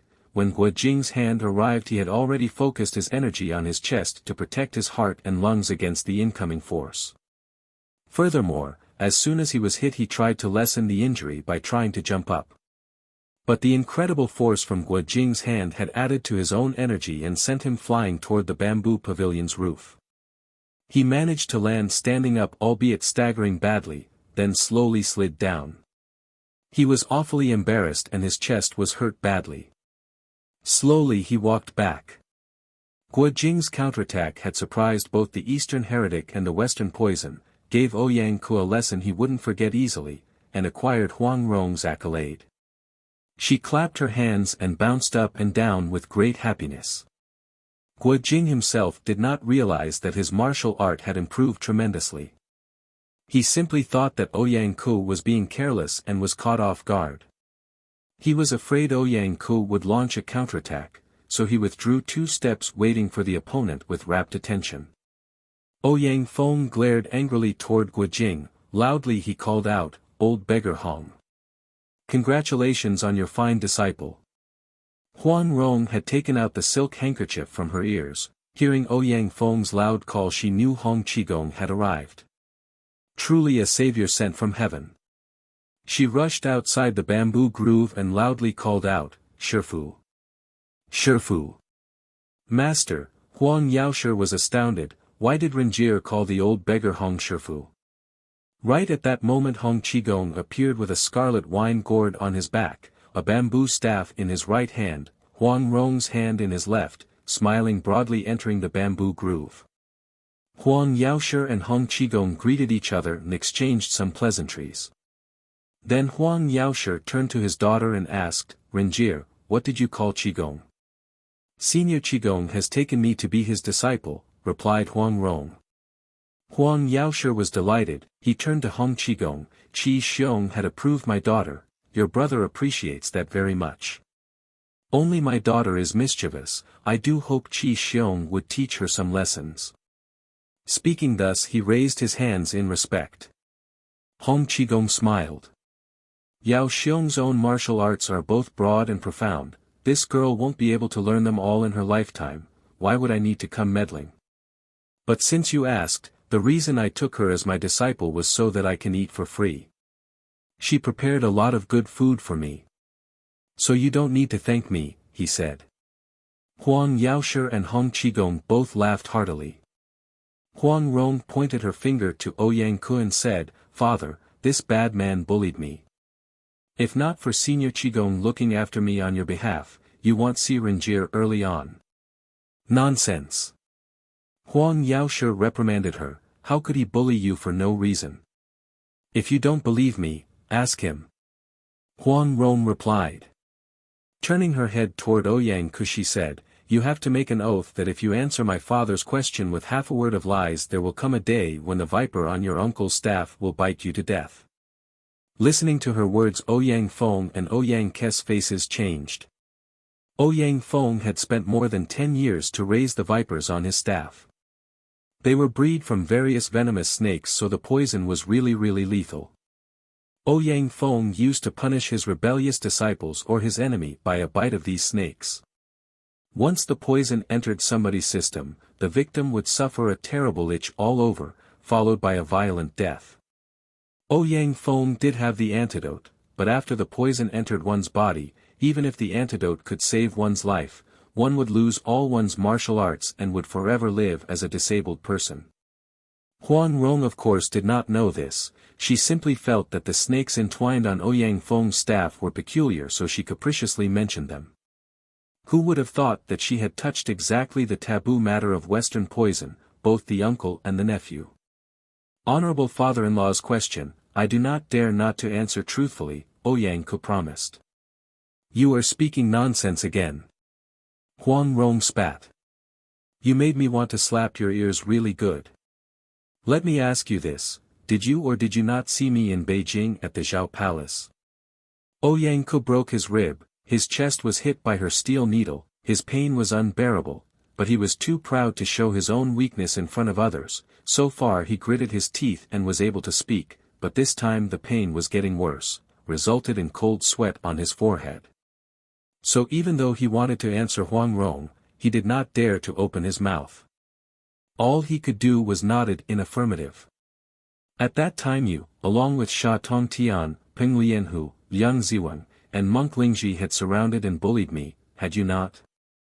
Huang Rong asked again. Ouyang Ku wanted to defend himself by explaining that he was not in cohort with those people to bully her, but all he could say was, I did not collaborate with them, and his chest was so painful that he could not say another word. Very well, Huang Rong said, I don't need your answer, all you need to do is just nod or shake your head in reply to my question. Let me ask you this, Sha Tongtian, Peng Lianhu, Liang Ziwen, and Monk Lingji meant to harm me, did they not? Ouyang Ku nodded. They wanted to capture me, but failed miserably. Then you showed up and went into action, did you not? Huang Rong asked again. Ouyang Ku had no choice but nodded his head again. At that time I was alone inside the Zhao Palace, I had nobody to help me, my situation was precarious. My own father did not know my whereabouts, so even if he wanted to rescue me, he would not be able to do so. Isn't that right? Huang Rong continued. Ouyang Ku knew she was trying to win sympathy from her father and inciting her father's hatred toward him, however, what she said was a fact, so he had no choice but nodded his head again. Huang Rong reached out to her father's hand and said, "Father, look. You don't love Renjie anymore. If mother were still alive you wouldn't treat me like this." Huang Yaoshe heard her mentioning his beloved wife and he felt a stab of pain in his heart. He stretched his left arm and hugged her. Ouyang Feng was smart, he felt something was not right, so before Huang Rong could ask another question he interrupted her. "Miss Huang," he asked, "those well-known martial art characters wanted to capture you, but you have mastered your family's peerless skill in wushu, they could not overcome you, could they?" Huang Rong nodded her head and smiled sweetly. Huang Yaoshe listened to Ouyang Feng praising his family's martial art showed a faint smile. Turning to Huang Yaoshe, Ouyang Feng said, "Yao Xiong, ever since my nephew saw your daughter his heart was captivated by her beauty and excellent skills. He sent a pigeon to summon me, so that from the White Camel Mountain I came thousands of miles away crossing the Central Plains and the sea to the Peach Blossom Island to ask your daughter's hand in marriage. You have considered my haste and, although unworthy, have received me well. Other than Yao Xiong, there is no one in this present age that would do such thing. I do not dare to accept such compliment." Huang Yaoshe smiled. He thought that with his high position, Ouyang Feng was still willing to travel a long way to see him, he felt honored. Ouyang Feng then turned to Hong Qigong and said, "Qi Xiong, we uncle and nephew admire Peach Blossom Island's martial art, but you, how could you belittle us by bullying the juniors? If my nephew was unfortunate, he would have died under your unique skill of steel needle rain." Actually, it was Hong Qigong who saved Ouyang Ku from the steel needle rain launched by Huang Rong, but now Ouyang Feng had placed the blame on him. He knew Ouyang Ku must have lied to his uncle and his uncle had used that to discredit Hong Qigong. But Qigong was an honest and straightforward man, he did not want to argue, he simply laughed a big laugh, unplugged his wine gourd and took a big gulp. Guojing could not hold his patience any longer. "It was Senior Qigong who saved your nephew's life, how could you say such thing to blame him? We are still talking, how dare you kid interrupt?" Huang Yaoshe barked. "Renjie, tell your father what happened to Miss Cheng," Guojing hastily said. Huang Rong knew her father's temperament very well, he was not one who followed customs and traditions. He often said, "What do those customs have to do with us?" His way of thinking was different than common people of his time. What other people thought to be right, he would consider that wrong, what other people thought to be wrong, he might think that to be right. That was how he earned his title Eastern Heretic. Huang Rong thought, this Ouyang Ke's behavior is really disgusting, but father might think that he did what a normal romantic young man would do. She noticed that her father was looking at Guojing with a fiery eyes, she hastily came up with an idea. "I am not done with you," she said turning to Ouyang Ku, "that day when we were having a martial art contest at the Zhao Palace you tied both your hands behind your back and said that you didn't need any hand to subdue me, did you not?" Ouyang Ku admitted with a nod of his head. "Later on after I took Senior Qigong as my master we met again in Baoying," Huang Rong continued. "You said that no matter what kind of martial arts I used, whether it be from my father or the ones taught by Hong Qigong, you would only use your uncle's martial art to defeat me, didn't you?" Ouyang Ku thought, "It was your own idea, I did not say such thing." Seeing his hesitation Huang Rong quickly continued, "You have drawn a circle on the ground with your feet and said that if I can compel you out of the circle using the martial arts I learned from my father you would admit defeat, didn't you?" Ouyang Ku nodded again. Turning to her father, Huang Rong said, "Father, did you hear that?" He did not have any regards toward Hong Qigong, he also did not have any regards toward you. He said that the martial arts of the two of you are inferior to his uncle's, that even if you two come together still cannot defeat his uncle. I don't believe it. Little girl has a long tongue, Huang Yaoshi said. Who among the people under the heaven did not know that Eastern heretic, Western poison, Southern emperor and Northern beggar's martial arts are like a pound to 16 ounces? No one is superior to the others. Although his mouth said those words, but he resented Ouyang Ke's arrogance, only he did not want to raise this matter anymore. He turned his head to Hong Qigong and asked, "Qi Xiong, your presence has brought honor to the Peach Blossom Island. I wonder if there is anything I can do for you." "I come here to ask you a favor," Hong Qigong replied. Although Hong Qigong loved to joke around, but he was an honest and straightforward man, always upholding justice, his martial arts skill was very high, so Huang Yaoshi had always respected him. Huang Yaoshi knew that whatever business Hong Qigong was dealing with, it was always taken care of, if not personally, then with the help of his numerous beggar clan's members. This time Hong Qigong was asking him a favor. He was extremely delighted, busily said, "We have been friends for dozens of years. Qi Xiong has anything to say, how can your younger brother dare not to comply?" "Don't comply too quickly," Hong Qigong said, "I am afraid this matter is not easy to manage." Huang Yaoshi smiled, "If the matter is easy, Qi Xiong won't think of asking your younger brother." Hong Qigong clapped his hands. "That's right." He laughed, "That was the sign of a real friendship.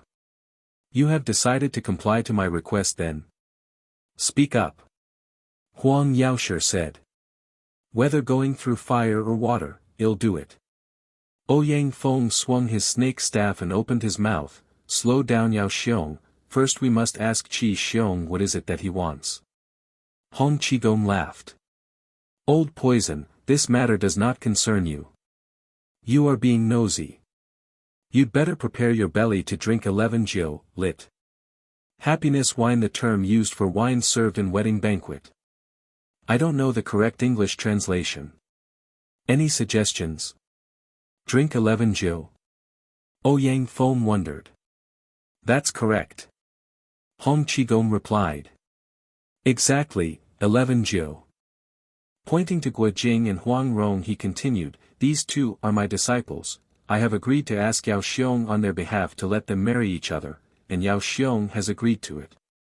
Guojing and Huang Rong were both scared and happy at the same time. They exchanged glances at each other. Ouyang Feng uncle and nephew, along with Huang Yaoshi were startled. "Qi Xiong."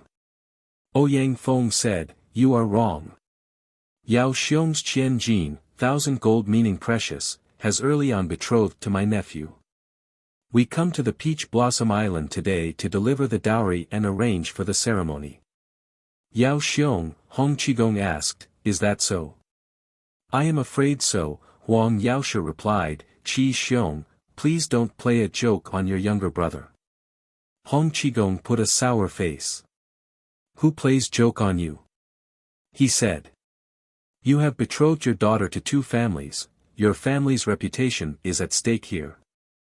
Turning his head to Ouyang Feng he asked, "I am the Guo family's primary matchmaker, where is yours?" Ouyang Feng was dumbfounded, he did not expect Hong Qigong would ask him that question. Stammering he tried to answer, "Yao Xiong has consented to this marriage, I have also consented, why would we need a matchmaker? Are you aware that there is somebody who has not consented to this arrangement?" Hong Qigong cut him off. "Who?" Ouyang Feng asked. "Haha, it's yours truly, the old beggar Hong." Hong Qigong laughed. As soon as Ouyang Feng heard this, knowing Hong Qigong's character to be strong-willed, his conduct to be firm and resolute, he knew a fight was unavoidable, but his face did not show even a slight change, only he hesitated to say anything. Hong Qigong smiled, "Your nephew's behavior was improper, how can he be compared to Yao Xiong's beautiful as a flower daughter? If you force them to get married, they will fight over all kinds of disagreement every day, they might end up killing each other. What good does it do? Huang Yaoshi listened attentively, his heart was stirred. He looked at her, who was gazing lovingly toward Guojing. Then he looked at Guojing. He hated this dumb kid to the guts. Guojing's intelligence was questionable, he knew neither literature nor martial art, music, chess, calligraphy, nor painting. He would not be a talented scholar or a gallant knight. Both he and his wife were intelligent people and he knew their only daughter's brainpower was not anywhere below their own. If he let this scattered brain marry his daughter, it would be like throwing a fresh flower to the cow dung. Right now he saw Guojing stood alongside Ouyang Ku, he could not help but comparing those two. Ouyang Ke's intelligence and smart appearance was 100 times better than Guojing's. His mind was set to take this young man as his son-in-law, but Hong Qigong's face showed he would not easily give up, so he cooked up a scheme and said, "Feng Xiong, your nephew is injured. You'd better take care of that first, we will discuss this matter further later." Ouyang Feng had worried about his nephew's condition for a while, and was hoping Huang Yaoshi would give them a chance to take care of the wound. So immediately he beckoned his nephew and two people walked back into the bamboo grove. Huang Yaoshi then engaged Hong Qigong in some pleasantries. About the time needed to cook some rice later uncle and nephew returned to the pavilion. Ouyang Feng had extracted the steel needles in his nephew's body and mended the broken rib as well. "My daughter's posture is as weak as a willow tree, she is stubborn and disobedient, hardly worthy to be a gentleman's wife. But unexpectedly Qi Xiong and Feng Xiong both have given me the highest honor by asking her hand in marriage. My daughter has already betrothed to Mr. Ouyang, but Qi Xiong's request is also difficult not to accept. I have an idea, I wonder if you two brothers would tell me if this idea will work or not." Huang Yaoshi said. "Quickly say it. Quickly say it." Hong Qigong interrupted. "The old beggar never likes to hear your winding, flowery words." Huang Yaoshi smiled faintly. "Brothers, even though this daughter of mine is unworthy, I still hope she will find a good husband," he continued. "Mr. Ouyang is Feng Xiong's honorable nephew, while Mr. Guo is Qi Xiong's outstanding disciple. Both are very fine gentlemen, it is very difficult to choose one of them. I have no alternative but to come up with a 3-subject test, I will betroth my daughter to whoever passes this test. I will not favor either one of them. Would both old friends tell me if this idea is good?" Ouyang Feng clapped his hands. "Clever. Wonderful," he called out. "Only thing is, my nephew is injured, if the test involves martial arts then we have to wait until he is fully recovered." He had seen the fierceness of Guojing's attack that injured his nephew, he knew that if they contended in martial arts his nephew would no doubt lose. So he used his nephew's injury to their best advantage. "Certainly," Huang Yaoshi said. "A martial art contest will harm the good relationship between two families anyway." Hong Qigong said in his heart, "This is so typical old heretic Huang. All of us are Wulian people. If the test involves literary and not martial arts skill, do you expect a Zhuang Yuan, a title of a scholar, Mez sentimental swordman, ruthless sword has an explanation of different titles, to be your son-in-law? If you come up with music or poetry, even if he reincarnated my stupid disciple will not be able to take it. Your mouth says no favor, but obviously you totally favor the other side. My stupid disciple will lose for sure. It is confounding. I will fight old poison first, talk later." He looked upward and laughed hard, staring toward Ouyang Feng he said, "We are all martial arts practitioners, instead of contesting in martial arts, do you want to have an eating contest or defecating race, then? Your nephew is injured, but you are not. Come, come, come. We will fight in their stead." Without waiting for an answer he sent his palm toward Ouyang Feng's shoulder. Ouyang Feng stepped back several feet. Hong Qigong put his bamboo staff down on a small bamboo table. "Watch for this," he shouted. His words were still hanging in the air when both his palms had already moved 7 times in rapid succession. Ouyang Feng dodged to the left and evaded to the right, and all 7 attacks flew by. His right hand pushed the snake staff into the bricks in front of the pavilion, and in a flash his left hand had also sent 7 counterattacks. Huang Yaoshi cheered, but did not prevent them from fighting. He wanted to see these 2 martial art world-class masters, who were his peers, what kind of improvements they have achieved 20 years after their last meeting. Both Hong Qigong and Ouyang Feng were the experts of their respective martial arts schools. They have reached the pinnacle of their martial arts 20 years ago. After the sword meet of Mount Hua, both have trained hard and improved their skills tremendously.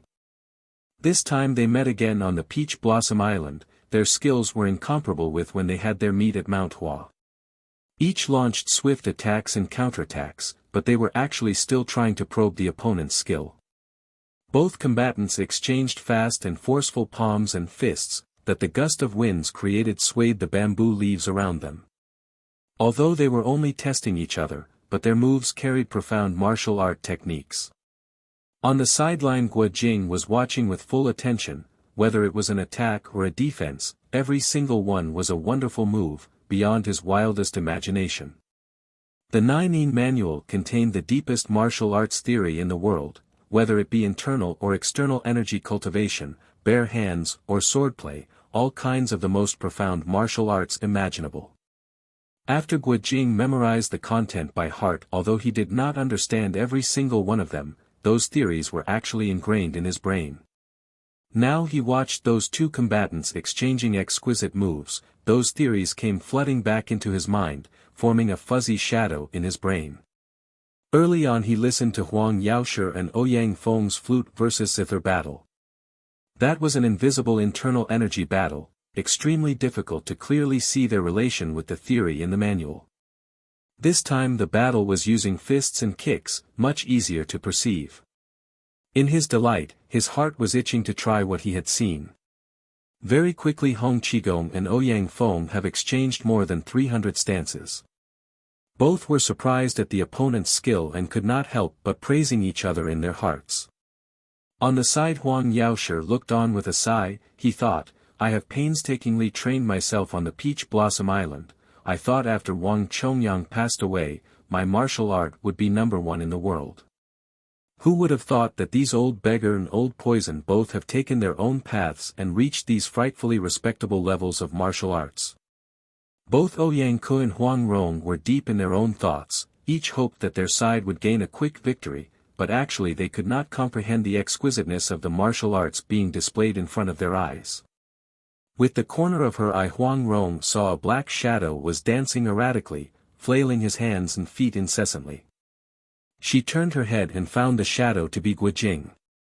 But Guo Jing's expression was weird, looked like he was in ecstasy without any reason. Her heart skipped a beat. Brother Jing, she called with a low voice. Guo Jing did not hear her, he was still busy moving his hands and feet.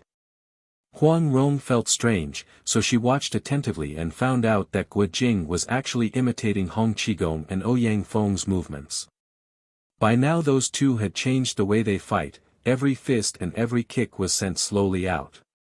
Sometimes they would stand still for a moment, and then sent out a fist. After they exchanged one stance, they would sit down on the ground to take a rest, then stood up and exchanged another move. In short, the way they fight was slower than 2 disciples practicing martial arts. But looking at their face, one could see the seriousness on their faces, almost to the point of very tense. Huang Rong glanced toward her father and saw him looking intensely at those 2, his face was also unusually tense. Ouyang Ku was the only person around who could maintain his calmness. He looked at her flirtatiously, while lightly waving his folding fan. Guo Jing saw an unconventional move, he could not restrain from cheering loudly. Ouyang Ku was irritated. Your muddy kid does not understand anything, what is he shouting about? Just because you don't understand, how would you know whether other people understand or not? Huang Rong shot back. Ouyang Ku laughed, he's just flailing his hands and feet foolishly. Given his young age, how would he know the wonder of my uncle's divine martial arts? You are not him, how would you know what he knows? Huang Rong replied. Two people were bickering on the side. Huang Yaoshi and Guo Jing turned a deaf ear to them. They were watching the fight with rapt attention. By that time both Hong Qigong and Ouyang Feng were squatting on the ground, one with his left middle finger pointed to his brain, the other used both hands to cover his ears. Both were thinking really hard with their eyes closed. Suddenly they shouted and simultaneously leapt toward each other, one sending his fist, the other used his leg, then they were separated again. Those two people had reached the level where each and every single one of the martial arts belonging to their own family or school had no flaw whatsoever.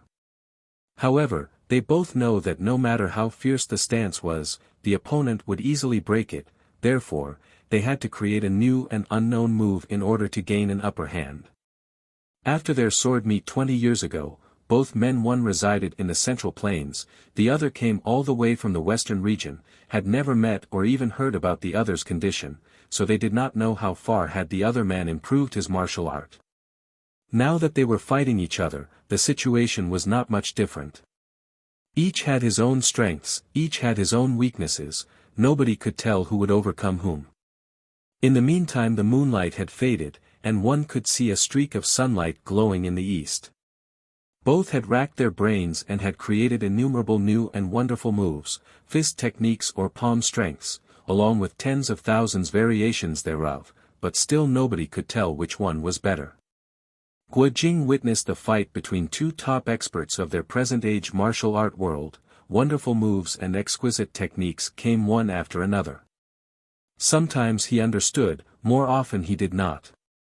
Sometimes he saw something that was related to the theory taught by Zhou Badong, which made him excited and wanted to try.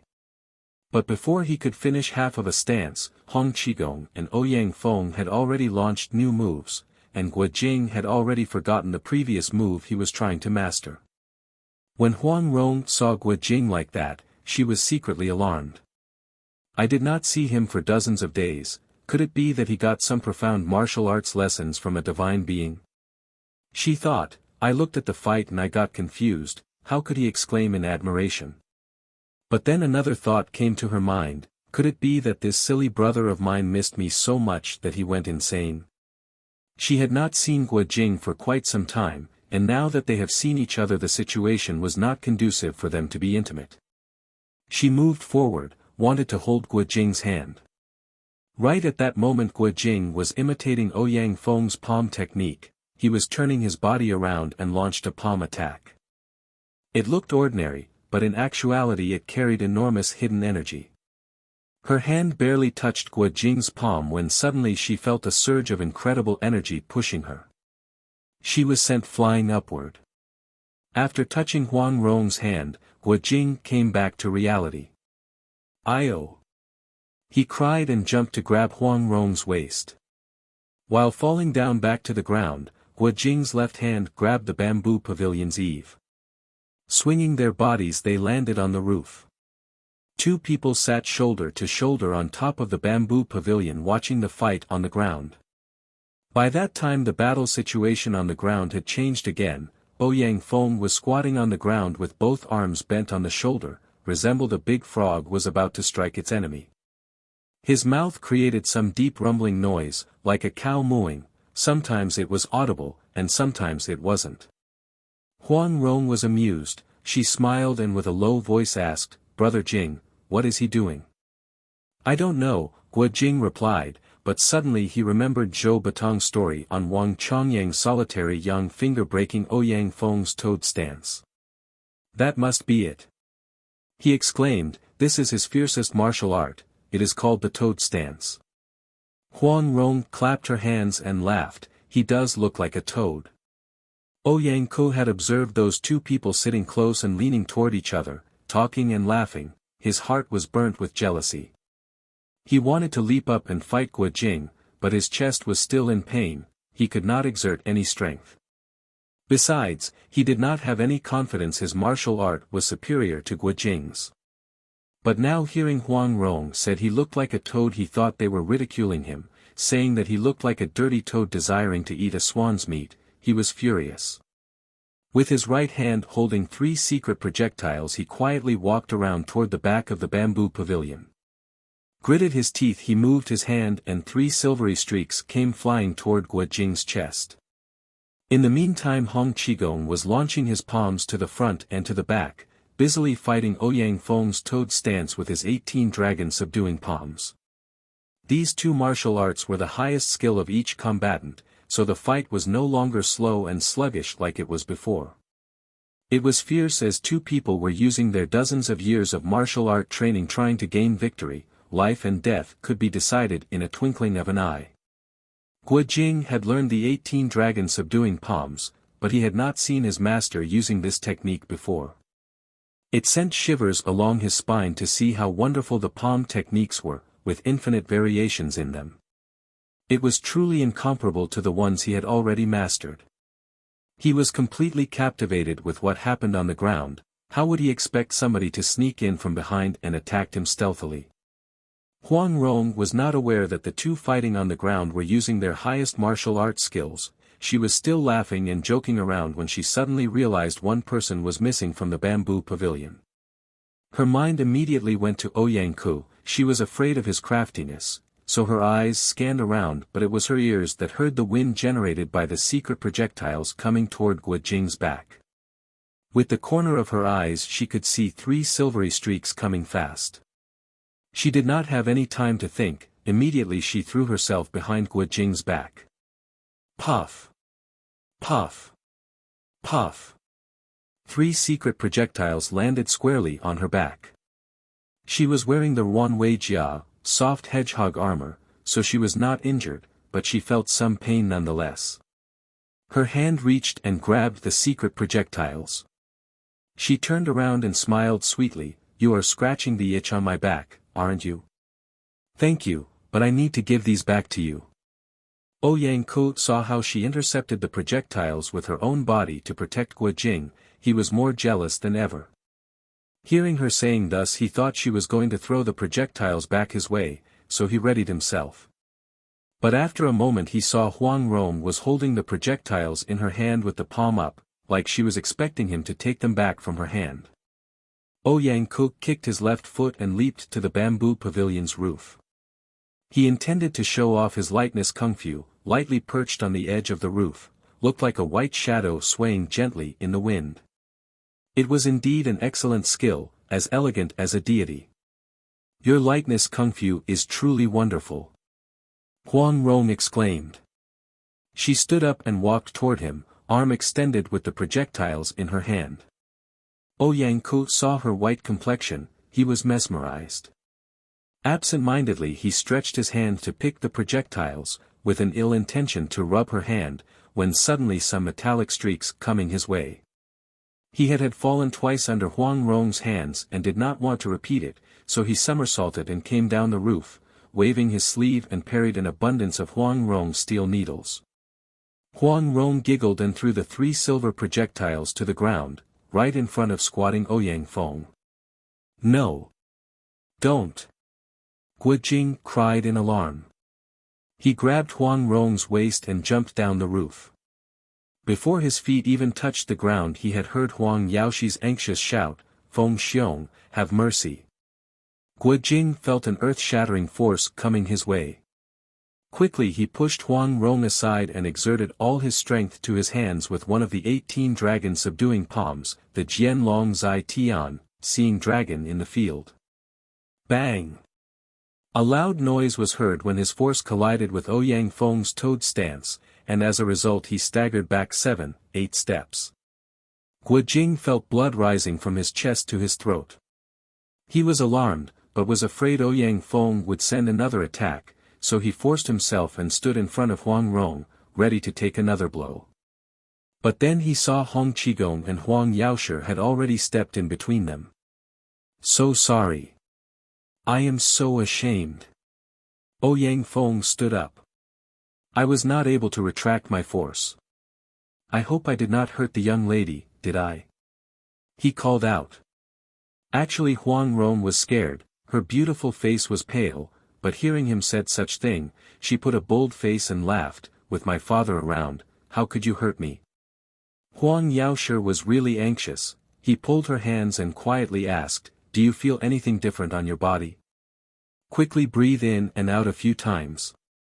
Huang Rong listened to her father and quietly circulate her qi but did not feel anything unusual, so she laughed and shook her head. Huang Yaoshe was relieved.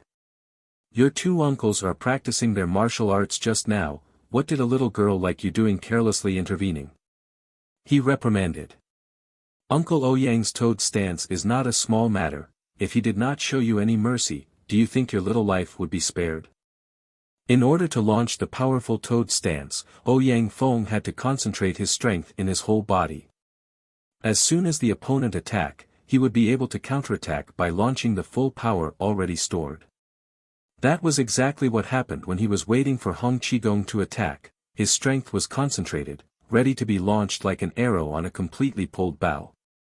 Unexpectedly Huang Rong tossed something to him that he instinctively counterattacked toward her. When he realized it was Huang Rong he was extremely shocked, his force had already been released, there was no way he could pull it back. He sighed inwardly, thinking he had created a terrible disaster that this beautiful as a flower girl would die a violent death in his hand. Moreover he heard Huang Yaoshe called out, "Feng Xiong, have mercy." Frantically he tried to divert his force, but there simply was not enough time, when suddenly he felt another force collided with his. He took this opportunity to retract his force. When he looked clearly, he found out that the person who rescued Huang Rong was Guo Jing. Secretly he admired Hong Qigong, this old beggar is really good, he succeeded in training this young disciple to reach such high level of martial art. Huang Yaoshe had seen Guo Jing's martial art at the Cloud Manor, he thought, this youngster did not know the height of the sky or the depth of the earth, he dared to parry Ouyang Feng's fierce toad stance. If Ouyang Feng did not see my face and showed him mercy, his bones would have been shattered to pieces. He did not know that the Guo Jing he met at the Cloud Manor was not the same as Guo Jing now.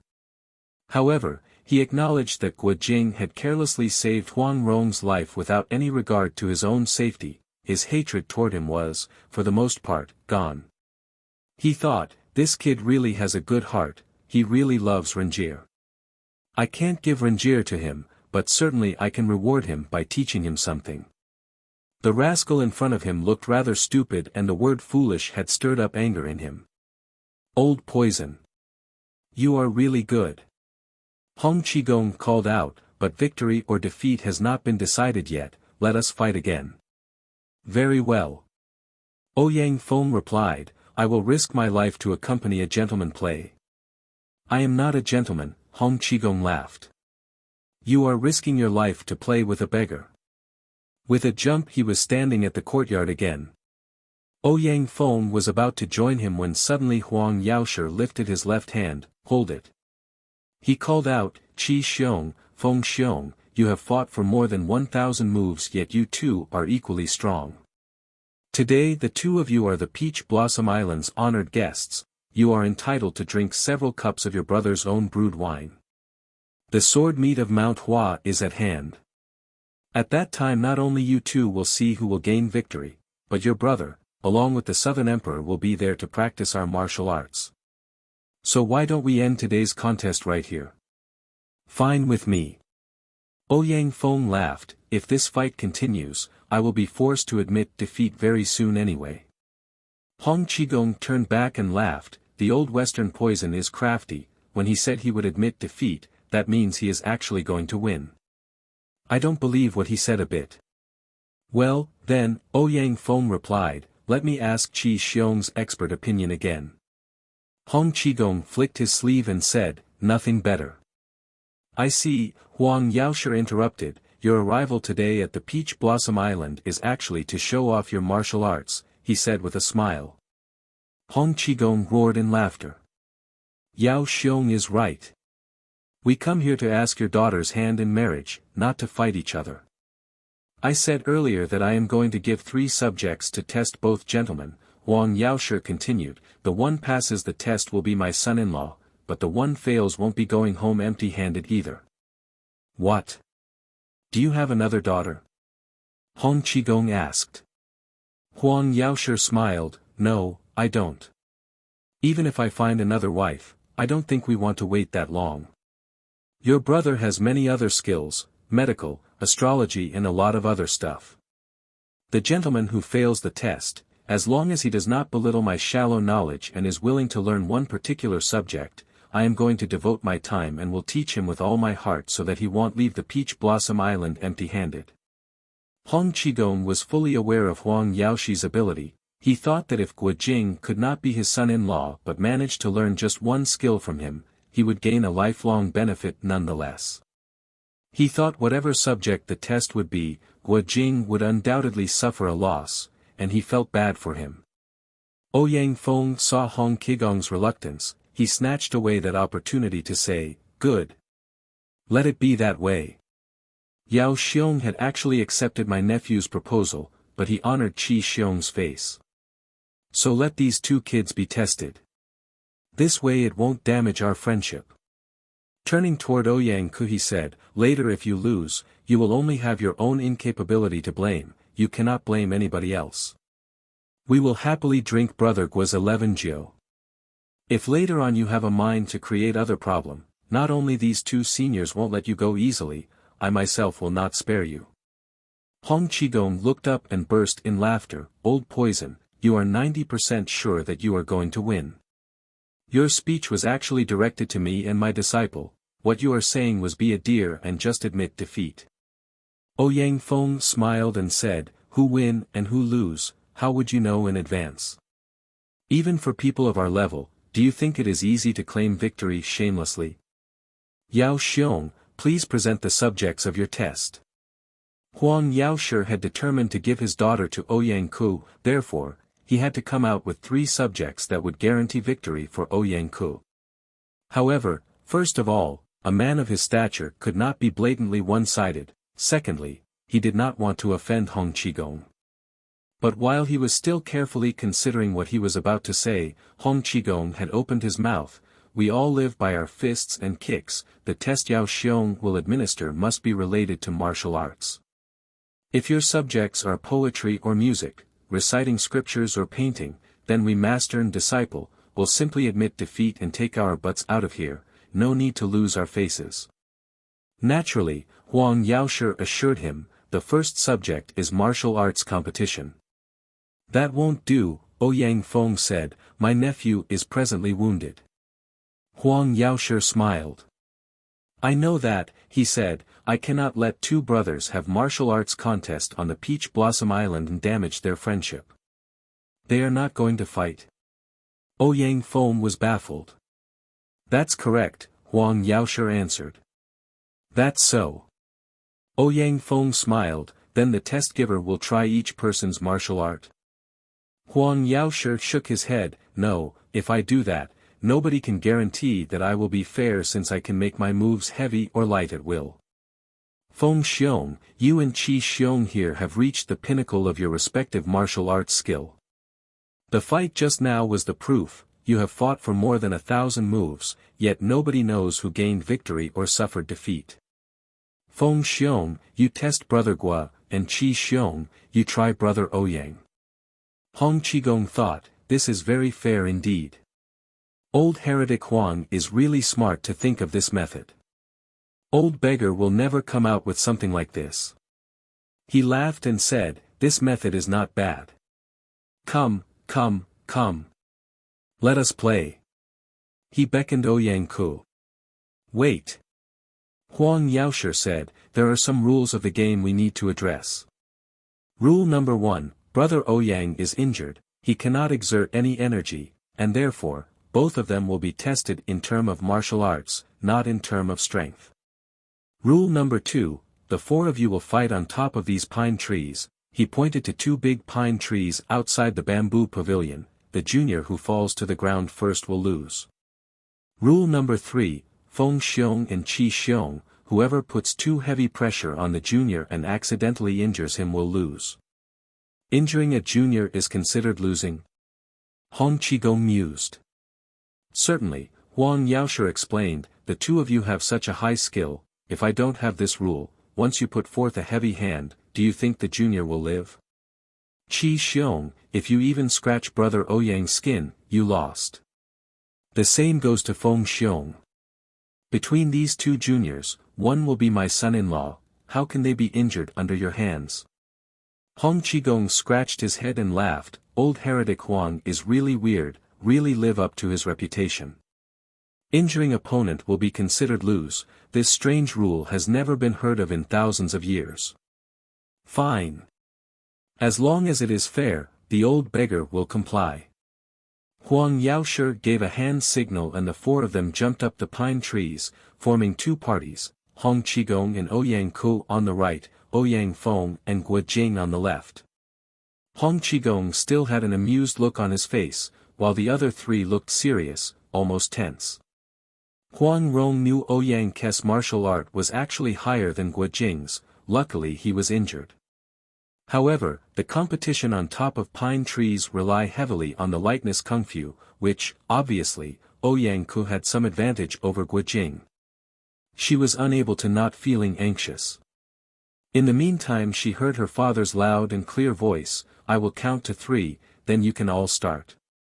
Brother Ouyang, brother Guo, whoever falls down to the ground first will lose. Huang Rong secretly thought of somehow helping Guo Jing, but Ouyang Feng's martial art was very high, how could she fight him with her present ability? Huang Yaoshi had started to count, 1, 2, 3. For shadows danced on top of the pine trees, they have begun.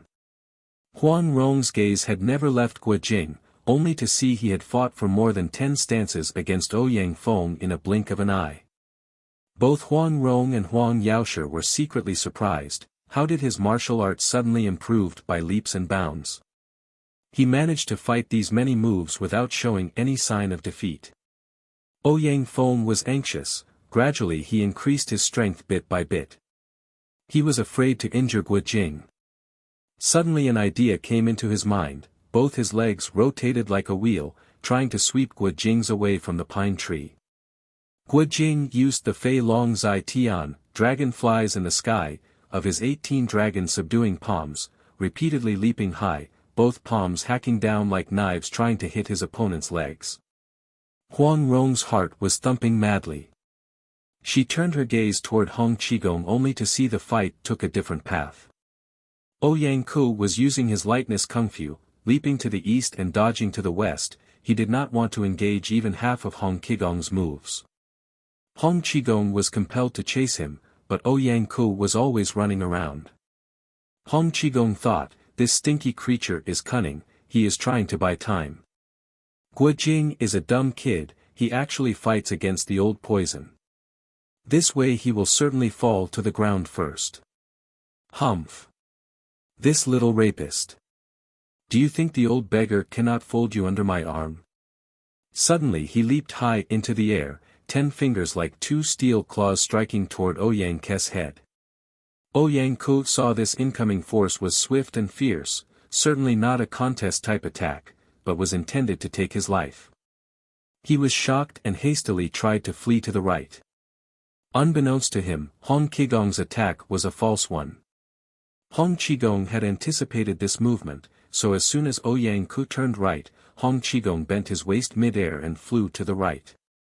His hands came fast toward Ouyang Ku and clearly shouted, I don't care if I lose, today I am going to kill you stinky kid first.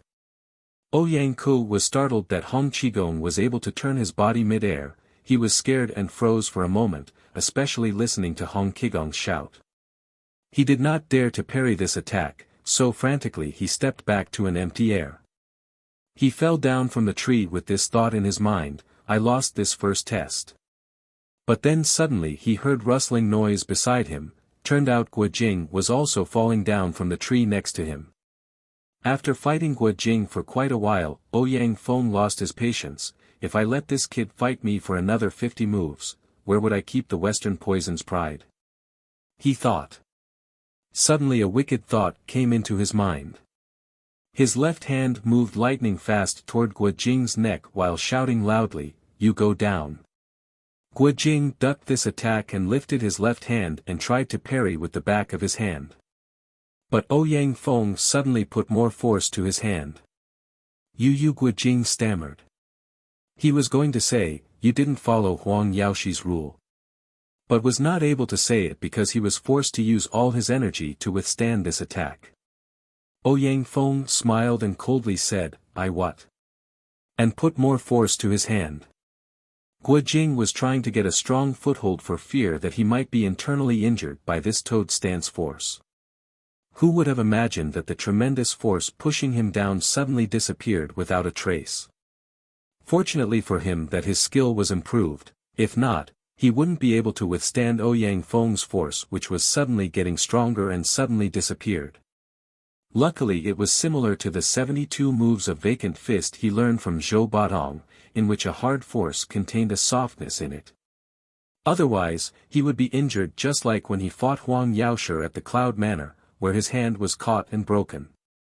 Nevertheless, because of this, he lost his balance and was thrown down from the tree head first.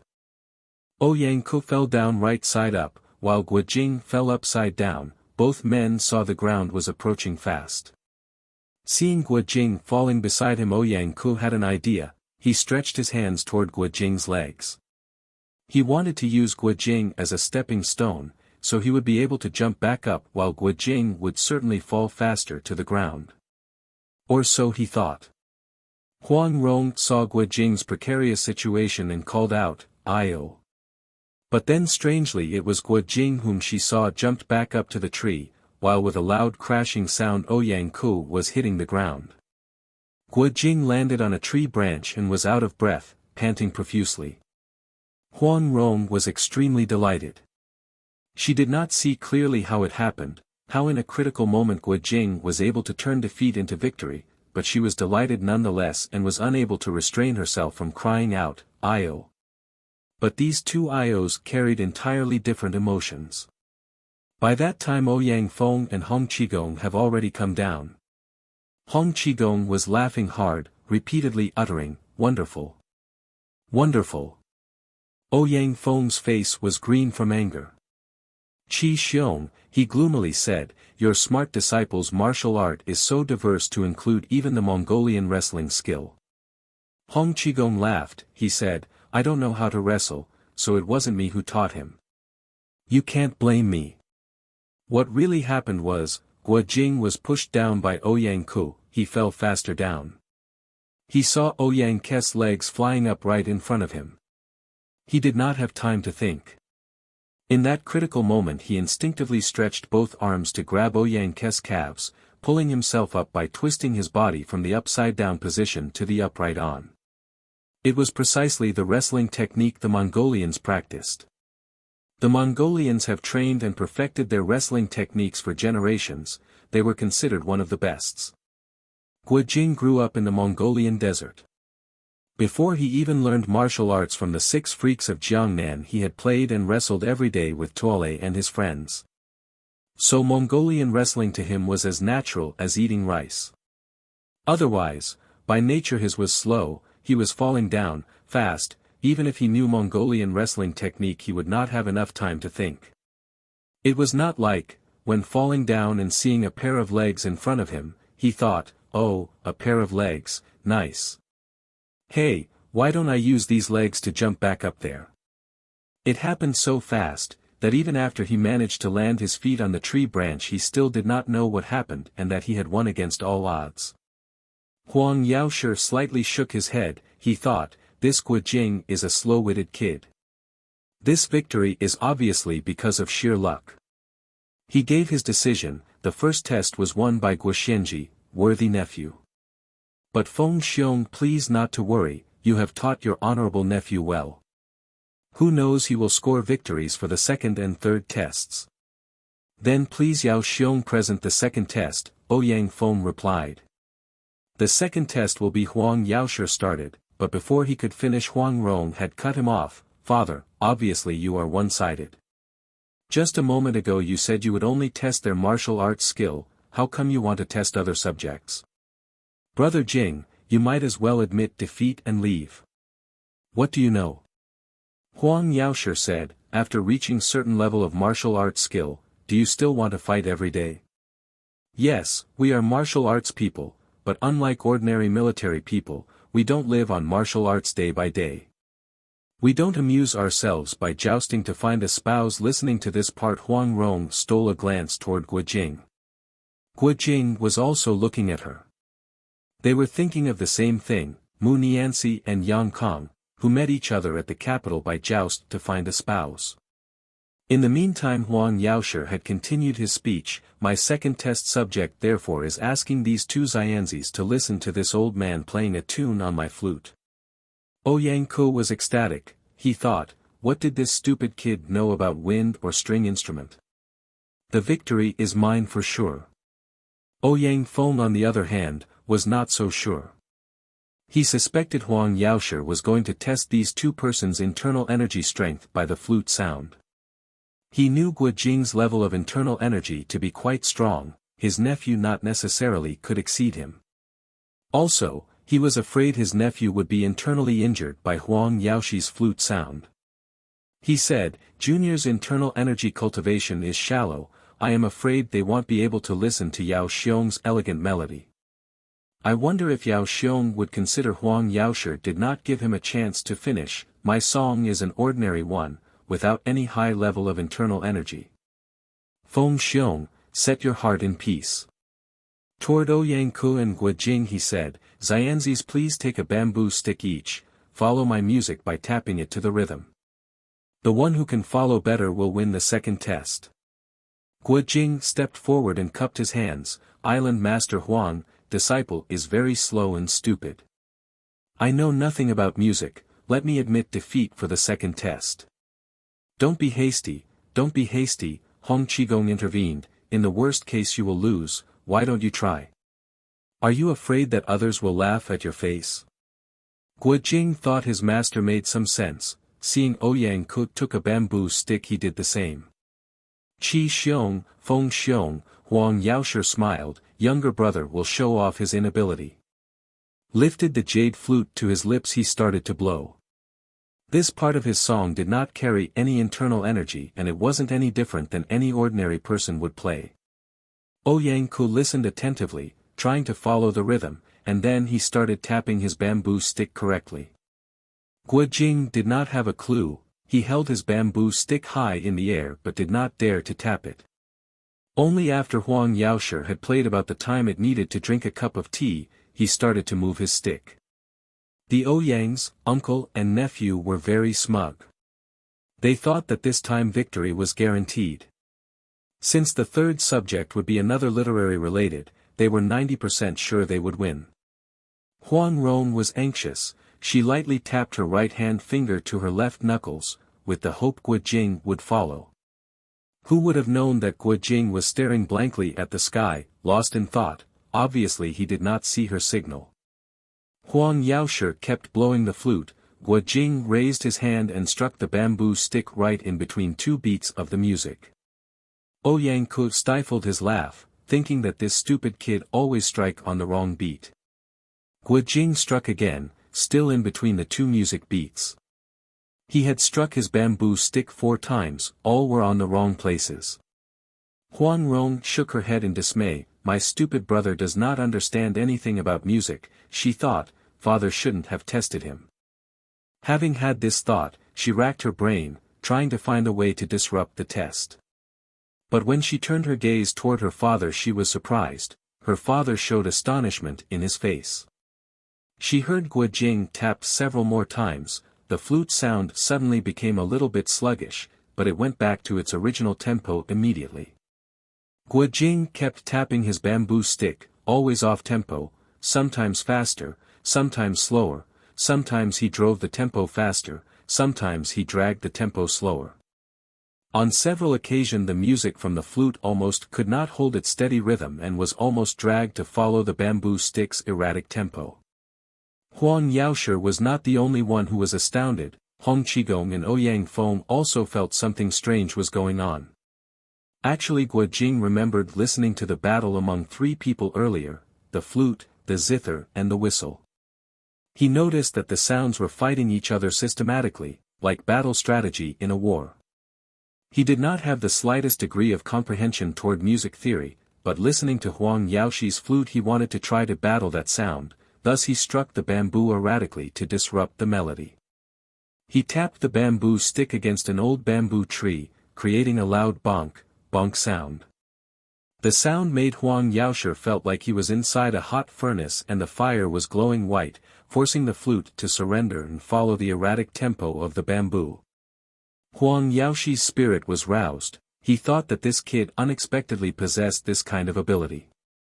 The flute sound changed again, this time it turned faster and slower, seemingly having infinite variations. Ouyang Ku only stopped to listen for a moment, but he could not resist lifting his bamboo stick and brandishing it erratically in the air. Ouyang Feng heaved a sigh and quickly pulled his nephew's hand, pressing the main artery on his wrist. Then he took out a silk handkerchief, torn it into two parts and stopped Ouyang Ke's ears. After a while Ouyang Ku started to calm down and Ouyang Feng let his hand go. Since her childhood Huang Rong had used to listen to her father's jade-colored tidal wave song, once Huang Yaoshe even explained in detail every variation there was. Their minds, father and daughters were like one, so this song did not affect her at all, but she was fully aware that her father's flute carried an enormous supernatural power, therefore, she worried that Guo Jing would not able to defend himself. This song simulated the vastness of the ocean with its thousands of miles waves, coming slowly from afar, then come crashing down the shores. The wave was foamy white, high as a mountain, but in the tide the fish leaped and the whale floated, while above the water seagulls flew. A moment later the water turned wild, like a flock of devils were stirring it up, the weather turned cold, with icebergs came floating by. Another moment it turned hot, extremely hot that the sea was rippling and bubbling like boiling water. The next moment, just as quick, the sea became calm and the surface was smooth as a mirror. The water flowed strongly, yet quietly, but beneath the surface there laid a very strong current threatening those who unwittingly brave enough to enter and challenge its power. Such was the complexities of the song. Guo Jing sat cross-legged on the ground. He was exerting the Quan Zhen Sec's internal energy to suppress his turmoil heart and refresh his spirit while resisting the temptation of the flute sound. At the same time he kept tapping the bamboo stick disrupting the flute sound. When Huang Yaoshe, Hong Qigong and Ouyang Feng were battling each other with sound earlier, they were on offensive and defensive alternately. They had to guard their own heart and mind while looking for an opportunity to launch a counterattack, trying to subdue the other's hearts and minds. Guo Jing's internal energy was far inferior to those three. He was only able to put on a strong defensive line, without being able to launch a counterattack, but Huang Yaoshe was also not able to penetrate his defense either. After half a day, the volume of the flute gradually decreased, make it difficult to be heard. Guo Jing stopped the bamboo tapping to listen. Unexpectedly to him, this was the moment Huang Yaoshe was waiting for. The softer the sound, the stronger the energy it carried. Because Guo Jing was listening attentively, his heart began to follow the beat of the flute. If it happened to other people, they would fall into the trap and would not be able to escape, but Guo Jing was different. He had learned the left/right mutual hands combat, he was capable of dividing his mind. So he used his left hand to take the shoe from his left foot to knock on the bamboo.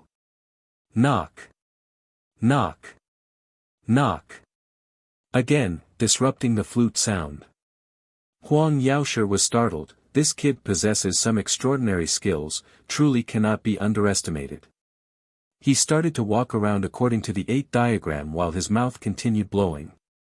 Both of Guo Jing's hands were striking the bamboo pole in an erratic tempo incongruous with the flute rhythm. These two hands of his were like two people joined forces to defend against Huang Yaoshe's attack. Bonk, bonk, bonk. Knock, knock, knock. His defensive power was doubled. Hong Qigong and Ouyang Feng were quietly focusing their own attention and energy to guard against the internal energy battle between these two people. Even though one party was only on the defensive, but they did not dare to carelessly ignore the offensive energy from the flute. The flute sound was suddenly turning high and low, ever-changing, strange yet wonderful. Suddenly Guo Jing felt a burst of cold air flying in, carried by the flute sound. He felt like his body was wrapped by a thick layer of ice, which sent him shivering profusely. The flute sound gently climbed up the hill, getting more and more intense. Guo Jing felt cold to his bone. He struggled hard to divert his mind into thinking about a burning sun in the sky, or touching an iron exposed to the heat of the day, or holding a burning coal in his hand, or that he was entering a very hot stove, in short, all kinds of heat-inducing thought. He succeeded. Huang Yaoshi saw Guo Jing's left side was blue, shivering from the cold, while his right side was red, sweltering from the heat. Huang Yaoshi was secretly amazed. Once again he changed the flute sound. Now the winter had passed, and the summer came around. Guo Jing struggled hard to resist, but his clapping tempo started to follow the flute rhythm. Huang Yaoshi said in his heart, if this kid keep on resisting like this even though he is still young, he won't be able to withstand hot and cold successively, he will suffer a severe illness in the future. The flute sound turned graceful, dispersed into the forest, and stopped. Guo Jing exhaled a long breath, stood up and staggered, nearly fell again to the ground. Only after taking several deep breaths did he manage to steady himself. He knew Huang Yaoshi was showing mercy, so he stepped forward, bowed and thanked him. Thank you very much for showing mercy, Island Master Huang, he said, disciple is very grateful. Huang Rong noticed Guo Jing's left hand was still holding his shoe, could not stifle her laugh. Brother Jing, put your shoe back, she said. Yes, Guo Jing replied, finally put the shoe back on his left foot. A thought suddenly came into Huang Yaoshi's mind, this kid is so young, yet his martial art is actually quite profound. Could it be that he was just pretending to be a fool, but in reality is a very intelligent person? If that's the case, what would hinder me if I want to give my daughter to her? A faint smile appeared on his face and he said, you are very good, why do you still call me Island Master Huang? Obviously he was saying that since Guo Jing had won 2 out of 3 tests, then Guo Jing should call him father-in-law. Who would have thought that Guo Jing did not have any clue what he was talking about, so he only stammered, his eyes looked at Huang Rong, asking for help. Huang Rong was in the 7th heaven, she bent her right thumb, signaling Guo Jing he should kowtow. Guo Jing understood this signal, so he bent his knees and kowtowed 4 times to Huang Yaoshi, but he still did not open his mouth to speak. Huang Yaoshi smiled and asked, what do you kowtow to me for? Renjier told me to, Guo Jing honestly answered. Huang Yaoshi silently sighed, a dumb kid is a dumb kid, he thought. Extending his hand he took the silk handkerchiefs from Ouyang Ke's ears, and gave his decision. Regarding internal energy, Guo Xianji is stronger, but my test subject was music knowledge, in which Ouyang Xianji is much better. Let's just say that the second test was a draw. I am going to present the third subject, let 2 Xianzis decide victory or defeat. Ouyang Feng knew his nephew had lost, but he did not expect Huang Yaoshi would give him favor, so he quickly replied, true, true. Let them compete one more time. Hong Qigong was upset but didn't say anything. He thought, the girl is your own daughter, and others can't meddle in if you want to give her to that rotten playboy. I always want to fight you, but right now it is difficult for my 2 fists to fight your 4 hands. Wait till I ask Emperor Duan to help me. Well, see, Huang Yaoshi produced a thin book with red silk cover from his bosom and said, my wife and I only have this one daughter. Unfortunately she had died prematurely. Today Feng Xiong and Qi Xiong are both here to ask her hand in marriage. If my wife were here, I am sure she would be very delighted listening to her father speak. Huang Rong's eyes turned red. Huang Yaoshi continued, this book was written by my wife, the same year she passed away. It was the fruit of her hard work. I am going to let both Xianzis to read it, then recite it back from memory. Whoever managed to recite the most will be betrothed to my daughter. He caught a sight of Hong Qigong had a slight cold smile on his face, but he continued on, actually, Guo Xianji had won by 1 subject, but this book has impacted my life tremendously, my wife died because of it. Now I silently wish her soul in heaven would personally choose our son-in-law, that she would bless the Xianji to win. Hong Qigong could not hold his patience much longer, he shouted loud and clear, old heretic Huang. Who want to listen to your crummy ghost story? You knew perfectly well my disciple is a dummy, does not know book or poetry, yet you insist on testing him on that very subject, then frightening him with your died young wife. You are shameless. He brushed his long sleeve and turned his body to walk away. Huang Yaoshi sneered, Qi Xiong, if you come to the Peach Blossom Island to flaunt your power, you still need to practice for several more years, he coldly said. Hong Qigong stopped dead on his track. What? He raised his eyebrows. You want to fight me? He asked. You don't understand Wu Xing Qi Men, lit. 5 ways strange/wonderful gates, don't know the correct translation, techniques, Huang Yaoshi replied, if not by my permission, don't even think of leaving this island alive. Hong Qigong was angry, I am going to burn down your stinky trees and flower bushes. If you have the ability, go ahead and try. Huang Yaoshi coldly challenged. Guo Jing saw those two were about to fight. He also knew that the Peach Blossom Island was really not to be trifled with, he was afraid his master would fall into an enemy trap on the island. Quickly he stepped forward and said, Island Master Huang, Shifu, let disciple and big brother Ouyang compete in this book memorization contest. Disciple is really stupid, if I lose, I lose. But in his heart he was thinking, I'll wait till Shifu is safe, then Renjir and I will jump into the sea, we will swim as far as our strength would take us, then we will die together in the sea. Great! Hong Qigong said mockingly, you just can't wait to lose face, can you? Be my guest, then. Be my guest. His thought was, if you are going to lose anyway, why compete? So he intended to take his disciples along. 3 people just walked away to the seashore, snatched a boat and sailed away from the island. Who would have thought that the stupid disciple of his could not act according to the circumstance? He had no alternatives but conceded. Be a good girl and sit quietly, and don't you have any weird ideas, Huang Yaoshi told his daughter. Huang Rong did not say anything, but she expected Guo Jing would fail this next test. Her father said that he would let her deceased mother to pick their son-in-law, then the previous 2 tests Guo Jing had won did not count at all. Among the 3 tests, Guo Jing had obviously won the second one, so the decision that it was a draw was hard to accept. In short, she believed that the reason her father insisted on administering the 3rd test was so that Ouyang Ku would win. So she started to cook an escape plan. How would she take Guo Jing out of the island? Huang Yaoshi told Ouyang Ku and Guo Jing to sit side by side on a big rock, then he presented the book in front of them. Ouyang Ku saw on the cover was written in the seal characters, the ones found on official documents, these 6 characters, Jiu Yin Zhen Jing, 9-yin manual, he was ecstatic. This 9-yin manual is the world's most profound martial arts manual, father-in-law must be very fond of me to let me read this wonderful book. Guo Jing, on the other hand, also saw the 6 characters but had no idea what they were. He thought, he intentionally wants to make things difficult for me. How do I know this kind of curving tadpole characters? In any case I am going to admit defeat. Huang Yaoshi opened the cover and the book was actually written in normal/modern characters. The handwriting was graceful, obviously written by a female hand.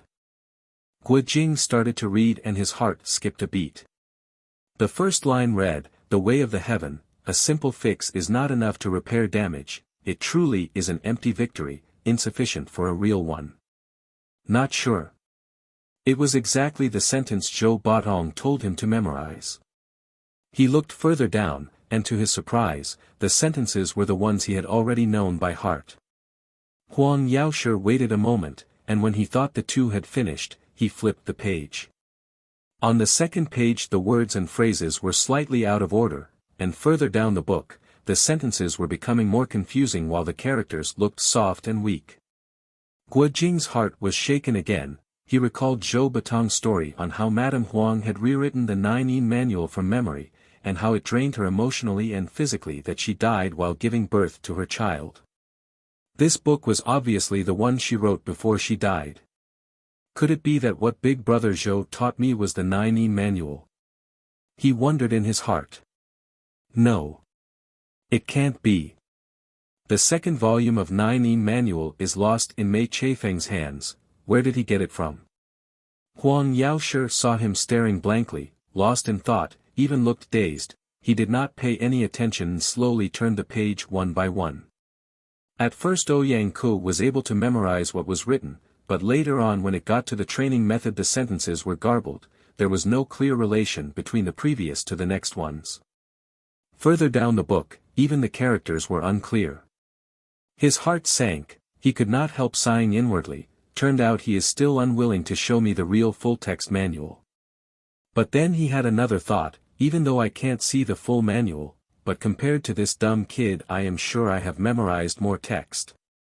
In this test my victory has been decided. Having this thought he felt smug and could not help to cast a glance toward Huang Rong. Huang Rong caught his glance and she stuck her tongue out, making an ugly face. "Brother Ouyang," she said, "you have captured Sister Mu and put her inside the coffin at that ancestral temple.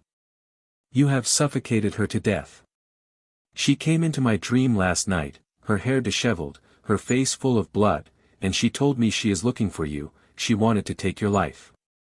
Ouyang Ku had long ago forgotten about her. Out of the blue Huang Rong mentioned her name. He was startled. I forgot to get her out of there. He thought in his heart, it's a pity a young girl like her died of suffocation. But then he saw Huang Rong was smiling, apparently she was joking. "How did you know she was in the coffin? Did you rescue her?" he asked. Ouyang Feng knew Huang Rong was trying to divide his nephew's mind, so that he would not be able to remember the text. "Here," he said, "don't bother with other matters, just concentrate on the book." Ouyang Ku shivered. "Yes," he said, and quickly turned his eyes back to the book.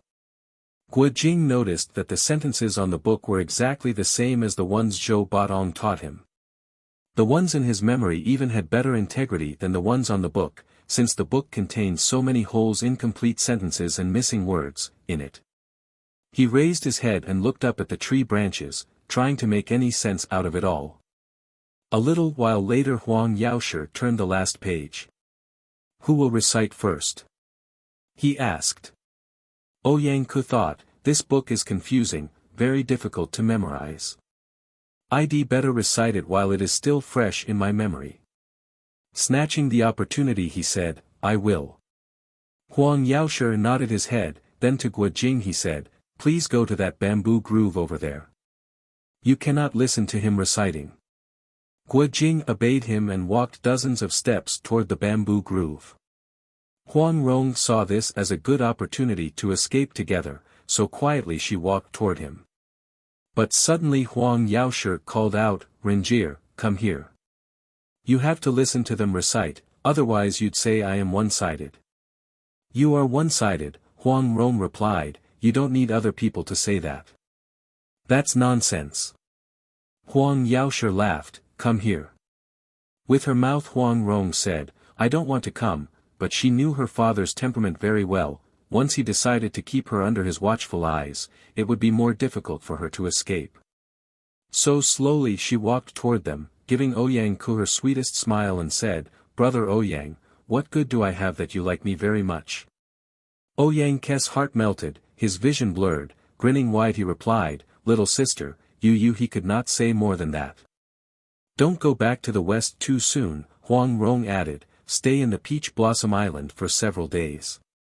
The west is very cold, isn't it?"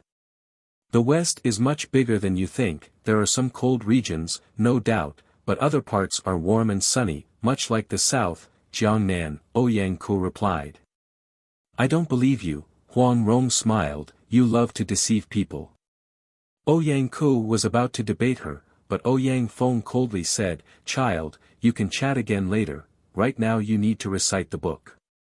Ouyang Ku was startled. He realized that Huang Rong's disturbance was intended to confuse him, and indeed he had forgotten many characters of the confusing parts.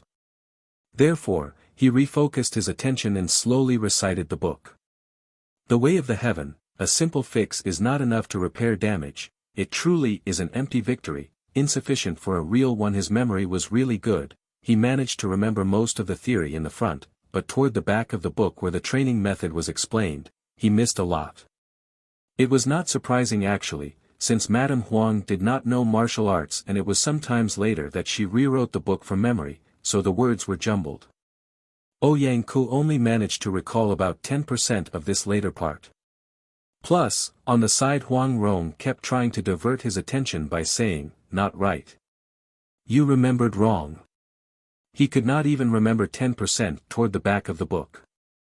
Huang Yaoshi smiled and said, "You can remember that much and that was very good." Raising his voice he called out, "Guoxianji, it's your turn to recite." Guo Jing walked back, seeing the smug expression on Ouyang Ke's face he thought, this man is really smart, he only read once, yet he can recite these mumbo-jumbo texts. I don't have that capability, so I'd better recite the ones Big Brother Zhou taught me. If that is incorrect, oh well I don't have any choice.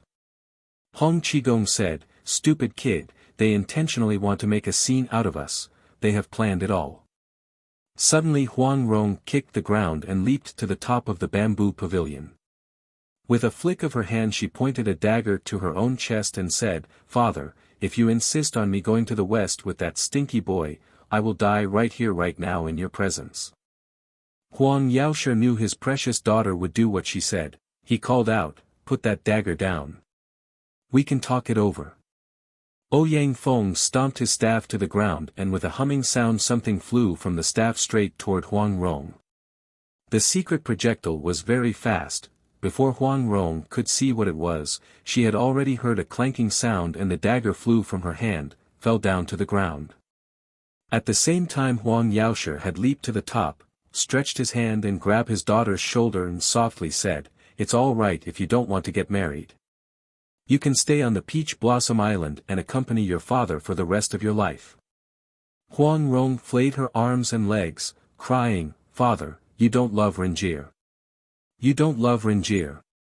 Hong Qigong was amused seeing this Huang Yaoshi who roamed the lake and the sea fearlessly, who killed people without batting an eye, was actually having trouble controlling his own daughter. He could not help laughing so hard. Ouyang Feng thought, "I will wait for the final decision, then I'll take care of this old beggar and that boy surnamed Guo. Well, sort other things later. This girl acts like a spoiled brat, what do I care?" Thus he said, "Guo Xianzi's martial arts skill is excellent, he is a real young hero. His intelligence must be excellent as well. Yao Xiong, you'd better ask him to recite." "Exactly right." Huang Yaoshi said, "Renjie, if you keep babbling you will disturb Guo Xianzi's concentration." Huang Rong closed her mouth immediately. Ouyang Feng wanted to humiliate Guo Jing very much. "Guoxianji, please start reciting. We are going to listen respectfully right here," he urged. Guo Jing's face reddened, he thought, "I can't do it, I'd better recite what Big Brother Zhou taught me." Thereupon he started reciting, "The way of the heaven, a simple fix is not enough to repair damage, it truly is an empty victory, insufficient for a real one." He had recited the 9-yin manual from top to bottom hundreds of times before, by now it was already ingrained in his brain. He recited slowly but steadily, no hesitation at all. About half a page later everybody was stunned, they thought, this kid seemed slow and dim-witted, who would have known that he is actually very smart. Very soon Guo Jing had already reached the 4th page. Hong Qigong and Huang Rong knew very well that Guo Jing did not have that kind of intelligence, they did not know what had possessed him, but they were pleasantly and extremely surprised.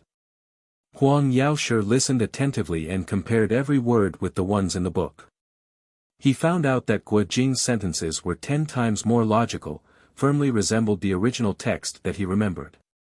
His heart turned cold and unconsciously he broke in cold sweats.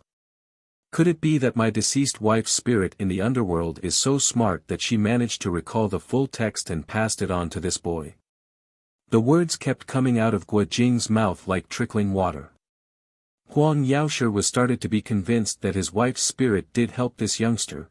He looked up to the sky and softly muttered, ahung, you loved me very much that you have used this boy's mouth to impart the manual to me. But why didn't you let me see a glimpse of you?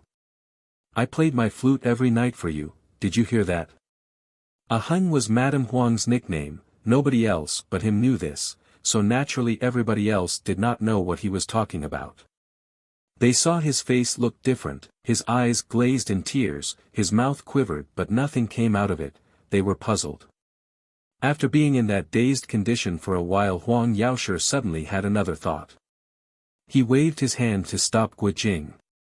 His face was as cold as if there was a layer of frost on it. Fiercely he asked, "The 9E manual that Mei Chaofeng lost, where did you find it?" Guo Jing saw his eyes had a murderous look, he was really scared. Disciple really does not know Mei Senior Mice manual's whereabouts. If I do, I will gladly help to retrieve it and return it to the island master. Huang Yaoshe looked at him with his penetrating gaze, yet did not see even the slightest bit of deceitfulness on Guo Jing's face. He was compelled to believe it was his late wife from the underworld who taught Guo Jing. He was feeling joyful and grieved at the same time.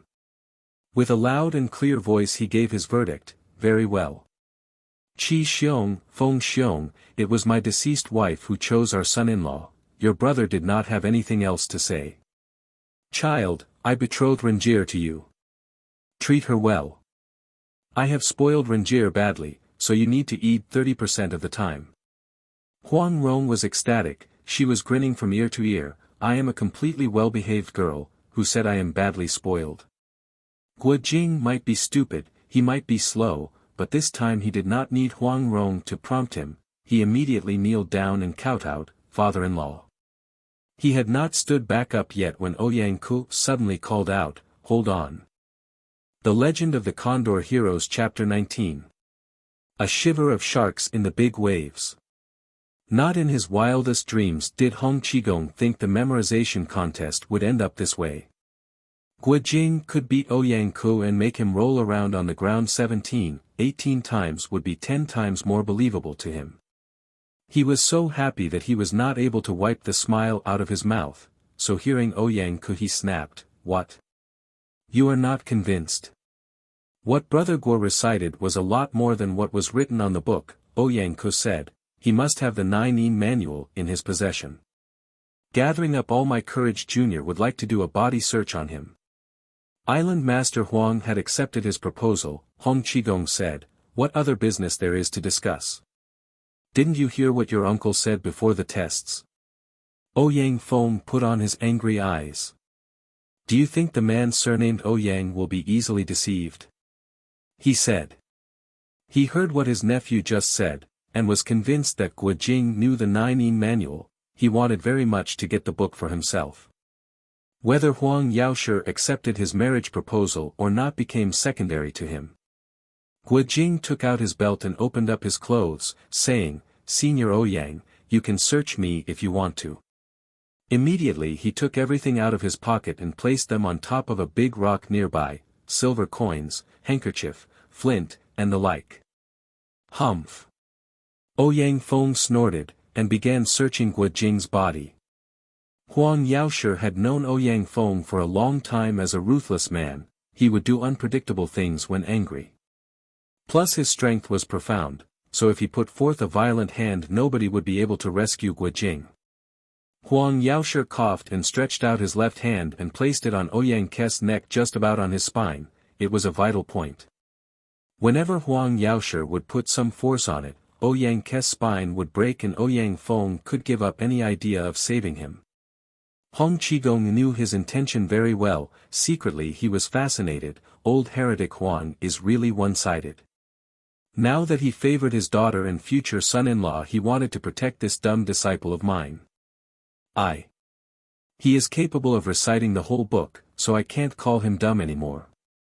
Originally Ouyang Feng was going to strike Guo Jing's lower abdomen with his toad stance energy, let him suffer for 3 years before he would finally die, but seeing that Huang Yaoshe had guard against his scheme he did not dare to strike.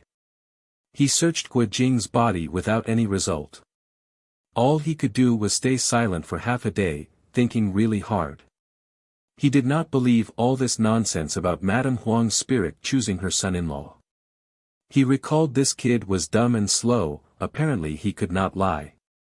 Perhaps he could coerce the whereabouts of the manual from his mouth. He shook the staff in his hand. With a clanking noise, two weird-looking snakes slithered up the length of the staff. Huang Rong and Guo Jing saw these strange animals. They were scared and moved one step back. Pointing to Guo Jing's throat, he asked, "Guo Xianji, where did you learn this 9E manual from?" His eyes were blazing red, looking at Guo Jing with a penetrating gaze.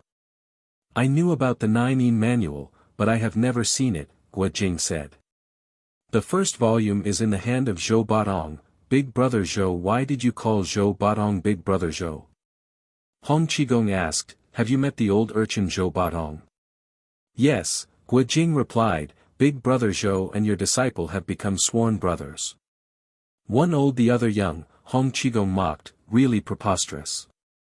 "What about the second volume?" Ouyang Feng asked.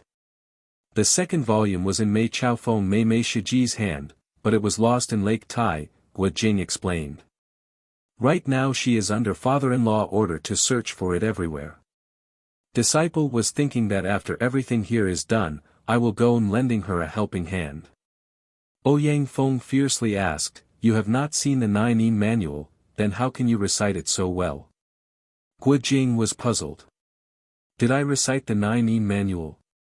he asked. "That can't be. It was the text Big Brother Zhou taught me. He said it was his own secret martial art creation." Huang Yaoshe inwardly sighed. He was dismayed and he thought, Zhou Batong had received his late martial brother's order to guard the 9E manual. "He played some marbles and lost to me. I tricked him and in the end he burned the book to ashes." Before that he had not looked at the content of the book at all. That was not a bit strange. But now there seemed to be a divine intervention. Everything happened so coincidentally that my daughter ended up betrothed to him. Isn't he so lucky? Huang Yaoshe was still deep in thought. Ouyang Feng pressed on, "Where is that Zhou Batong now?" he asked. Guo Jing was about to answer, but Huang Yaoshe cut him off. "Jinger, no need to say more." Turning his head to Ouyang Feng he said, "It is such a trivial matter, why do you care so much?" "Feng Xiong, Qi Xiong, we have not seen each other for 20 years. Let us spend 3 days in the Peach Blossom Island, drinking to our heart's content." "Shifu, I am going to prepare some food for you," Huang Rong said. "Here on the island the lotus is superb. How about some chicken steamed in lotus petals, or some fresh water chestnut and lotus leaf soup? I am sure you'll like it."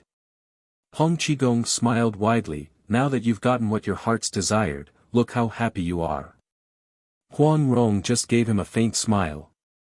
"Shifu, Uncle Ouyang, Brother Ouyang, please," she said. She was extremely happy to be betrothed to Guo Jing so that her animosity toward Ouyang Ku had vanished into the thin air. This very moment to her everybody in the whole wide world was a good person.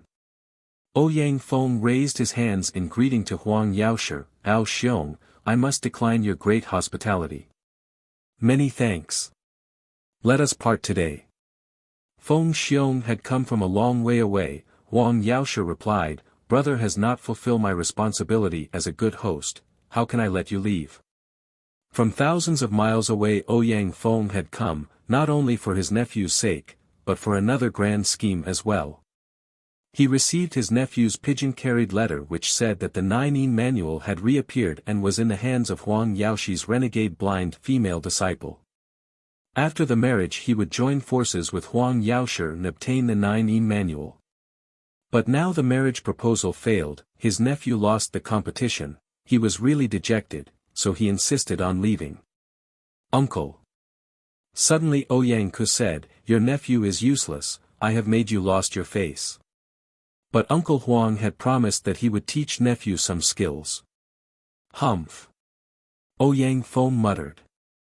He was aware his nephew had not given up hope on this Huang family's girl, so he found some excuse by learning something to stay longer, to be close to Huang Rong, to try to win her heart. Who knows, she would eventually fall into his hands. Huang Yaoshe was upset. He erroneously thought that Ouyang Ku would win the 3 tests, therefore, he made that promise to reward Guo Jing. But unexpectedly it was Ouyang Ku who failed the tests. Apologetically he said, "Ouyang Xianji, your uncle's martial art is unparalleled in the world, others cannot hold a candle against him. You have mastered your own family heritage skills, what need do you have to learn somebody else's skill? This old dog was lucky to master some Zhua Dao Pang Men, lit. Left-handed way, side door, means second-rate or not the ultimate, techniques. If Xianji does not think it too superficial, then whichever skill you like to learn, this old dog will be happy to teach you. Ouyang Ku thought, I must choose the one needed the longest time to master. I have long heard about the Peach Blossom Islands Wuxing Qi Men to be #1 in the world. I am sure it won't be finished in a day.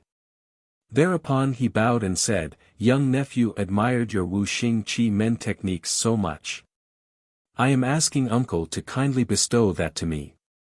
Huang Yaoshi did not answer immediately, he hesitated, feeling awkward in his heart. The technique requested was the one he was most proud about. Apart from it being complicated to begin with, he had expanded and developed new interpretation and variation to the original technique he learned from his ancestors. His own daughter, due to her young age, had not learned this technique. How could he pass this knowledge to a total stranger? But he had given his promise, it was impossible to take it back, so reluctantly he asked, the Wuxing Qi Men technique is very broad and deep. Which one do you want to learn? Ouyang Ku wanted to stay at the Peach Blossom Island as long as possible, so he requested, young nephew saw the winding pathways of the Peach Blossom Island, the vegetation arrangement is complicated. My heart admires this arrangement to no end. I am asking uncle to allow young nephew to stay in the island for several months and study the mystery of this complicated pathways and its variations thoroughly. Huang Yaoshi's face changed slightly, he cast a glance toward Ouyang Feng. He thought, so you want to investigate and find out the Peach Blossom Island's ingenious arrangement. What is your real intention? Ouyang Feng saw his expression, he could guess what was in his heart, so he chided his nephew, you don't know how high the heaven is nor how deep the earth is. Uncle Huang had spent half of his life painstakingly arranging the island. It is his defense against the intruders, how could he divulge this mystery to you? Huang Yaoshi coldly laughed, Peach Blossom Island is only a barren and rocky hill, yet I doubt it if anybody could come and harm me. Ouyang Feng smiled apologetically, little brother crudely made an indiscreet remark, Yao Xiong please don't be offended. Hong Qigong laughed, old poison. You are very sly, you have planned this from the start. Very brilliant. He mocked. Huang Yaoshi slipped the jade flute into his belt and said, everybody please follow me. Ouyang Ku saw the indignation on his face, he looked at his uncle for guidance. Ouyang Feng nodded his head and started to walk behind Huang Yaoshi. Everybody followed not too far behind. Winding through the bamboo grove they arrived at a big lotus pond. The lotuses were white, emanating a fragrant scent. The pond's surface was full of lotus leaves. There was a strip of dike made of small stones winding through the center of the pond. Huang Yaoshi walked through the dike, taking everybody to a building on the other side of the pond. The building was made from logs of pine tree. A rattan tree was climbing the outside wall. It was midsummer, the weather was hot, but as soon as they saw that building everybody felt a burst of cool air. Huang Yaoshi took 4 people and entered his study. A deaf and mute servant immediately came serving tea. The tea was dark green, cold as snow. As soon as it entered their mouth the cold seeped to their bones. Hong Qigong laughed and made a comment, people say, after being a beggar for 3 years one would not willing to be a government official. Yao Xiong, if I stay in your cool place for 3 years, I won't be willing to be a beggar anymore. If Qi Xiong is willing to stay to drink and talk to our heart's content, that is truly my wish come true, Huang Yaoshi said. Hong Qigong could hear the sincerity in his voice, his heart was touched. Many thanks, he said, it's a pity the old beggar leads a busy and laborious life, I don't have the luxury to enjoy a peaceful life like Yao Xiong. Ouyang Feng said, the two of you living together in the same place, as long as you don't fight each other I bet within 2 months you will have created several sets of fist techniques or sword stances. Hong Qigong laughed, are you jealous? This room is a big hall to study martial arts, Ouyang Feng explained. Naturally I came to that conclusion. Hong Qigong laughed, ha ha. Another one of those what you said is not what you were thinking speech. Although these two men did not hold a deep animosity between them, their minds were usually a world apart, and that was why they did not like each other. Only Ouyang Feng's feeling was hidden behind a thick wall, unlike Hong Qigong, who was open and outspoken. This time Ouyang Feng heard Hong Qigong's comment. He wanted to send Hong Qigong to the grave with one strike, but his face did not change. He laughed but did not say anything. Huang Yaoshi pressed something on the side of the table, and a landscape painting on the west wall slowly went up, revealing a secret compartment behind it. He walked toward the wall, opened up the door to the compartment and took out a roll of paper. Gently he ran his fingers on the scrolls several times before he faced Ouyang Ku and said, "This is the map of the Peach Blossom Island, complete with all the 5 ways variations and yin and yang elements and the 8 diagram changes, everything. Take this and study thoroughly." Ouyang Ku was disappointed. He was hoping he could stay on the Peach Blossom Island for a while. He did not expect Huang Yaoshi only gave him a chart to look at. He knew it was a difficult topic to learn, but he did not have any choice but bowed respectfully and stepped forward to take the scroll from his hand. "Hold on," Huang Yaoshi suddenly said. Ouyang Ku was startled. He pulled his hands back. "After taking this drawing, I want you to go to Linan and find an inn or a temple to stay. After 3 months I am going to send someone to retrieve it. Everything on the chart you can memorize, but I forbid you to make any copies," Huang Yaoshi continued. Ouyang Ku thought, "You won't allow me to stay on the Peach Blossom Island. I don't care much about your weird skill anyway. In the next 3 months I will be responsible for this chart. If not careful I might lose or damage this chart, then what would I do? No, I'd better not take it." He was going to say some nice words to decline when suddenly another thought came into his mind. He said he is going to send someone to retrieve it, that someone must be his daughter. This is a great opportunity to get intimate with her. He was delighted with this thought and immediately held out his hands to receive the scroll while uttering some grateful words. Huang Rong took out the small box of dragon pill and gave it back to Ouyang Feng. "Uncle Ouyang," she said, "this is your poison antidote pill. Your niece does not dare to accept it." Ouyang Feng thought, if this thing falls into the old heretic Huang's hands, he would be impervious to my poisons. Although to take it back again seemed so petty, I can't afford to let him have it. Therefore, he held out his hand to take the pill and immediately raised his hands to say goodbye to Huang Yaoshi. Huang Yaoshi did not hold him back, he sent them away.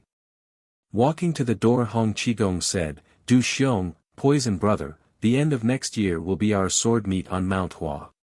You have to conserve your energy well since we are going to have a very tight competition." Ouyang Feng simply smiled casually, "The way I see it we don't need to waste our energy to fight. The title the world's #1 martial artist has been decided early on." Hong Qigong was taken aback. "Has been decided? Could it be that Du Xiong has mastered a matchless unique skill?" Ouyang Feng showed a faint smile. With a mediocre skill, how would Ouyang Feng dare to covet the title the world's #1 martial artist? "I am talking about the person who taught this Guoxianji." Hong Qigong laughed. "Are you talking about the old beggar?" He said, "I'd like that, but Yao Xiong's martial art has improved daily. For you, Du Xiong, advancing years also mean advancing skill. I am afraid Emperor Duan's martial arts skill is not getting lower either. I don't think the old beggar will have any advantage." Ouyang Feng coldly said, "Among the people who taught Guoxianji, not necessarily Qi Xiong's martial art is the finest." "What?" Hong Qigong barely closed his mouth when Huang Yaoshi interrupted, Are you talking about the old urchin Zhou Batong?" "That's right." Ouyang Feng replied, "Since the old urchin had mastered the 9-yin manual, then all of us, the Eastern Heretic, Western Poison, Southern Emperor and Northern Beggar, are not his match anymore." "That is not necessarily true," Huang Yaoshi said. "Manual is dead, but martial art is alive." Ouyang Feng noticed earlier that Huang Yaoshi had diverted his question. He did not let Guo Jing tell them Zhou Batang's whereabouts. He knew something was amiss, so he decided to mention it again just before he leave. Hearing Huang Yaoshi said that he knew his suspicion was not unsubstantiated, but he was crafty, so his face did not show any changes. Nonchalantly he said, "We all know the quality of Quan Zhensek's martial art, we even need to ask for their advice. Now the old urchin has added the skill of the 9-yin manual to that, even if Wang Chongyang were alive, I doubt he would be his match, not to mention us. Quan Zhen is really good, even if the three of us work hard for a lifetime, we are still a notch below them. The old urchin's martial art is a lot better than mine," Huang Yaoshi said, "but has not reached Feng Xiong and Qi Xiong's level. I know this for a fact." "Yao Xiong do not need to be modest," Ouyang Feng said, "you and I are Ban Jin Ba Liang, lit. Half a Jin 8 Liang comparable, equal. You have said so yourself, that Zhou Batang's martial art is not as good as yours. However, I am afraid he shook his head. Feng Xiong will find out next year at the sword meet of Mount Hua," Huang Yaoshi smiled. Ouyang Feng was serious. "Yao Xiong, I usually respect your martial art, but I doubt it when you said you can defeat the old urchin. I think with him, you'd better watch out." It was not that Huang Yaoshi did not know that he was being provoked, but he was a proud man, of course he did not want anybody belittle him. So with indignation he said, "The old urchin is actually on the Peach Blossom Island. Brother has imprisoned him for 15 years. Ouyang Feng and Hong Qigong were dumbstruck. Hong Qigong simply raised his eyebrows, but Ouyang Feng actually broke up in laughter. "Ao Xiong, that was a very good joke." Huang Yaoshi did not say anything, he pointed his finger as if showing the way, then he exerted his strength to his feet, and flew back to the bamboo groove. Hong Qigong followed along, his left hand holding Guo Jing, his right hand Huang Rong. Ouyang Feng also pulled Ouyang Ke's arm. Together they used their lightness kung fu and not too long afterward arrived in front of Zhou Batang's cave. When they were still quite a distance away, Huang Yaoshi had noticed that the cave was empty. "Ah!" he uttered his surprise. With a body as light as a feather he leaped up to the sky, and several jumps later he had already arrived at the cave's mouth. His left foot landed first, only to feel he stepped on an empty space. Suddenly meeting an accident, he did not panic, he kicked his right foot to the air and jumped vertically up. Again he landed his left foot gently, but again he felt he was stepping on an empty air. This time he was not able to use anything as a stepping stone, so with the back of his hand he pulled the jade flute from his belt and in one fluid motion struck the flute to the cave wall. With one push his body flew out of the cave like a flying arrow. That vertical leap, pulling out the jade flute and flying backward outside the cave were done in a flash. Hong Qigong and Ouyang Feng saw his wonderful skill and they cheered, only to hear a splotch sound. Huang Yaoshi's both feet fell into a hole on the ground outside the cave. Huang Yaoshi felt his feet were stepping on something wet and soft. With a light kick once again his body flew up. While he was still on the air he saw Hong Qigong and the rest had arrived and they did not fall into any trap, so he landed gently on his daughter's side. Suddenly a stinky stench attacked his nostrils, he looked down and to his dismay he saw his feet were covered with dung. Everybody was puzzled, with his high level of martial arts skill, plus his intelligence, how could Huang Yaoshi fall into somebody else's trap? Huang Yaoshi was furious, he took a tree branch to test the ground, poking to the east and striking to the west. To his surprise, only those 3 holes were there, the rest was just solid ground. Obviously Zhou Batang had expected him to come rushing into the cave, so he prepared the first hole. He had carefully calculated that with his level of lightness kung fu Huang Yaoshi would leap vertically up to avoid falling into this hole, therefore, he prepared the second hole. Again, he knew that this second hole would not trap Huang Yaoshi. So he cleverly placed the third hole, knowing Huang Yaoshi would leap backward, outside the cave, and filled this hole with dung. Huang Yaoshi carefully entered the cave, looked to all directions and saw nothing inside the cave except some clay jars and clay bowls. He vaguely saw several lines of characters written on the cave wall. Seeing Huang Yaoshi fell into a trap, Ouyang Feng laughed in his heart. But now he saw Huang Yaoshi walk toward cave wall to take a look. He thought there was a slight possibility that the 9E manual was written on that wall, so he threw any cautions to the wind and hurriedly went forward to take a closer look. What he saw was several characters carved with a needle which read, "Old heretic Huang, you have broken both of my legs and imprisoned me for 15 years inside this cave. I should have broken both of your legs to vent my anger. But after some thoughts I decided to let it pass. I give you this pile of dung and a pot of stinky urine instead. Please, please." The characters below those please words were covered with a leaf. Huang Yaoshi casually stretched his hand to lift the leaf up, but the leaf was tied with a string. Without thinking he pulled the string only to hear some knocking noise above him. Realizing what had happened, Huang Yaoshi quickly jumped to the left. Right next to him Ouyang Feng was also quick. Seeing that Huang Yaoshi moved, he also jumped to the right. Who would have thought that a series of clanking noise was heard? A whole bunch of clay jars fell down from both sides of the cave wall. Both men were drenched in smelly urine. Hong Qigong burst in laughter. "How sweet! How sweet!" he shouted. Huang Yaoshi was fuming mad, shouting some cursing words. Ouyang Feng was very good at concealing his feelings. He merely smiled. Huang Rong dashed back to the house, taking some change of clothes for his father. She also brought his father's robe for Ouyang Feng. Huang Yaoshi decided to take a look inside the cave one more time, careful not to trip on any more booby trap. He took out the leaf and saw 2 lines of very fine characters. "Don't pull the leaf. There is smelly urine above to drench you up. Absolutely, 100%. Don't ever say that I haven't warned you." Huang Yaoshi was angry, but also amused. Suddenly he remembered that the urine was still a little bit warm. He turned his body and walked out the cave. The old urchin has not left too long ago, we can still catch up with him. Guo Jing was wary. As soon as these two see each other they will certainly engage in a fierce battle, he thought. But before he had any chance to voice his opinion, Huang Yaoshi had already flown to the east.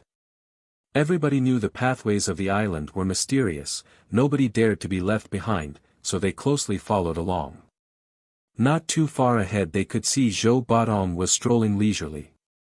Huang Yaoshi exerted his strength to his feet and flew like an arrow leaving its bow. In a flash he had approached Zhou Batong.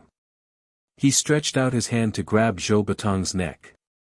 Zhou Batong evaded to the left. Turning his body around he called out, "Wow! It's the sweet-smelling old heretic Huang." In this one grab Huang Yaoshi had used the skill he painstakingly trained for decades. It was swift and fierce. He was mad because of the urine and dung, so he had used 100% of his strength in that one attack. Who would have thought that Zhou Batong was able to evade his attack casually, like he did not made too much effort at all. Huang Yaoshi's heart turned cold. He stopped his attack. He calmed himself down and looked at Zhou Batong. To his surprise Zhou Batong's hands were tied in front of his chest, but he was smiling happily, his face showed contentment. Guo Jing rushed forward and said, "Big brother, Island Master Huang has become my father-in-law, now we belong to the same family." Zhou Batong sighed, "What father-in-law? Why didn't you listen to me? Old heretic Huang is wicked and weird, how can his daughter any better? You will suffer the consequences for the rest of your life. Good brother, let me tell you this, no matter what happened, you cannot take the daughter of someone who loves to drench himself in urine every day as your wife. It's a good thing you haven't bowed to the heaven and the earth to marry her, you can still slip away. Quickly you run away as far as you can, otherwise she'll come looking for you." He was still babbling endlessly when Huang Rong stepped forward and smiled, "Big brother Zhou, look who's coming behind you." Zhou Batong turned his head, but of course he did not see anyone. Huang Rong raised the smelly change of clothes from his father and threw it toward his back. Zhou Batong heard the swishing sound and stepped sideways, splat. That bundle of clothes fell to the ground, dispersing a foul odor everywhere. Zhou Batong doubled with laughter. "Old heretic Huang," he said, "you have imprisoned me for 15 years and broken both of my legs, yet I only let you to step on my dung and drenched you with my urine. Don't you think that was a fair deal?" Huang Yaoshi pondered about it for a moment and felt Zhou Batong was right, so he did not give it another thought. "Why do you tie up your hands like that?" he asked. "I have my reasons, which I can't tell you," Zhou Batong said, repeatedly shaking his head. He looked so solemn. Actually, when Zhou Batong was forced to endure suffering in that hole, several times he had a thought to come out and fight Huang Yaoshi. However, he realized that he was still not Huang Yaoshi's match. Besides, if he got killed or heavily injured, who would defend the 9 manual entrusted to him by his martial brother? Therefore, he had to swallow his pride and endured everything patiently. Then Guojing came into the scene. Together they played forehand mutual combat until one day he had an idea to fight as 2 Zhou Batongs against 1 Huang Yaoshi. He was confident that no matter how high Huang Yaoshi's skill was, he would be able to exact a revenge for his 15 years of suffering. After Guojing left, he sat on the ground, and all kinds of memories came flooding back to his mind, dozens of years of gratitude, grudges, love and hate. He felt like a thick curtain was covering up his mind. Suddenly he heard from a distance the flute, zither, and whistle sounds battling each other. His spirit was stirred, he became agitated, wanted to dash out, and was having difficulty controlling his own emotion. He had been pondering his own question for a while. My little brother's martial art is still far below mine, but why is it that the old heretic Huang's flute sound did not affect him one bit? But after he befriended Guojing for many days, he started to understand Guojing's personality. That day, after thinking deeply for a moment, it suddenly dawned on him, "That's right. That's right." He exclaimed, "He is young, does not understand the complexity of man-woman relationship, does not know its pleasure and heartache. Moreover, he is simple-minded, not ambitious, he has a knave personality and a pure heart. I, on the other hand, am old, but why do I still thinking about revenge? I am so narrow-minded. It is ridiculous, really." Although belonged to Quanzhen sect, he had never become a Taoist priest. Still, the Taoist principles were deeply ingrained in his heart: Qing Jing Wu Wei, peace and tranquility, no action pacifism, lead a simple life and suppress ambition, all those Taoist teachings. It was like a light bulb suddenly turned on in his head. He let out a long breath, stood up and walked outside the cave. For the first time in so many years he realized that the sky was so blue, the clouds so white. His heart was clear and bright. The sufferings he experienced caused by Huang Yaoshi in the past 15 years simply became a small matter in his mind. Once outside he thought aloud, "Once I leave the Peach Blossom Island I am not coming back. If I don't leave some souvenirs for the old heretic Huang, how would he remember me in the days to come?" Hence with much eagerness he dug some holes and filled them with his dung and found some jars and filled them with his urine. After working hard for half a day he finally left the cave.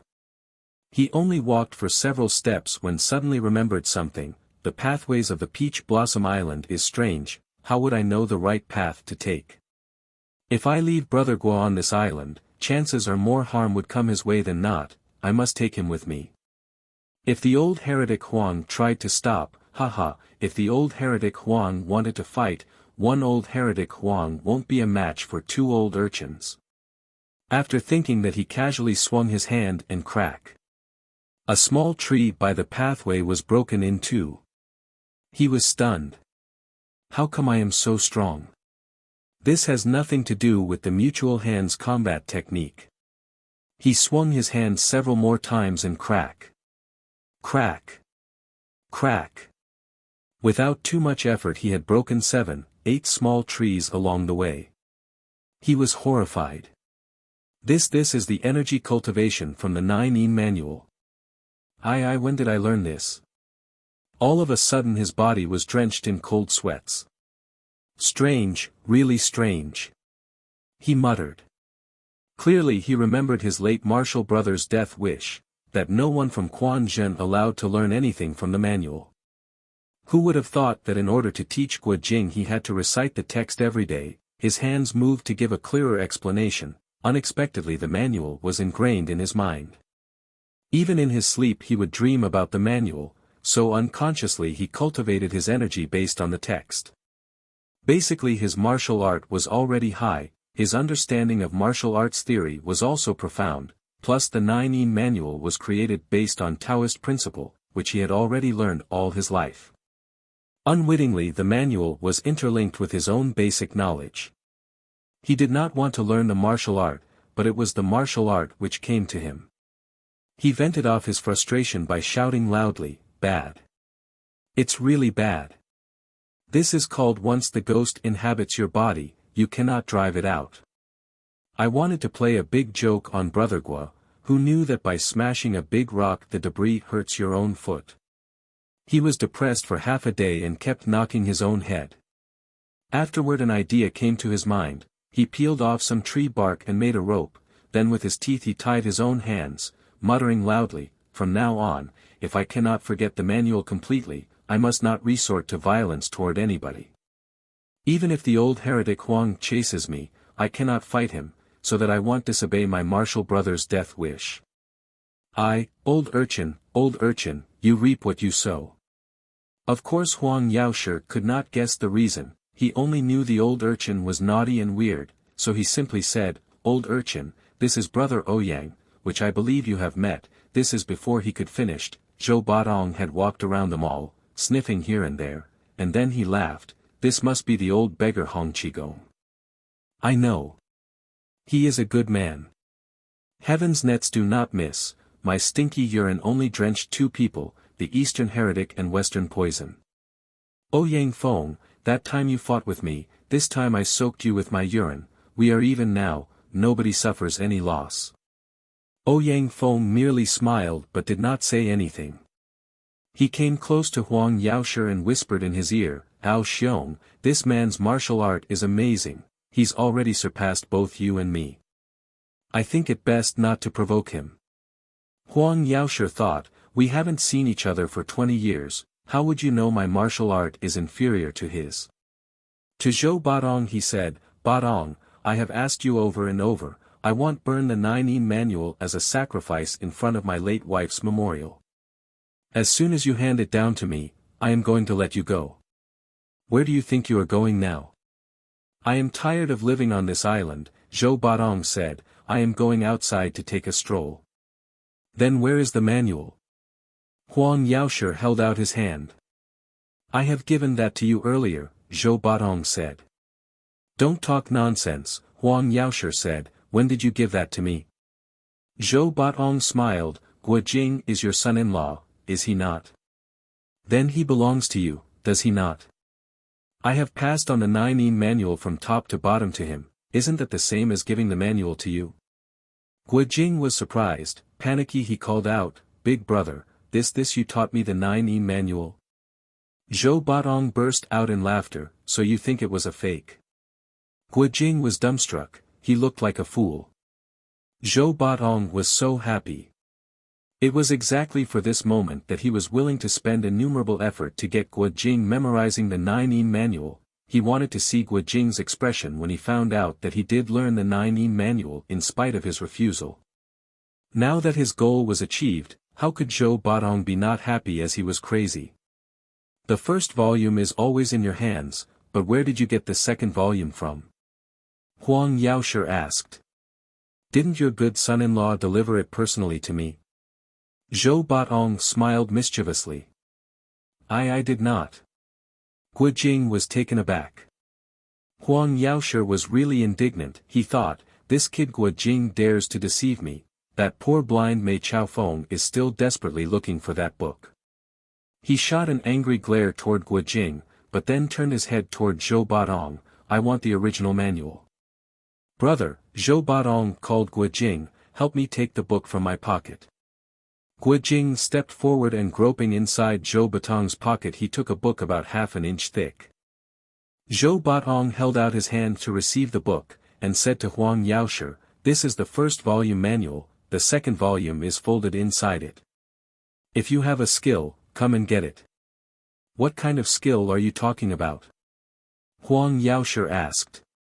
Zhou Batong held the book tight in his hands, he leaned his head and said, "Wait, let me think." Half a day later he smiled and said, "Pasting skill." "What?" Huang Yaoshi was puzzled. Zhou Batong lifted up his hands high in the air, and soon the book turned into 1,000,000 pieces. A flurry of paper pieces flew from his hands like a flock of butterflies flying in all direction, carried by the sea breeze, floating to the east and scattered to the west. It was impossible to track them down. Huang Yaoshi was startled and angry at the same time, surprised that Zhou's internal energy was so profound. In that short period of time the book has completely gone. Remembering his late wife, Huang Yaoshi felt a stab of pain in his heart. "Old urchin, you played trick on me. Don't ever think of leaving this island alive," he shouted angrily. Flying forward his palm got very close to Zhou Batong's face. Zhou Batong moved his body a little bit, like a pendulum he swung to the left and to the right. With a swish, swish sound Huang Yaoshi's palms danced in the air, very close to Zhou Batong's body, but were not able to touch him at all. It was Huang Yaoshi's specialty, the Luoing Shen Jian Zhang, fallen, flower, divine sword palm, who would have thought that after about 20 stances the palm technique was useless against Zhou Batong. Huang Yaoshi was puzzled because Zhou Batong did not launch any counterattack at all, while he had used all his strength to compel Zhou Batong to withstand his attack. Suddenly he was alarmed. Huang Yaoshi, how could I fight someone who has both his hands tied up like that?" Leaping back 3 steps he called out, "Old urchin, your legs are healed, I have done something inappropriate to you. Quickly break the rope on your hands, let me fight your 9-yin manual martial art." Zhou Batong looked dismayed, repeatedly he shook his head, "I don't want to lie to you, but I have my own difficulty. This rope in my hand, whatever happens I can't take it out." "Then let me take it out for you," Huang Yaoshi said, immediately moved forward to touch his hands. "Io! Help! Somebody help me!" Zhou Batong cried out and rolled around on the ground. Guo Jing was shocked. "Father-in-law!" he called out. He was about to dash forward to block Huang Yaoshi when Hong Qigong held him back. "Don't act foolishly," he hissed. Guo Jing halted and looked. Zhou Batong was rolling around on the ground, he was very agile. Huang Yaoshi grabbed and kicked but was unable to even touch his body. "Look closely to how his body moves," Hong Qigong whispered. Only then did Guo Jing realize that Zhou Batong was moving according to the Shi Xing Li Fan, snake slithers, wild cat flips, from the 9-yin manual. He watched with a rapt attention. Every time he saw an exquisite move he would cheer, "Good." Huang Yaoshi was getting angrier, his hands flew everywhere, resembling a hatchet or a knife hacking all over the place. Zhou Batong's long sleeve and part of his robe had been cut by the strength of Huang Yaoshi's hand. A moment later his long beard and long hair were also cut.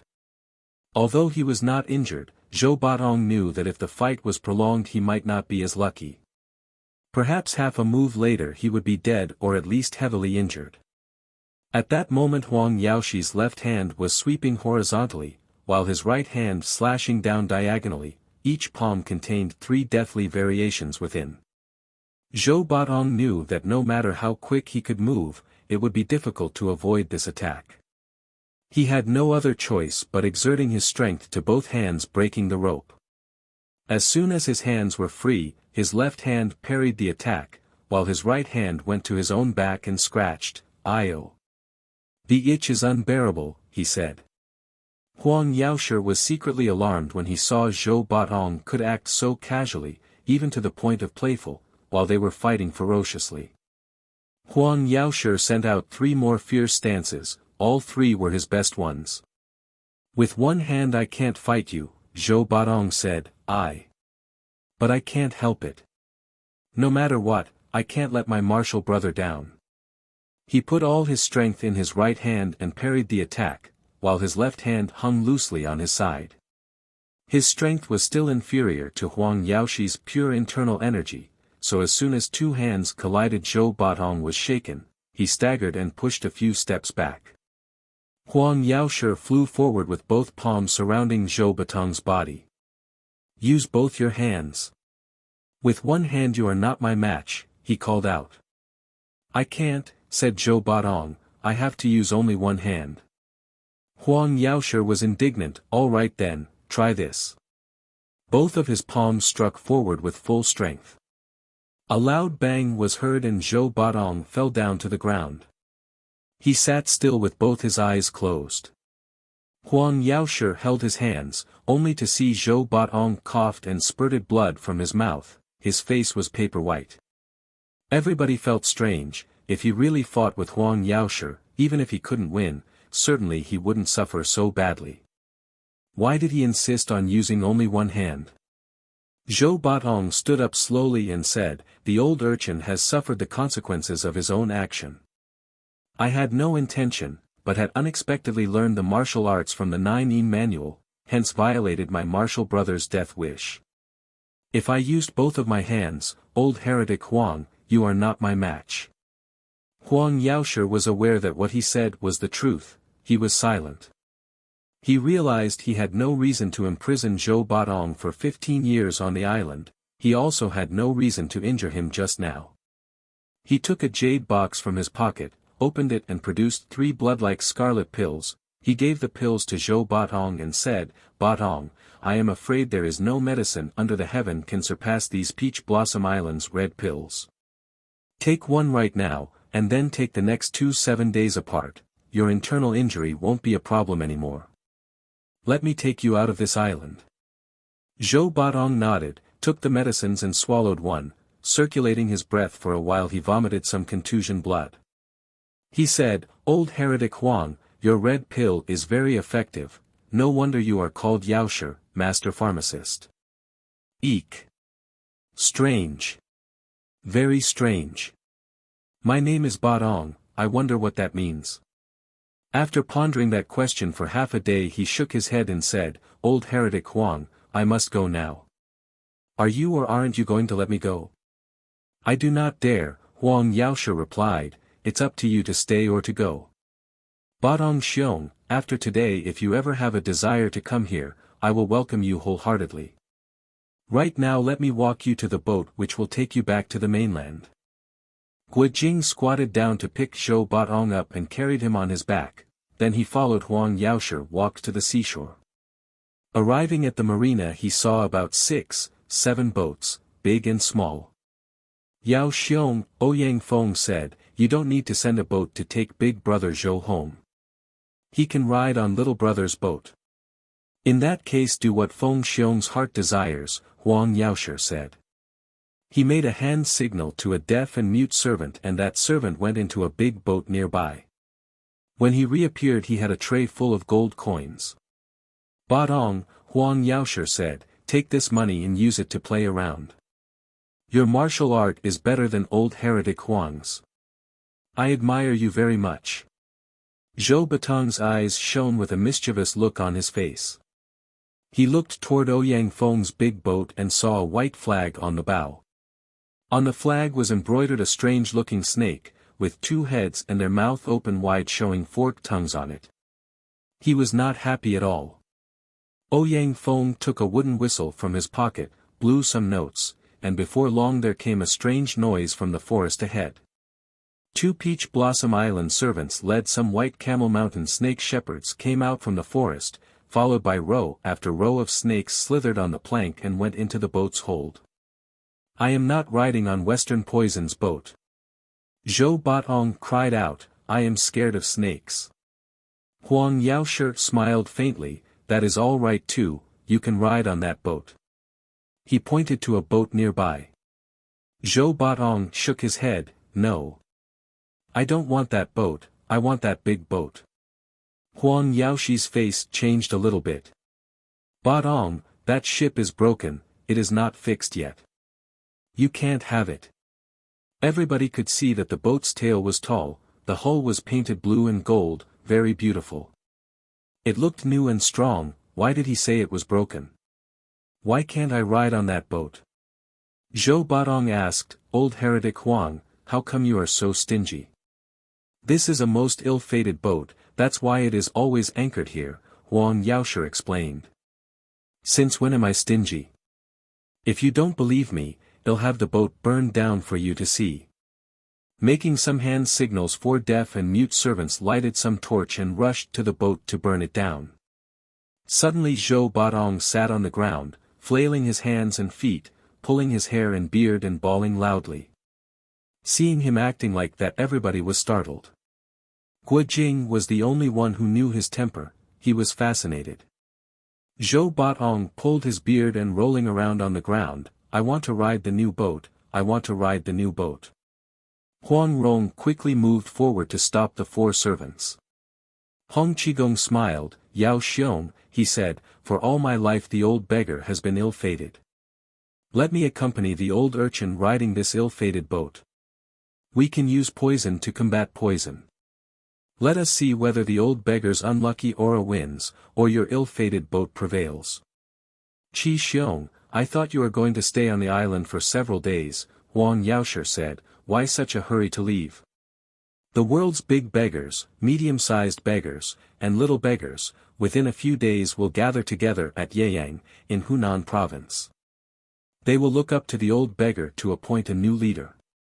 If the old beggar meets a calamity and has to return to heaven before first appointed a successor, who would lead the world's beggars? Therefore, the old beggar has to go, whether he wants it or not. Your brother truly appreciates Yao Xiong's generosity.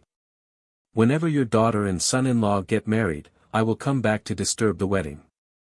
Huang Yaoshi sighed. Qi Xiong, you are truly an ardent man, you dedicate your life toiling for others, like a horse that never stops galloping everywhere. Hong Qigong laughed. The old beggar never ride a horse, my feet can't be compared to a horse's hoof. Oh. Something's wrong. You are indirectly scolding me, saying that my feet are hoofs. Wouldn't that mean you are saying I am a horse? Huang Rong laughed. Shifu, you said it yourself, my father never scolded you. Of course, Shifu will always inferior to father, Hong Qigong said, just you watch, I am going to take a mistress old beggar, then we will have a baby girl beggar for you to look after. Huang Rong clapped her hands, that's great. I will have a little beggar as my martial sister to play with. Won't that be fun? Ouyang stole a glance toward her. Under the bright sunlight she looked so beautiful, her cheeks pink like a spring flower, colorful as rosy-colored clouds at dawn. He couldn't help but feeling crazy for her. However, from her his thought went to Guo Jing. His pulse quickened, knowing she had her eyes only for Guo Jing, his anger rose. He swore in his heart, there will come a day when I will kill this stinky kid. Hong Qigong held out his hand to help Zhou Batong. He said, Batong, I will accompany you riding this new boat. Old heretic Huang is so weird, we 2 boys better not mind him at all. Zhou Batong was delighted. Old beggar, you are a very kind man, what do you say we become sworn brothers? Hong Qigong had not answered when Guo Jing interrupted. Big brother Zhou, you and I have become sworn brothers, so how could you take my master as your sworn brother also? Zhou Batong laughed. What's the problem? If your father-in-law is kind enough and let me ride on this new boat, when my heart is happy I might take him as my sworn brother as well. What about me? Huang Rong laughed. Zhou Batong squinted his eyes. I am not too keen to take a baby doll. If I look at pretty women too much, they turn into trash. Taking Hong Qigong's arm he walked to the boat. Quickly Huang Yaoshi blocked their way, stretching both arms and said, Old Huang does not dare to take advantage of others. Riding this boat will bring more harm than good. Gentlemen, you don't need to prove your courage, it has been well known on the Central Plains.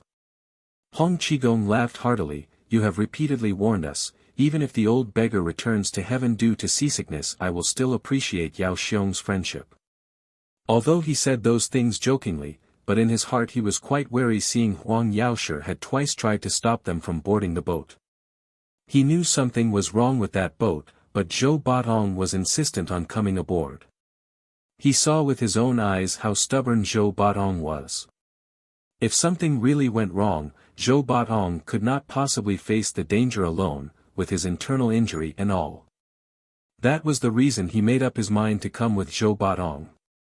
Huang Yaoshi made a hump sound and said, "You two gentlemen are experts in martial art, I am sure you would be able to turn bad luck into good. This old Huang here worries too much. You, the boy surnamed Guo, you are going with them." Guo Jing was startled. When he became Huang Yaoshi's son-in-law he was called Jinger, but now suddenly Huang Yaoshi changed the way he called him, moreover, his expression was so stern. Looking at Huang Yaoshi he said, "Father-in-law, who's your father-in-law?" Huang Yaoshi cut him off with a harsh voice, "You are a greedy lying boy. If you ever tread your foot on the Peach Blossom Island again even for half a step, don't blame the old Huang for being ruthless." Reaching backward he grabbed a servant's collar, shouted, "This is your example." The deaf and mute servant's tongue was cut early on, so only a low and deep neighing was heard from his throat, his body flew to the sea. His internal organs were crushed by Huang Yaoshi's palm, he dropped to the sea and in an instant disappeared among the waves without any trace. The other deaf and mute servants were terribly terrified, they all knelt down at once. All of them were originally criminals. Huang Yaoshi had investigated their background carefully before capturing them one by one and took them to the island, cut their tongues and pierced their ears, making them his slaves. He once said, "The old Huang is not a gentleman, Jianghu people call me the Eastern Heretic. Naturally I don't like any gentlemen as my companions, I prefer wicked people to be my servants. The more wicked they are, the more I like them." That one servant, although he deserved to be condemned, struck by his palm and thrown out to the sea without any reason, had shaken everybody's heart. They could not help but sighing inwardly, "The old heretic Huang is really wicked." Guo Jing was scared, he also knelt down on the ground. "What did he do to offend you?" Hong Qigong asked. Huang Yaoshi did not answer his question, instead, sternly he asked Guo Jing, "Did you or did you not give the second volume of the 9E manual to Zhou Batong?" "I did give something to Big Brother Zhou, but I really did not know if it was the manual," Guo Jing said. "If I knew, what do you mean you didn't know?" Zhou Batong interrupted. He was always ignorant of what was serious and what was not. The more he saw other people upset, the more he wanted to play practical jokes on them. Without waiting for Guo Jing to explain he said, "You said it yourself that you took that manual from Mei Chaofeng, said you were lucky the old man Huang Yaoshi didn't know. You also said that after you master the manual, you will become #1 expert of martial art in the world." Guo Jing was stupefied. "Big brother, when did I say that?" he said with a trembling voice. Zhou Batong's eyes glittered, with a stern voice he said, "You certainly have said that." The fact that Guo Jing was able to recite the book was well known to those present, whether he knew it was the 9E manual or not, nobody cared. Now that Zhou Batong had confirmed it, Huang Yaoshi was very, very angry.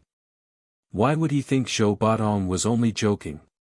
He forgot that Zhou Batong was childish and always liked to crack a joke, while Guo Jing was knave and unable to tell lies. He was so wild with rage that he was afraid he would rip Guo Jing apart, thus smearing his own reputation, so he raised his hand in respect of Zhou Batong, Hong Qigong and Ouyang Feng, saying, "Please." Pulling along Huang Rong's hand he turned around and walked away. Huang Rong still wanted to have a few words with Guo Jing. "Brother Jing," she called, but she was pulled by her father and in a blink of an eye they have traveled dozens of feet away, disappearing into the forest. Zhou Batong burst out in laughter, but stopped abruptly because his chest hurt. Finally he chuckled and said, "The old heretic Huang has fallen into my trap. I spoke nonsense to deceive him and he took it seriously. Amusing, amusing." Hong Qigong was taken aback. "Then Jinga really didn't know beforehand?" he asked. Zhou Batong laughed, "Of course he didn't know. He thought the 9E martial arts are evil, if he knew, he wouldn't want to learn with me." "Brother, you have memorized the manual really well, didn't you?" Even if you want to forget it, you can't, can you? He held his stomach and burst out into laughter again, didn't care if it hurt his chest, so his expression was really awkward. Hong Qigong stomped his foot. Old urchin. Don't you think this joke is too much? I am going to talk to Yao Xiong. Moving his feet he dashed into the forest, but the pathways was confusing, he did not know which way Huang Yaoshi went. As for the deaf and mute servants, as soon as their master gone, they scampered away following him. Hong Qigong had no one to lead him the way, so he was compelled to come back. But suddenly he remembered that Ouyang Ku had the map of the Peach Blossom Island in details. Ouyang Xianji, can I borrow the Peach Blossom Island map, please? He asked urgently. Ouyang Ku shook his head. Without Uncle Huang's permission, little nephew does not dare to let other people see it. Uncle Hong, please don't blame me. Humph. Hong Qigong snorted. He said in his heart, I am really stupid, how can I borrow the map from this kid? He earnestly wishes for the old heretic Huang to hate my dumb disciple. While he was still staring at the forest, suddenly he saw some white shadows coming out. Turned out they were Ouyang Feng's 32 white-clothed dancing girls. As they came close to Ouyang Feng, they bent their knees and one of them said, Master Huang told us to go back with Master. Ouyang Feng did not even look their way, he simply waved his hand telling them to board the boat. Toward Hong Qigong and Zhou Batong he said, I am afraid Yao Xiong did put some booby traps on board. Don't you two gentlemen worry, little brother will follow closely on my boat. In case of emergency we can lend you a hand. Zhou Batong angrily said, who wants your charity? I want to see what kind of gadgets the old heretic Huang put on his boat. If you follow along the danger won't come, where is the fun part then? If you mess with me, the old urchin will drench you with urine one more time. Ouyang Feng laughed, very well. In that case, till we meet again. He cupped his fists and took his nephew boarding his own boat. Guo Jing was still staring blankly at where Huang Rong disappeared, lost in his thought. Zhou Batong laughed, brother, let us board the boat. I wonder if this ill-fated boat will swallow us 3 people alive. His left hand took Hong Qigong's arm and his right hand pulled Guo Jing along, together they board the new boat. The boat came with about 7, 8 sailors waiting to serve them, they were all mute. Zhou Batong laughed, one day the old heretic Huang will be very angry that he cut his precious daughter's tongue. Only then will I admire him to have guts. Listening to this Guo Jing could not help but shivered. Zhou Batong saw him and laughed heartily, are you scared? He asked, then made a hand signal to the sailor to start sailing. The sailors hoisted the anchor and raised the sail, under the southern wind they headed north. Come, Hong Qigong said, let us take a look of this boat and see what is so strange about it. 3 men walked the boat from stern to bow, from the deck to the bottom of the hold. The boat was painted in bright and clear paint, the hold contained supply of foods and drinks, water, white rice, wine, meat and vegetables in abundance. Nothing was out of ordinary. The old heretic Huang deceived us. Zhou Batong hatefully said, where is the strange thing on this boat he was talking about? He is such a liar.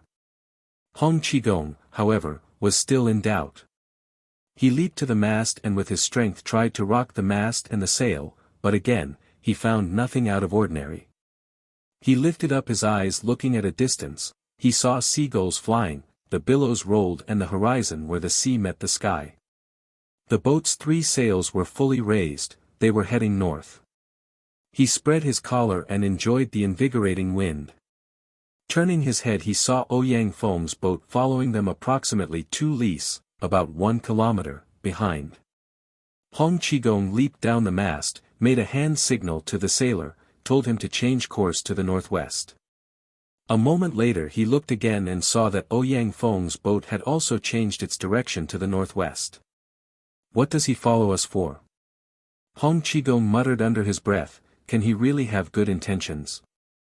The old venom shows kindness of heart, the sun may have to come out from the west. He was afraid if Zhou Batong knew he would throw a fit of temper.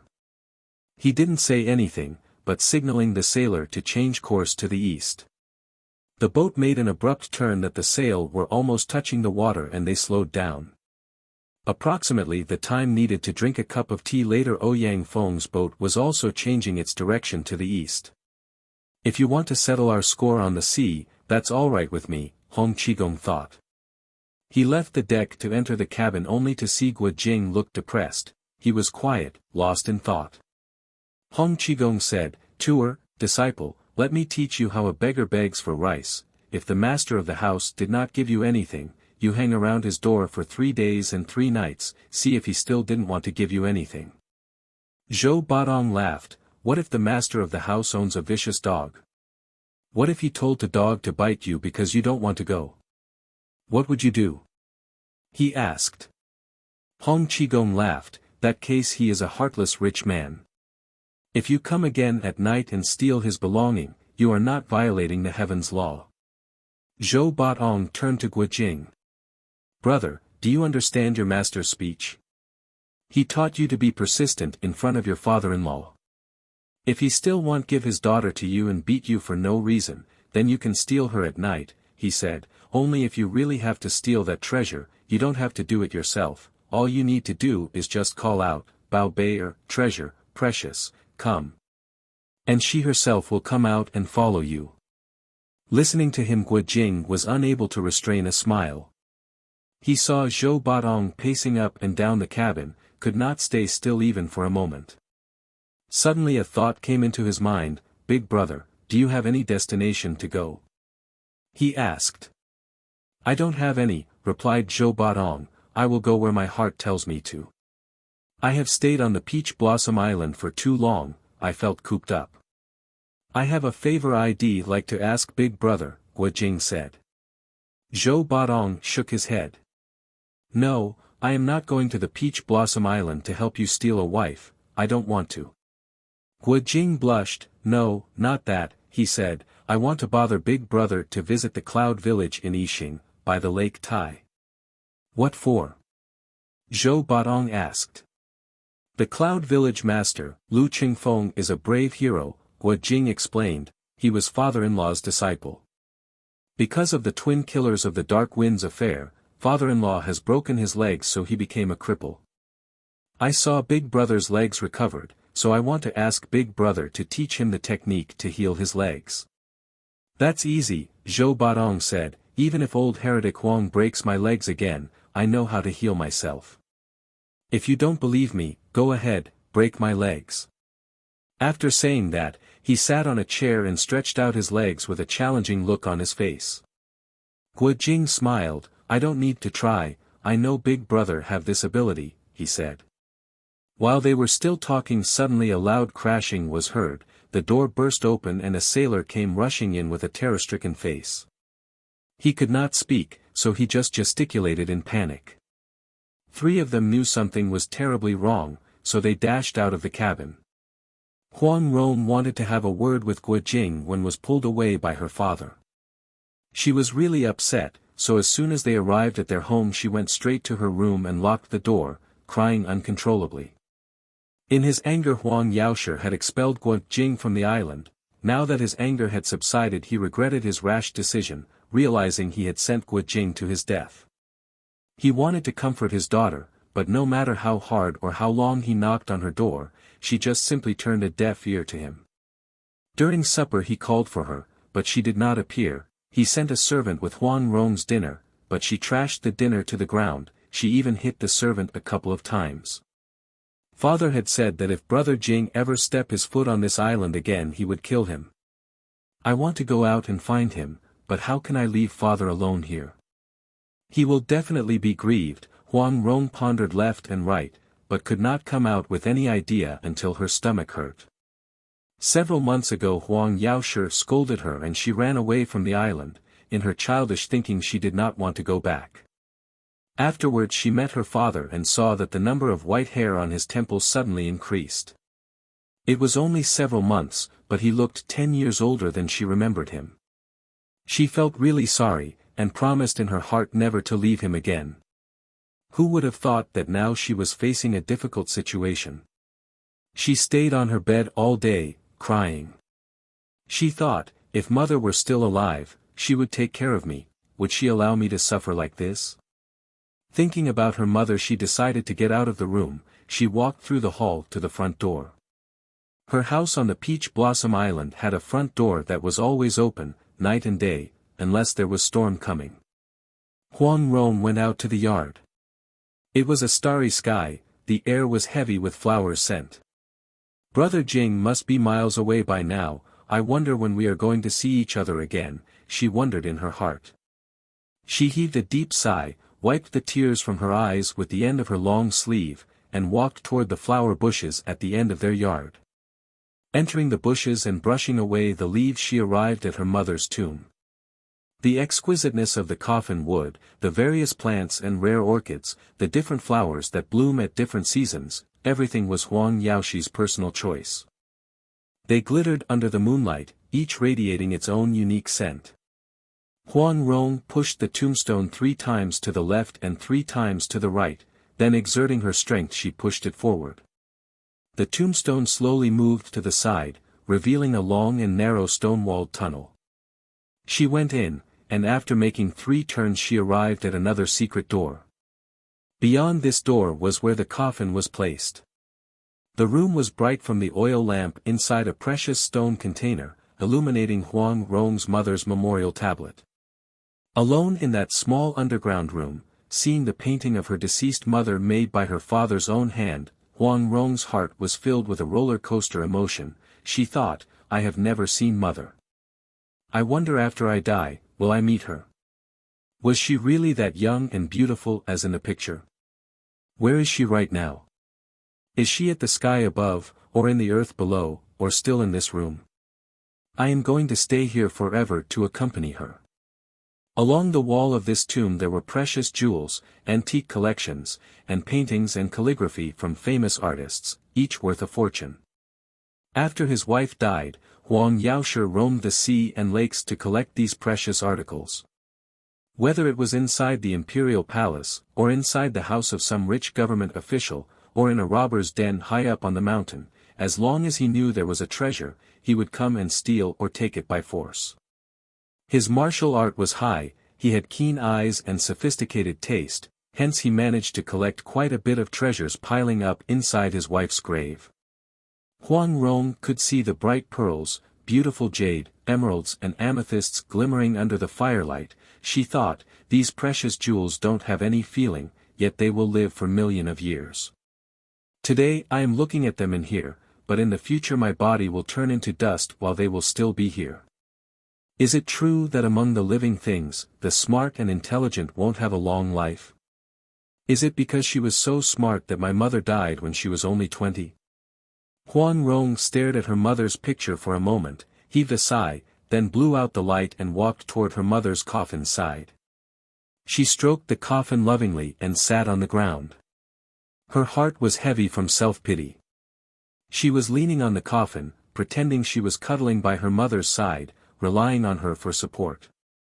Earlier that day she experienced great joy and great anxiety. That night she was simply exhausted, so after a while she drifted off to sleep.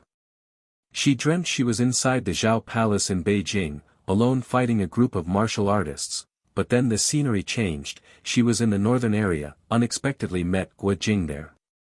She barely said a few words with him when suddenly her mother showed up. She just knew it was her mother even though she could not see her face clearly, tried as she might. Then her mother started to fly to the sky with her calling and pursuing on the ground. Her mother was flying higher and higher and she was so scared. And then out of the blue she heard her father's voice calling her mother. At first it was a distant sound, then the voice getting nearer and clearer. Huang Rong awoke with a start, but her father's voice could still be heard, mumbling indistinctly in front of the curtain. Then she calmed herself down and realized that it was not a dream. Her father was indeed inside the tomb, talking to her mother's spirit. When she was little her father often took her here. He would tell her mother anything that happened outside, regardless of how trivial those matters were. In the past several years she did not go with her father as often, yet it still did not surprise her to hear her father talking in front of the coffin. She was still upset with him, so she did not want to see him. She wanted to wait quietly until he left, but what she heard next surprised her. "I have found your heart's desire," he said. "I know you have suffered a lot that year you rewrote the 9 manual. I want to find it and burn it in your presence, so your spirit in heaven will be consoled. I have searched in vain for 15 years, but today I have found it." Huang Rong was surprised. Where did father get the 9 manual from? She wondered. "I did not want to intentionally kill your son-in-law," she heard her father continued. "But it was they who insisted to ride on that boat." Huang Rong was puzzled. Mother's son-in-law. Is he talking about brother Jing? He rode on that boat, then what? She opened her ears wide and listened attentively. Huang Yaoshe recounted how miserable and lonely his life had become ever since his wife passed away and how bad he missed her. Huang Rong listened to him pouring out his heart, and her own heart was filled with sorrow. "Brother Jing and I are merely teenagers and we love each other.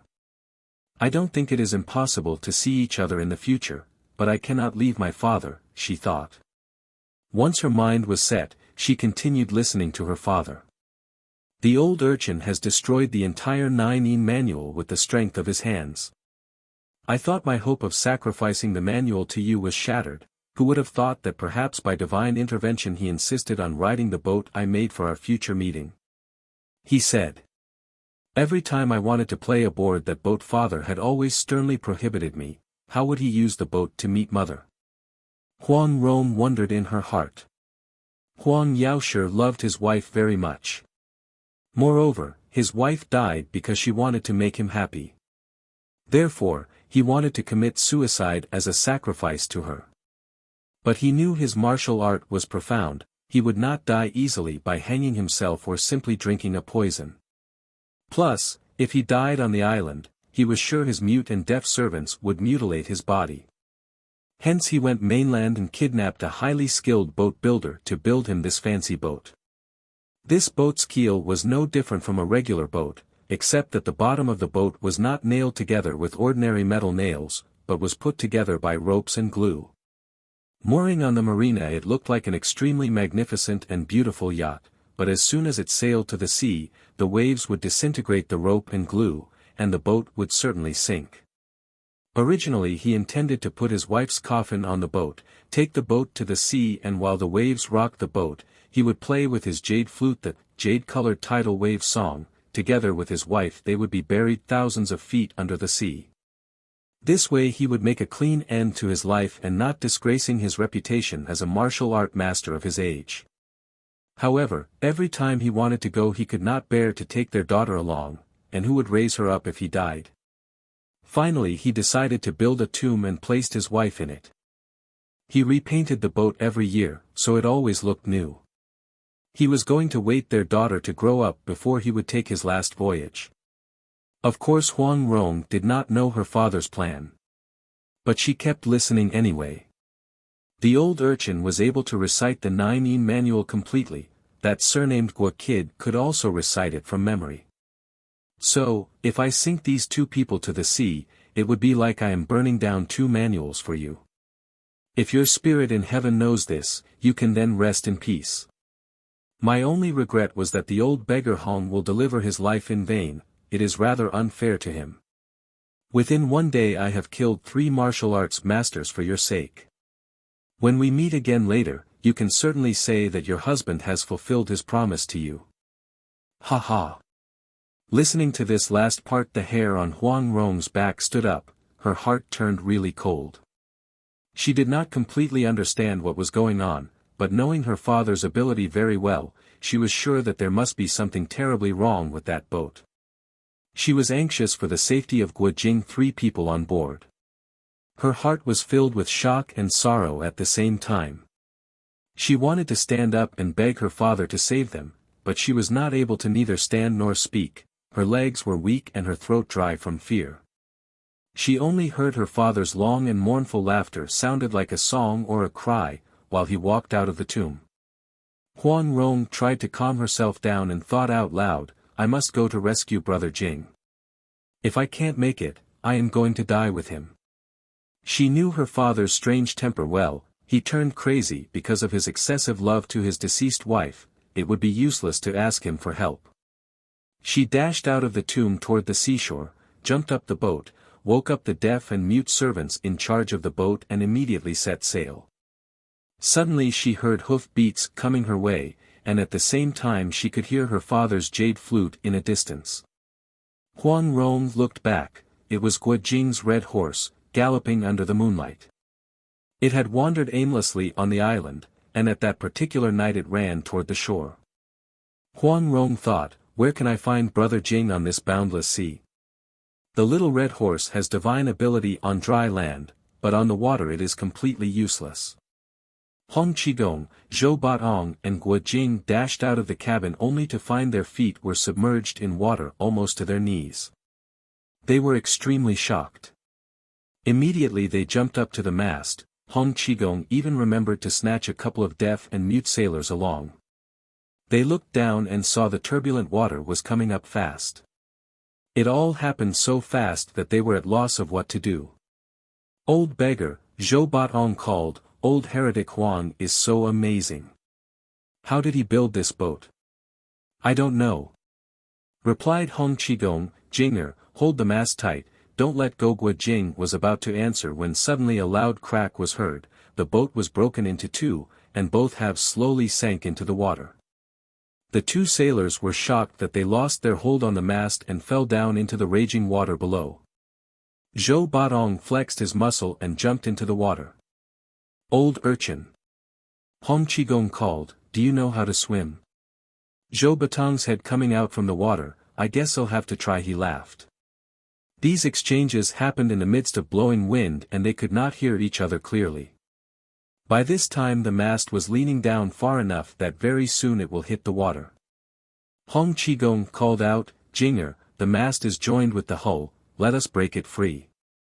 Come on. Two people gathered their strength and struck the mast near its center. The mast was made from solid wood, but how could it withstand the joined forces of Hong Qigong and Guo Jing? With several strikes, crack. The mast gave up. Two people held onto it and together they fell into the sea below. They were already miles away from the Peach Blossom Island, looking at four directions. All around there were great big waves as high as a mountain and no land was in sight. Hong Qigong was secretly very anxious. Drifting on the sea like this, without food or fresh water, if nobody was going to rescue them, they would certainly die in less than 10 days no matter how high their martial arts skill were. Hong Qigong tried to look for Ouyang Feng's boat, but it was nowhere to be seen. He heard someone laughing hard toward the south of them. It was Zhou Batong. Jing'er, Hong Qigong said, let's try coming to him. With one hand holding the mast, the other hand rowed toward Zhou Batong. The waves were quite strong in that area. As they moved dozens of feet they were pushed back dozens of feet. Old urchin, we are coming. Hong Qigong laughed. Due to his strong internal energy, his voice was heard amidst the sound of rushing waves around them. They heard Zhou Batong called out, the old urchin has become a dog in the water, this is an old dog in salty soup. Guo Jing was amused that in such a dangerous situation like this he still had a mood to goof around. Truly he did not bear the title the old urchin in vain.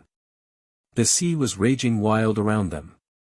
No matter how hard they tried, they were still dozens of feet apart from each other. Only after working hard for a long time did they finally manage to gather together on the broken mast.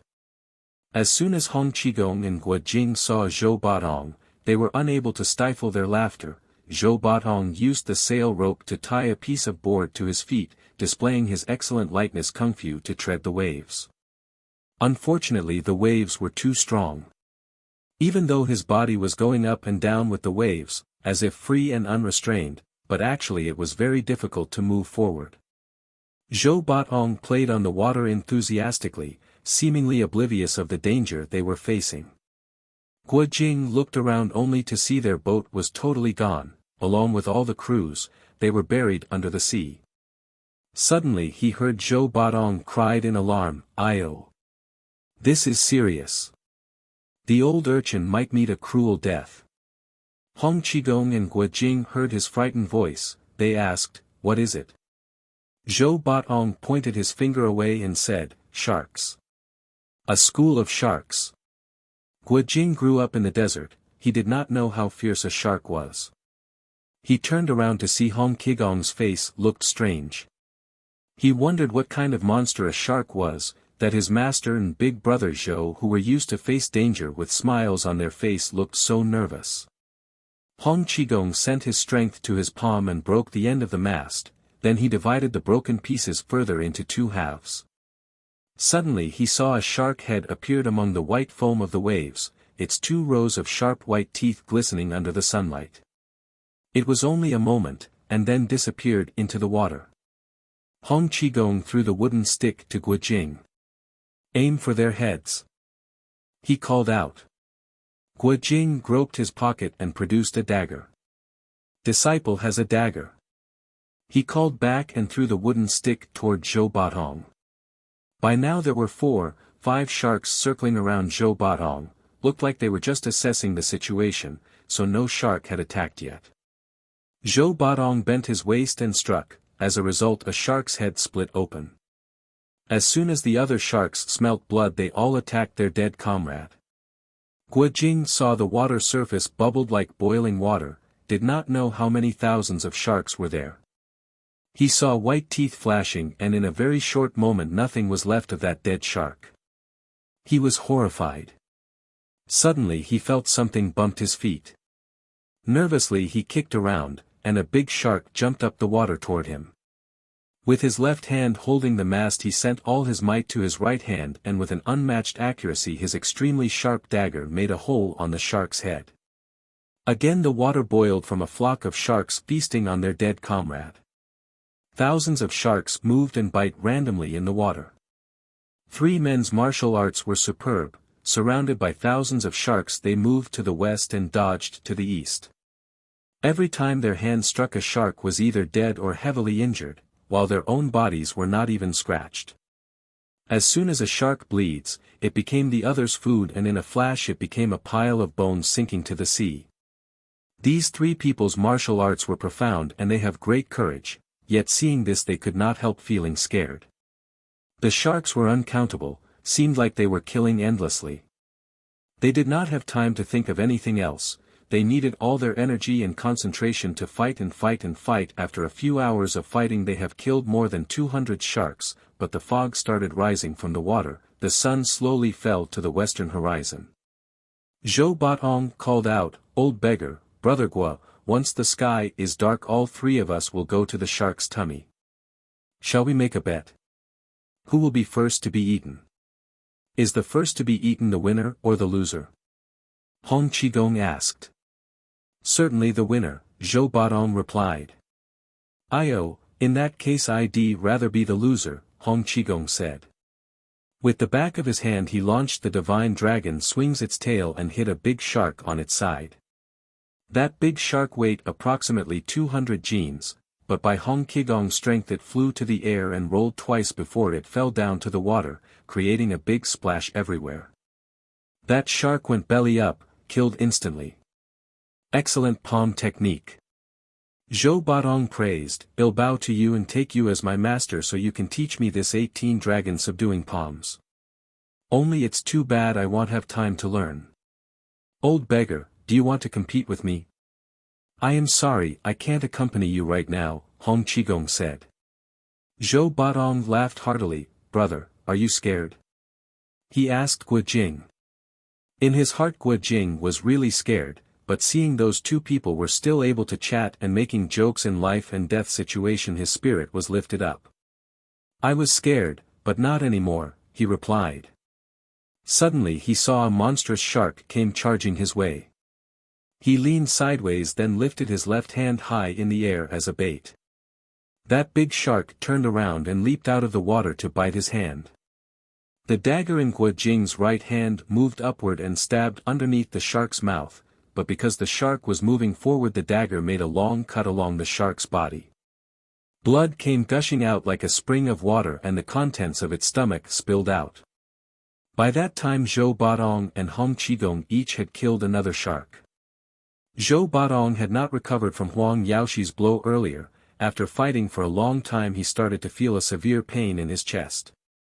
He laughed out loud and said, "Old beggar, brother Gua, I am so sorry I can't accompany you much longer, I have to be the first going into a shark's belly."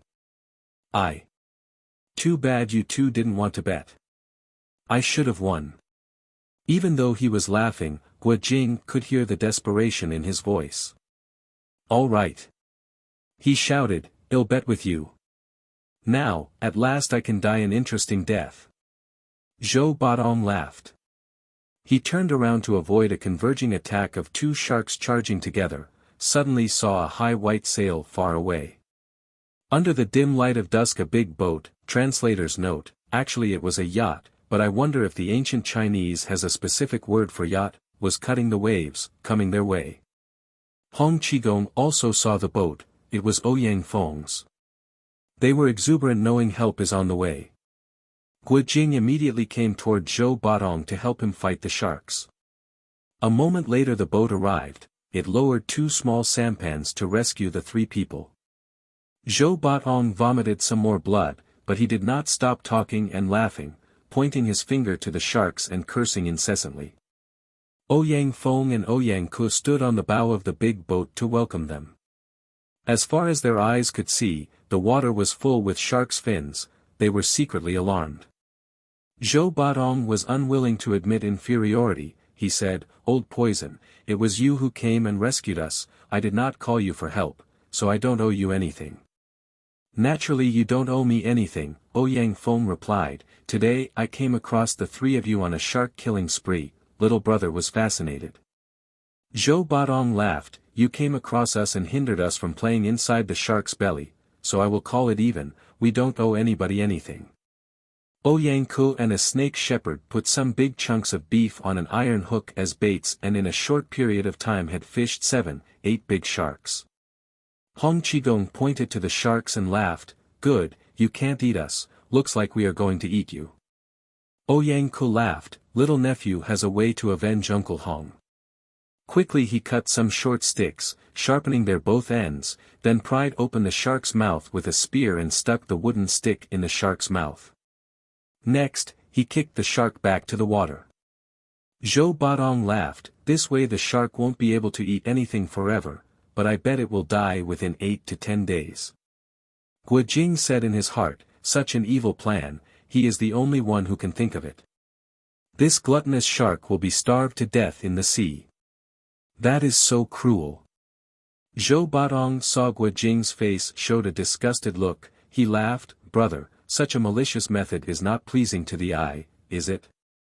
Well, this is called a poisonous uncle results in a poisonous nephew." Hearing others cursing him as evil did not bother Western Poison Ouyang Feng at all, on the contrary, he was pleased. Listening Zhou Baodong he showed a faint smile, and said, "Old urchin, this small trick is nothing compared to what the Western Poison can do. You three people were already out of breath fighting this bunch of baby sharks. Even though they are many, to me they are nothing." After saying that he stretched his right hand, facing the sea he moved his hand in a sweeping motion from left to right and said, "Even if there were 10 times more sharks than these, I can annihilate them all without breaking a sweat." "Ah!" Zhou Baodong exclaimed, "The Western Poison blew his horn really loud. If you can prove your great prowess and really kill the sharks, the old urchin will kowtow to you and will call you grandfather 300 times. "I do not dare to accept that," Ouyang Feng said, "if you don't believe me, why don't we make a bet?" "All right." Zhou Baodong almost shouted, "I'll bet you my head." Hong Qigong, on the other hand, was suspicious, even if his skill is as high as the sky, yet it is impossible to kill millions of sharks at once, he thought, "I am afraid he has another evil scheme up in his sleeve." "I don't need your head," Ouyang Feng said with a smile, "if I win, I want you to do something for me, and you must obey it. If I lose, I can't decline whatever difficult matter you want me to do. What do you think?" "I don't care, whatever you say." Zhou Baodong shouted. Ouyang Feng turned to Hong Qigong, "I am asking Qi Xiong to be our witness," he said. Hong Qigong nodded, "Very well," he said, but what if after the winner assigns the loser something to do and he is not able to do it? Then the loser must jump to the sea to be eaten by the sharks, Zhou Batong said. Again Ouyang Feng showed a faint smile, he did not say anything. He signaled a servant to bring in a small wine cup. Two of his right fingers pinched the neck of his strange-looking snake on his staff, forced it to open its mouth and the venom from its teeth gushed out.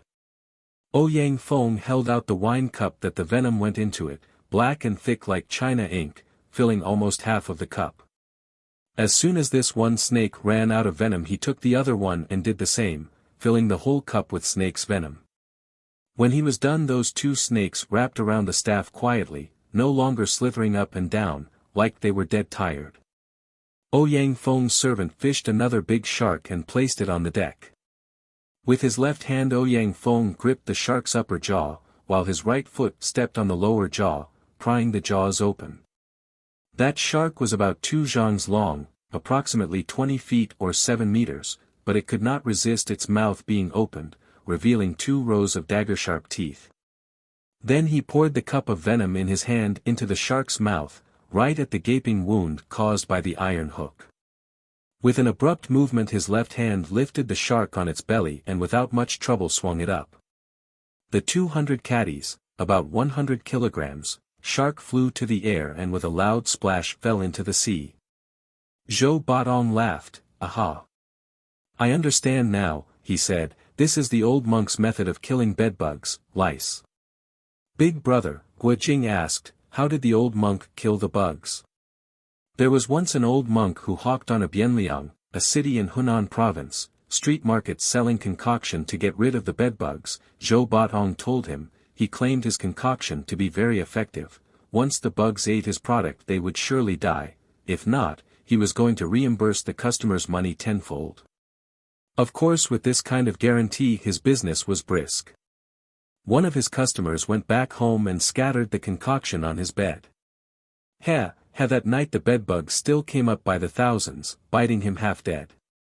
That customer was upset. Early the next morning he went back to the market to find that old monk, wanted him to refund his money. That old monk said, "My concoction is really effective, if it did not kill your bugs, perhaps you did not use it correctly." The customer asked, "How do you use it?" Speaking to this point he shook his head with a mischievous smile on his face, but did not continue. Then how did he use it? Guojing asked. With a straight face Zhou Batong said, "That old monk said, you catch the bug, pry open its mouth and feed just a little bit of this concoction to its mouth. If it didn't die, then you can come to the old monk again." The customer was mad. He said, "If I can catch the bug, I can pinch it dead with my fingers, why would I need your effective concoction?" To which the old monk replied, "Of course, I have never said you can't pinch it dead, have I?" Guojing, Hong Qigong, Ouyang Feng uncle and nephew, along with everybody who listened to Zhou Batong were all burst in laughter. "My concoction is somewhat different than those of the old monk," Ouyang Feng said with a smile. "I don't see much difference," Zhou Batong said. Ouyang Feng pointed his finger to the sea and said, "Well, just take a look." The shark which was fed with the venom went belly up, of course, and 7, 8 other sharks were having a feeding frenzy over it, that in a short time it became another pile of bones, sank to the bottom of the ocean. The strange thing was that the 7, 8 sharks which ate their comrades' flesh were also gone belly up not too long afterwards. Each dead shark was immediately eaten by another flock of sharks, which, in turn, also went belly up in the water.